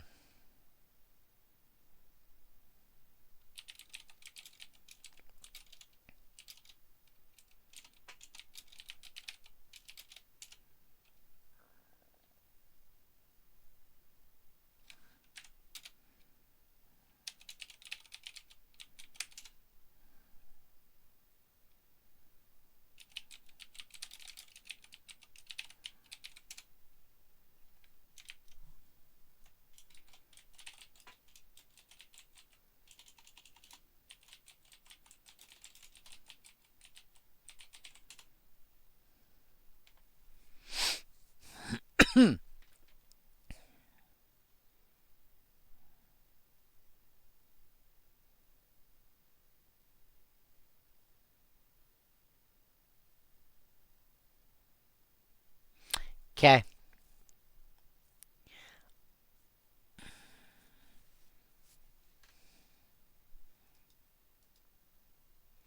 You.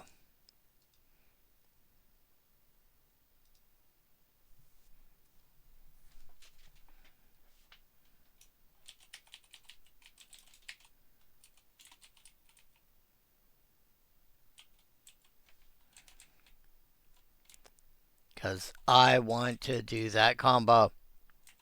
I want to do it. I want to do the thing. I want to do the thing.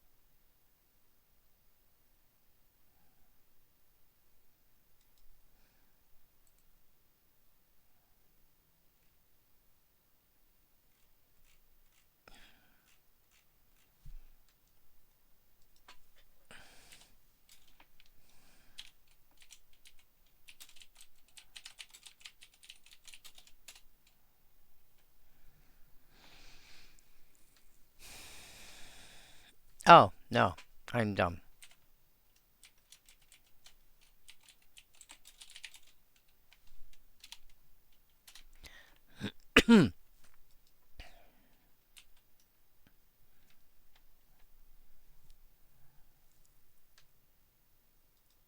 Wait, what? How did you go up?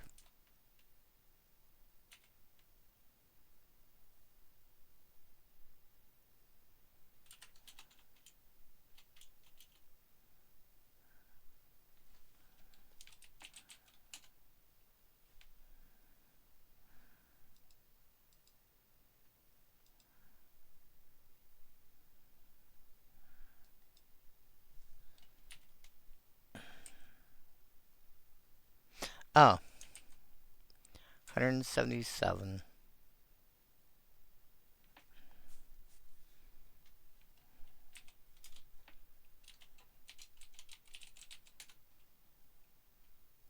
So 86. There. 70.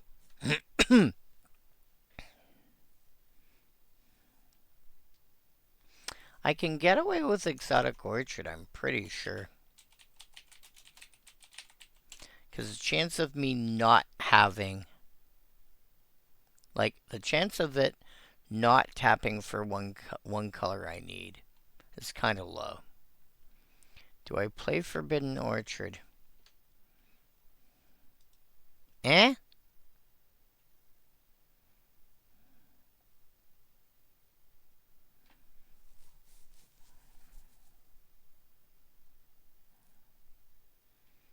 Parastones don't do anything for me.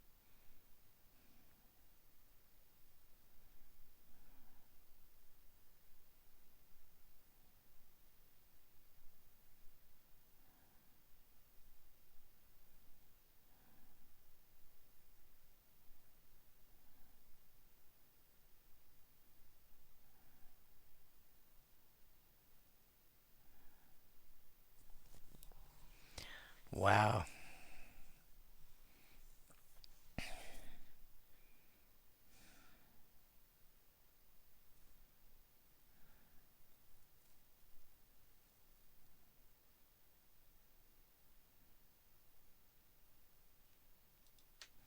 Huh. Yeah, no wonder.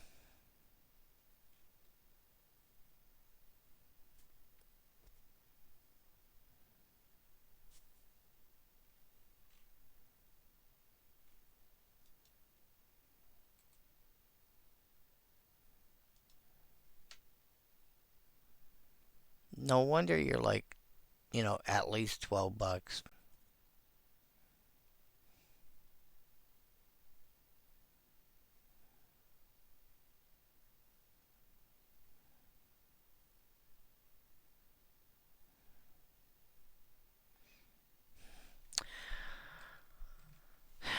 I'm trying to find a tri-land, well, a tri-land that I actually want to.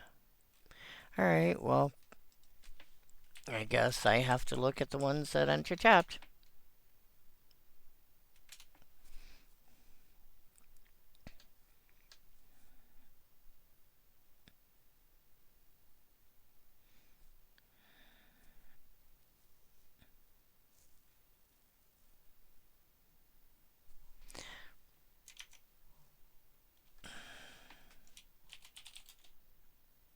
Oh, I've already got Path of Ancestry.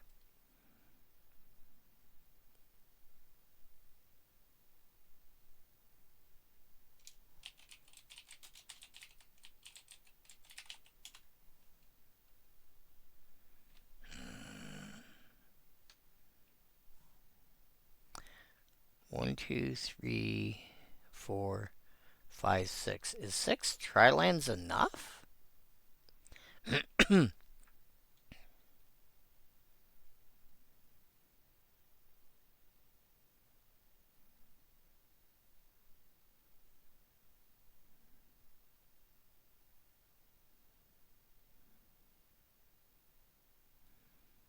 How much is Grand Coliseum anyway?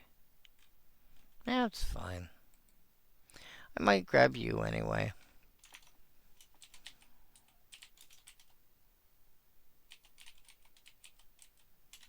That's fine, I think. Actually, no. You know what? Kill that. Get me some mana rocks.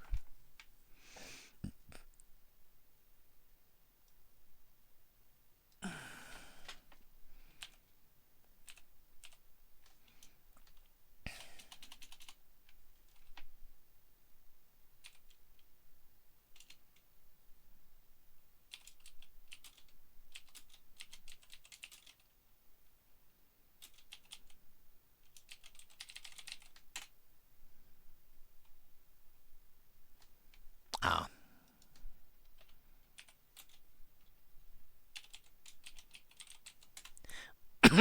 Take out the lands.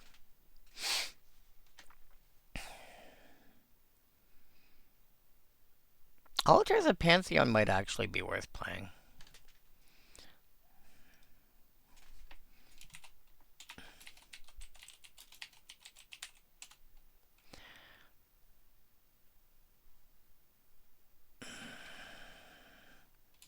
Actually, you know what? Before I forget.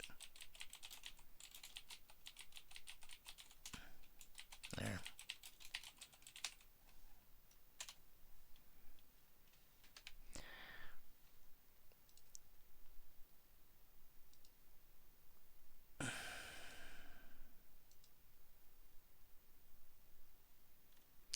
Oh yeah, there's a small stack of... How many are there? Alright. Whoops.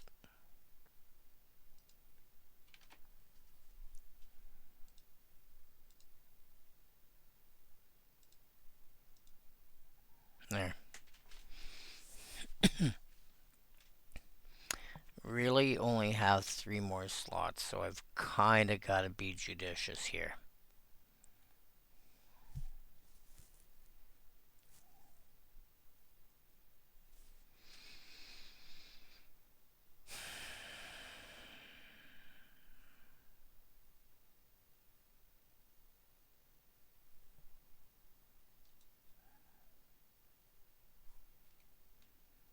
What do you do?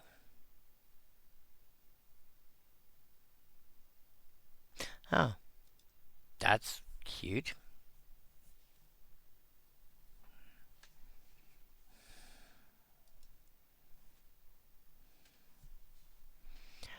Honored heirloom. I really like the honored heirloom. It's useful even in decks that...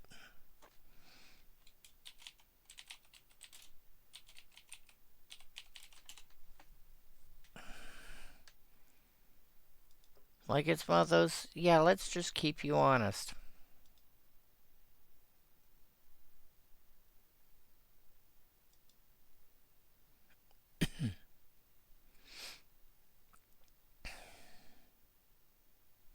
This is that where's 5 tap, draw a card, which is not amazing considering uh Arcane... What's it called? Arcane Encyclopedia, I think it's called.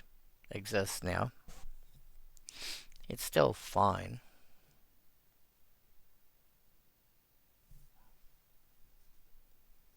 Laser screwdriver. Manolith. Tap target creatures of realm 1 and goad. Not sure how I feel about that.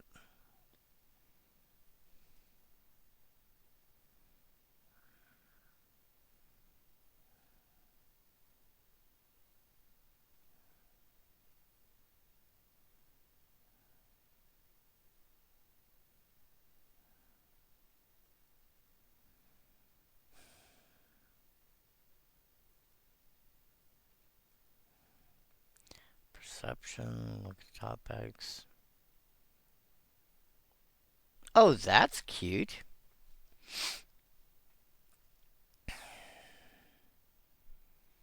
The File of Galadriel is basically a Hummerit's archive crossed with a Manolith. That's not dumb.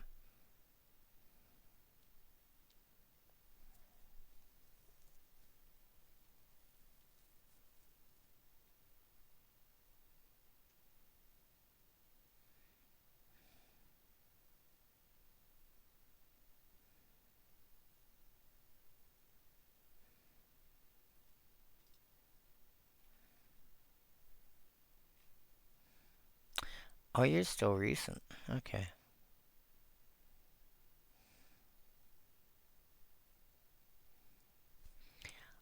I think I want Pyramid of the Pantheon.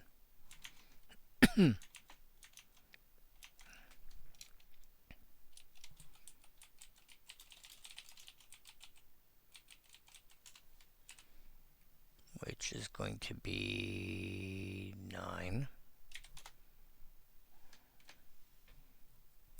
Relic of Legends. Not sure I have enough to bother with that. Oh yes, Scepter of Eternal Glory. Not in this deck.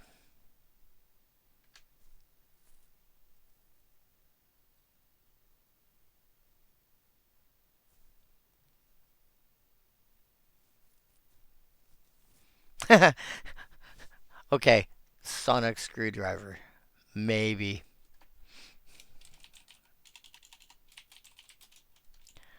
You never realize, like, no, because now I got Pyramid of the Pantheon. I was gonna say, I don't have anything like, what do you call it? Um, Go to Lotus in this deck. But then I realized I've got Pyramid of the Pantheon.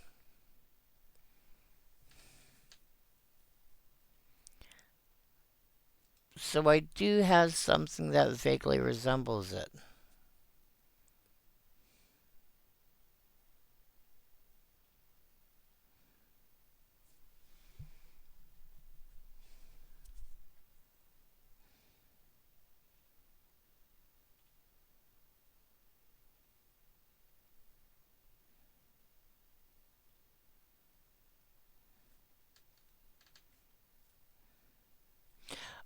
Oh.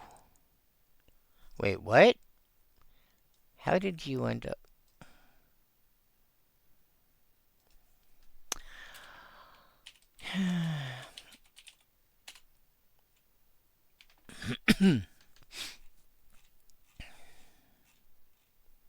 I was so excited.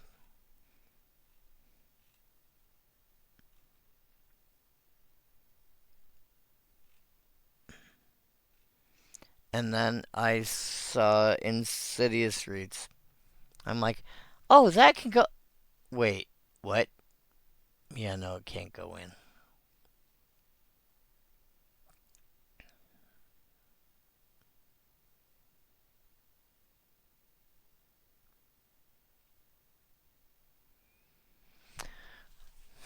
Do I throw the border post in? No, I don't think I throw a border post in.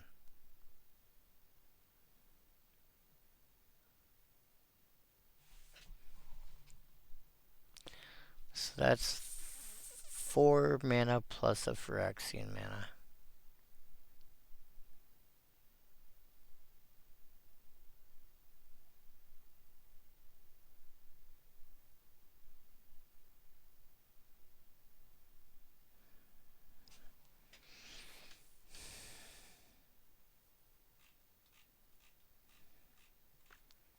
Alright, I have.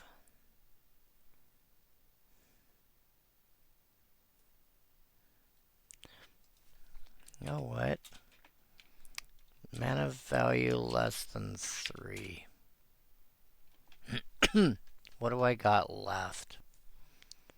I can run Fellerstone. Realistically.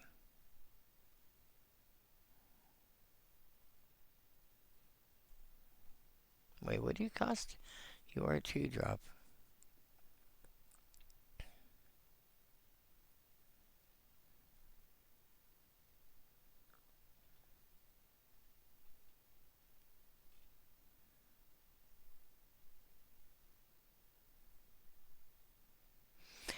You know what's hilarious is I could throw Utopia Vow on, say, Kiki Jiki, and it wouldn't change anything. Except now it suddenly gets the ability to tap for a color.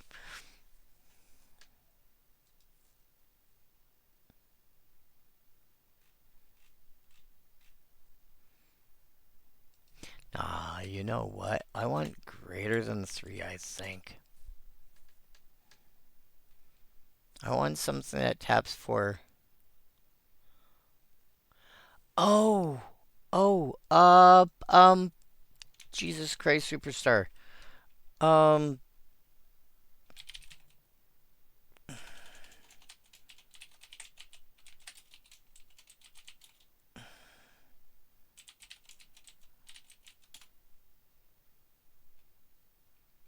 no, no, no.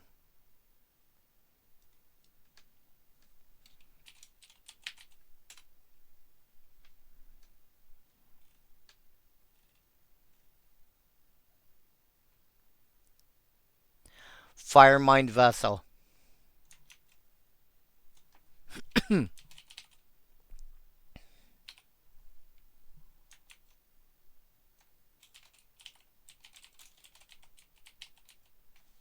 All right.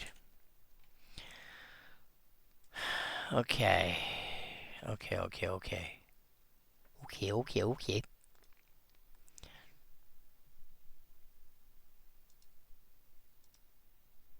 Let's go back to lands.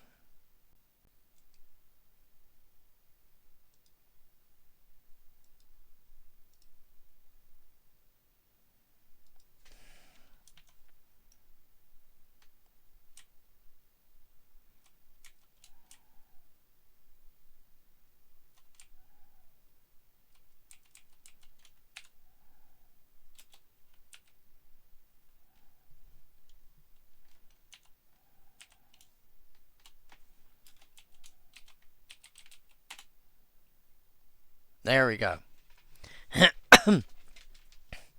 I think here I largely want to finish it up with dual lands of some sort.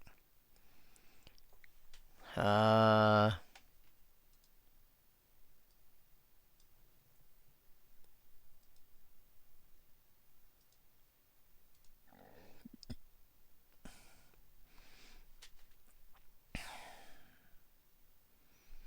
let's go. Let's start off with 3 of each.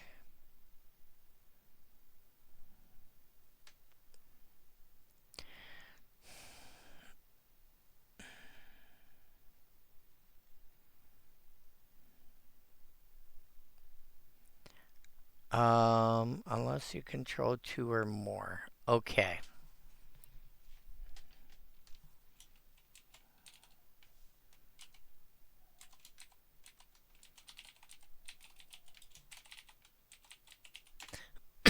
So blue green.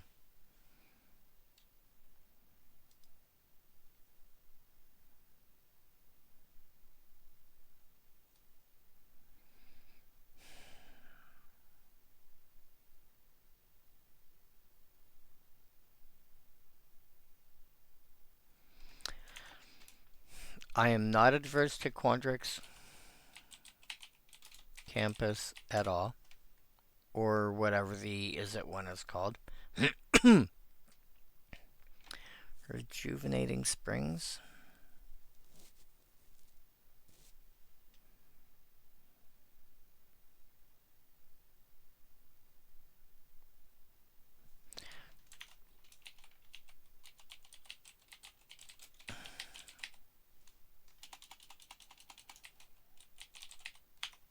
Alright. So that's blue green. Next step is blue red.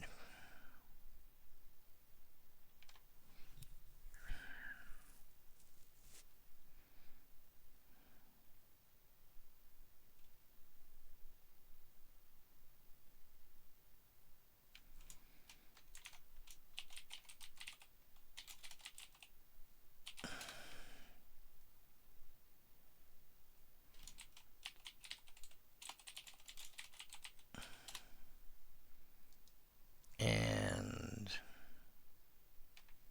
oh no. Storm Carved Coast is the one I'm looking for.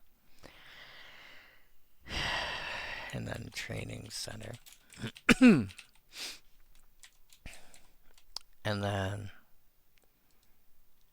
for blue green, or red green,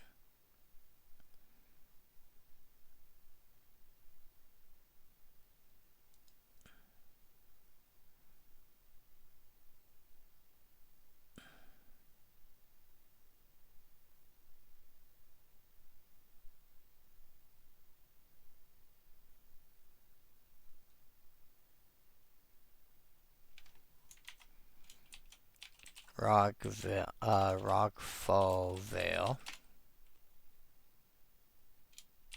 Spire Garden, and then I have to add a different one because there's no campus for that. And this is red green.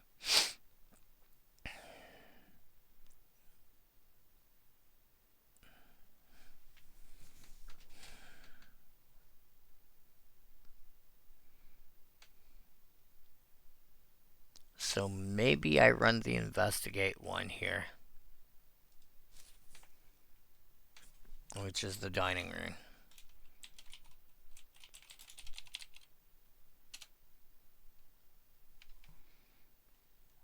Okay.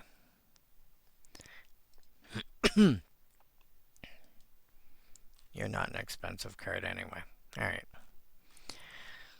And then I want another green red and 2 more blue red. Green red, blue red, not green, blue.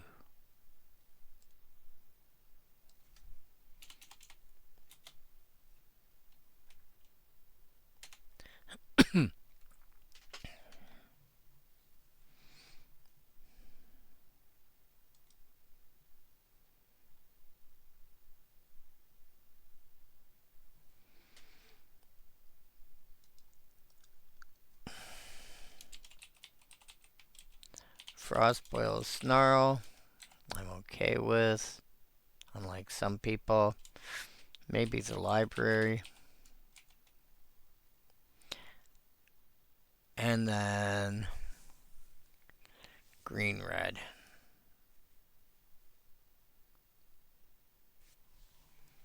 Oh, well, in that case, you know what?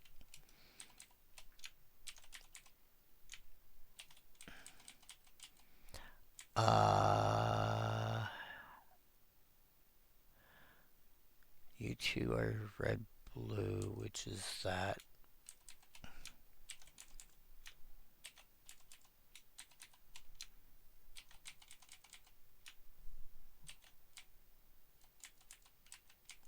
And then red, green. I could run fungal reaches.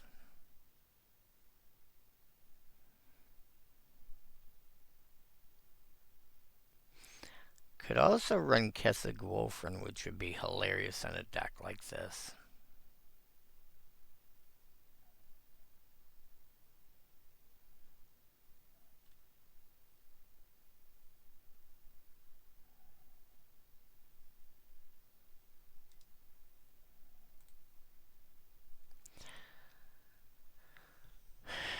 No, I think I'm more likely to run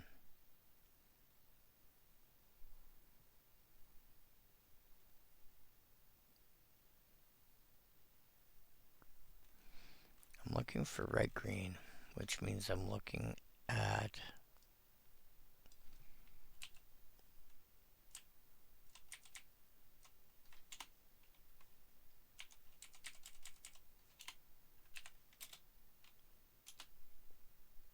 these.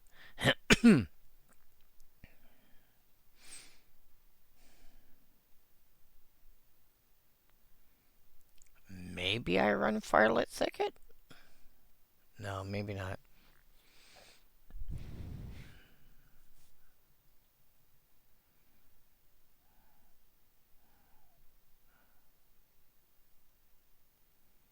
I could run Moorbound Crag. I should be able to hit that often enough.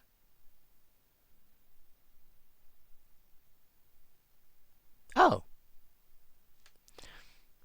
No. Run the Verge. Thornspire Verge. There. That should do it. Cool.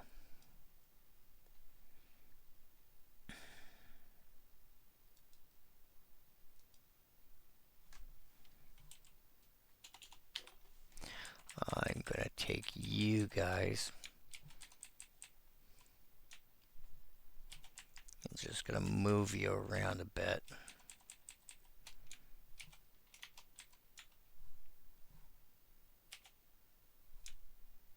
Oops.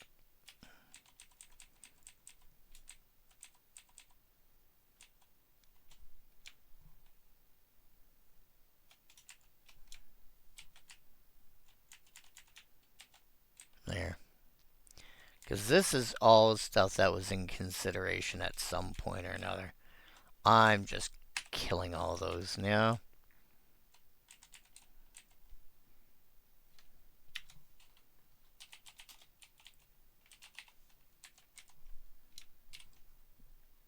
Boop. Noodle. Cool.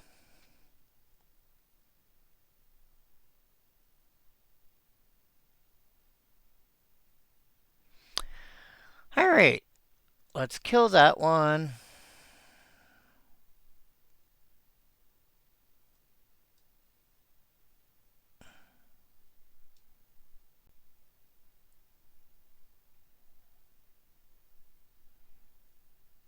That's just...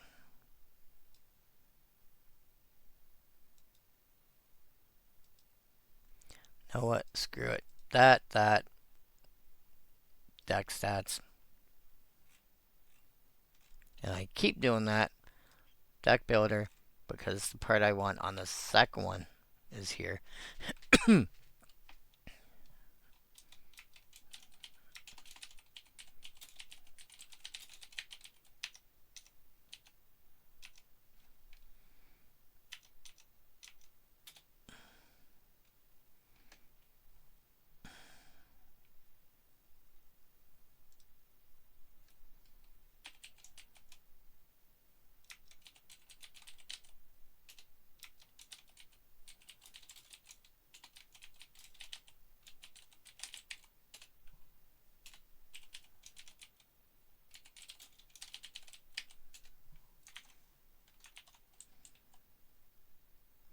Oh yeah, and I never changed the color view, and you should change to something else.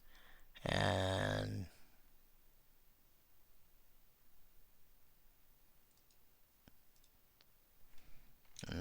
no, you're too dark. Want something.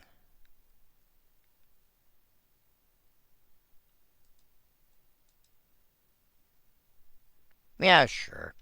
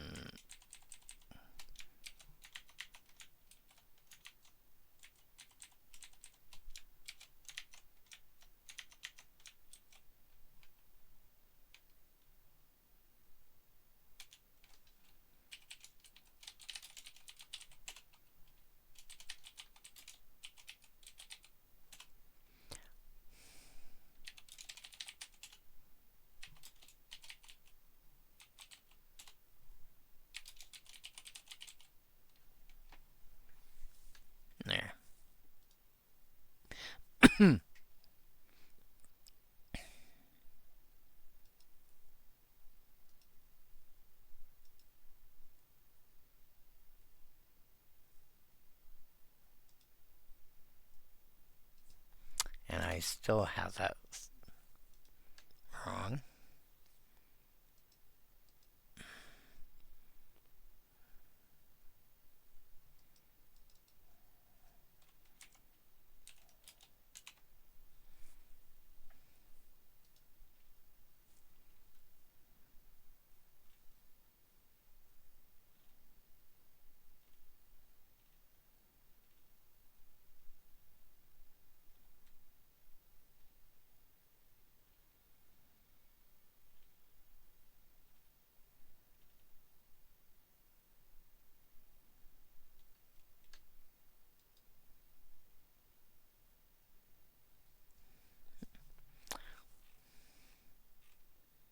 Cool. No error messages.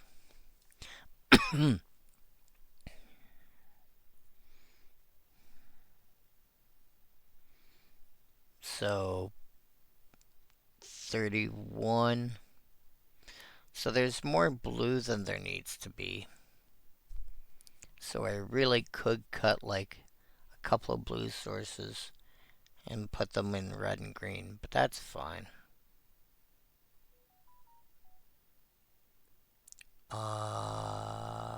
Sure.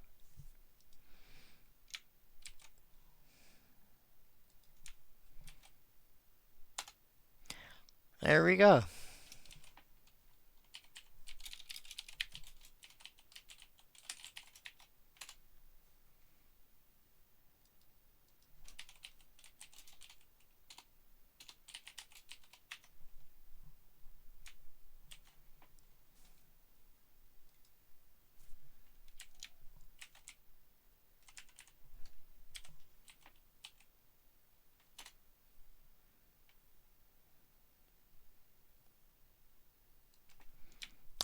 Save that before I forget about it.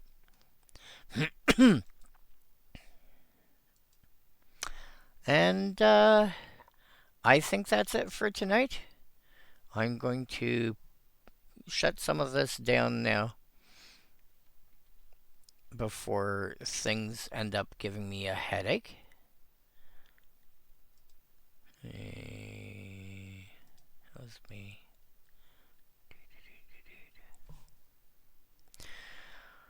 Good night, Mr. or Mrs. Iso. I don't know. What do I call you? Iso in the sky with diamonds? I don't know.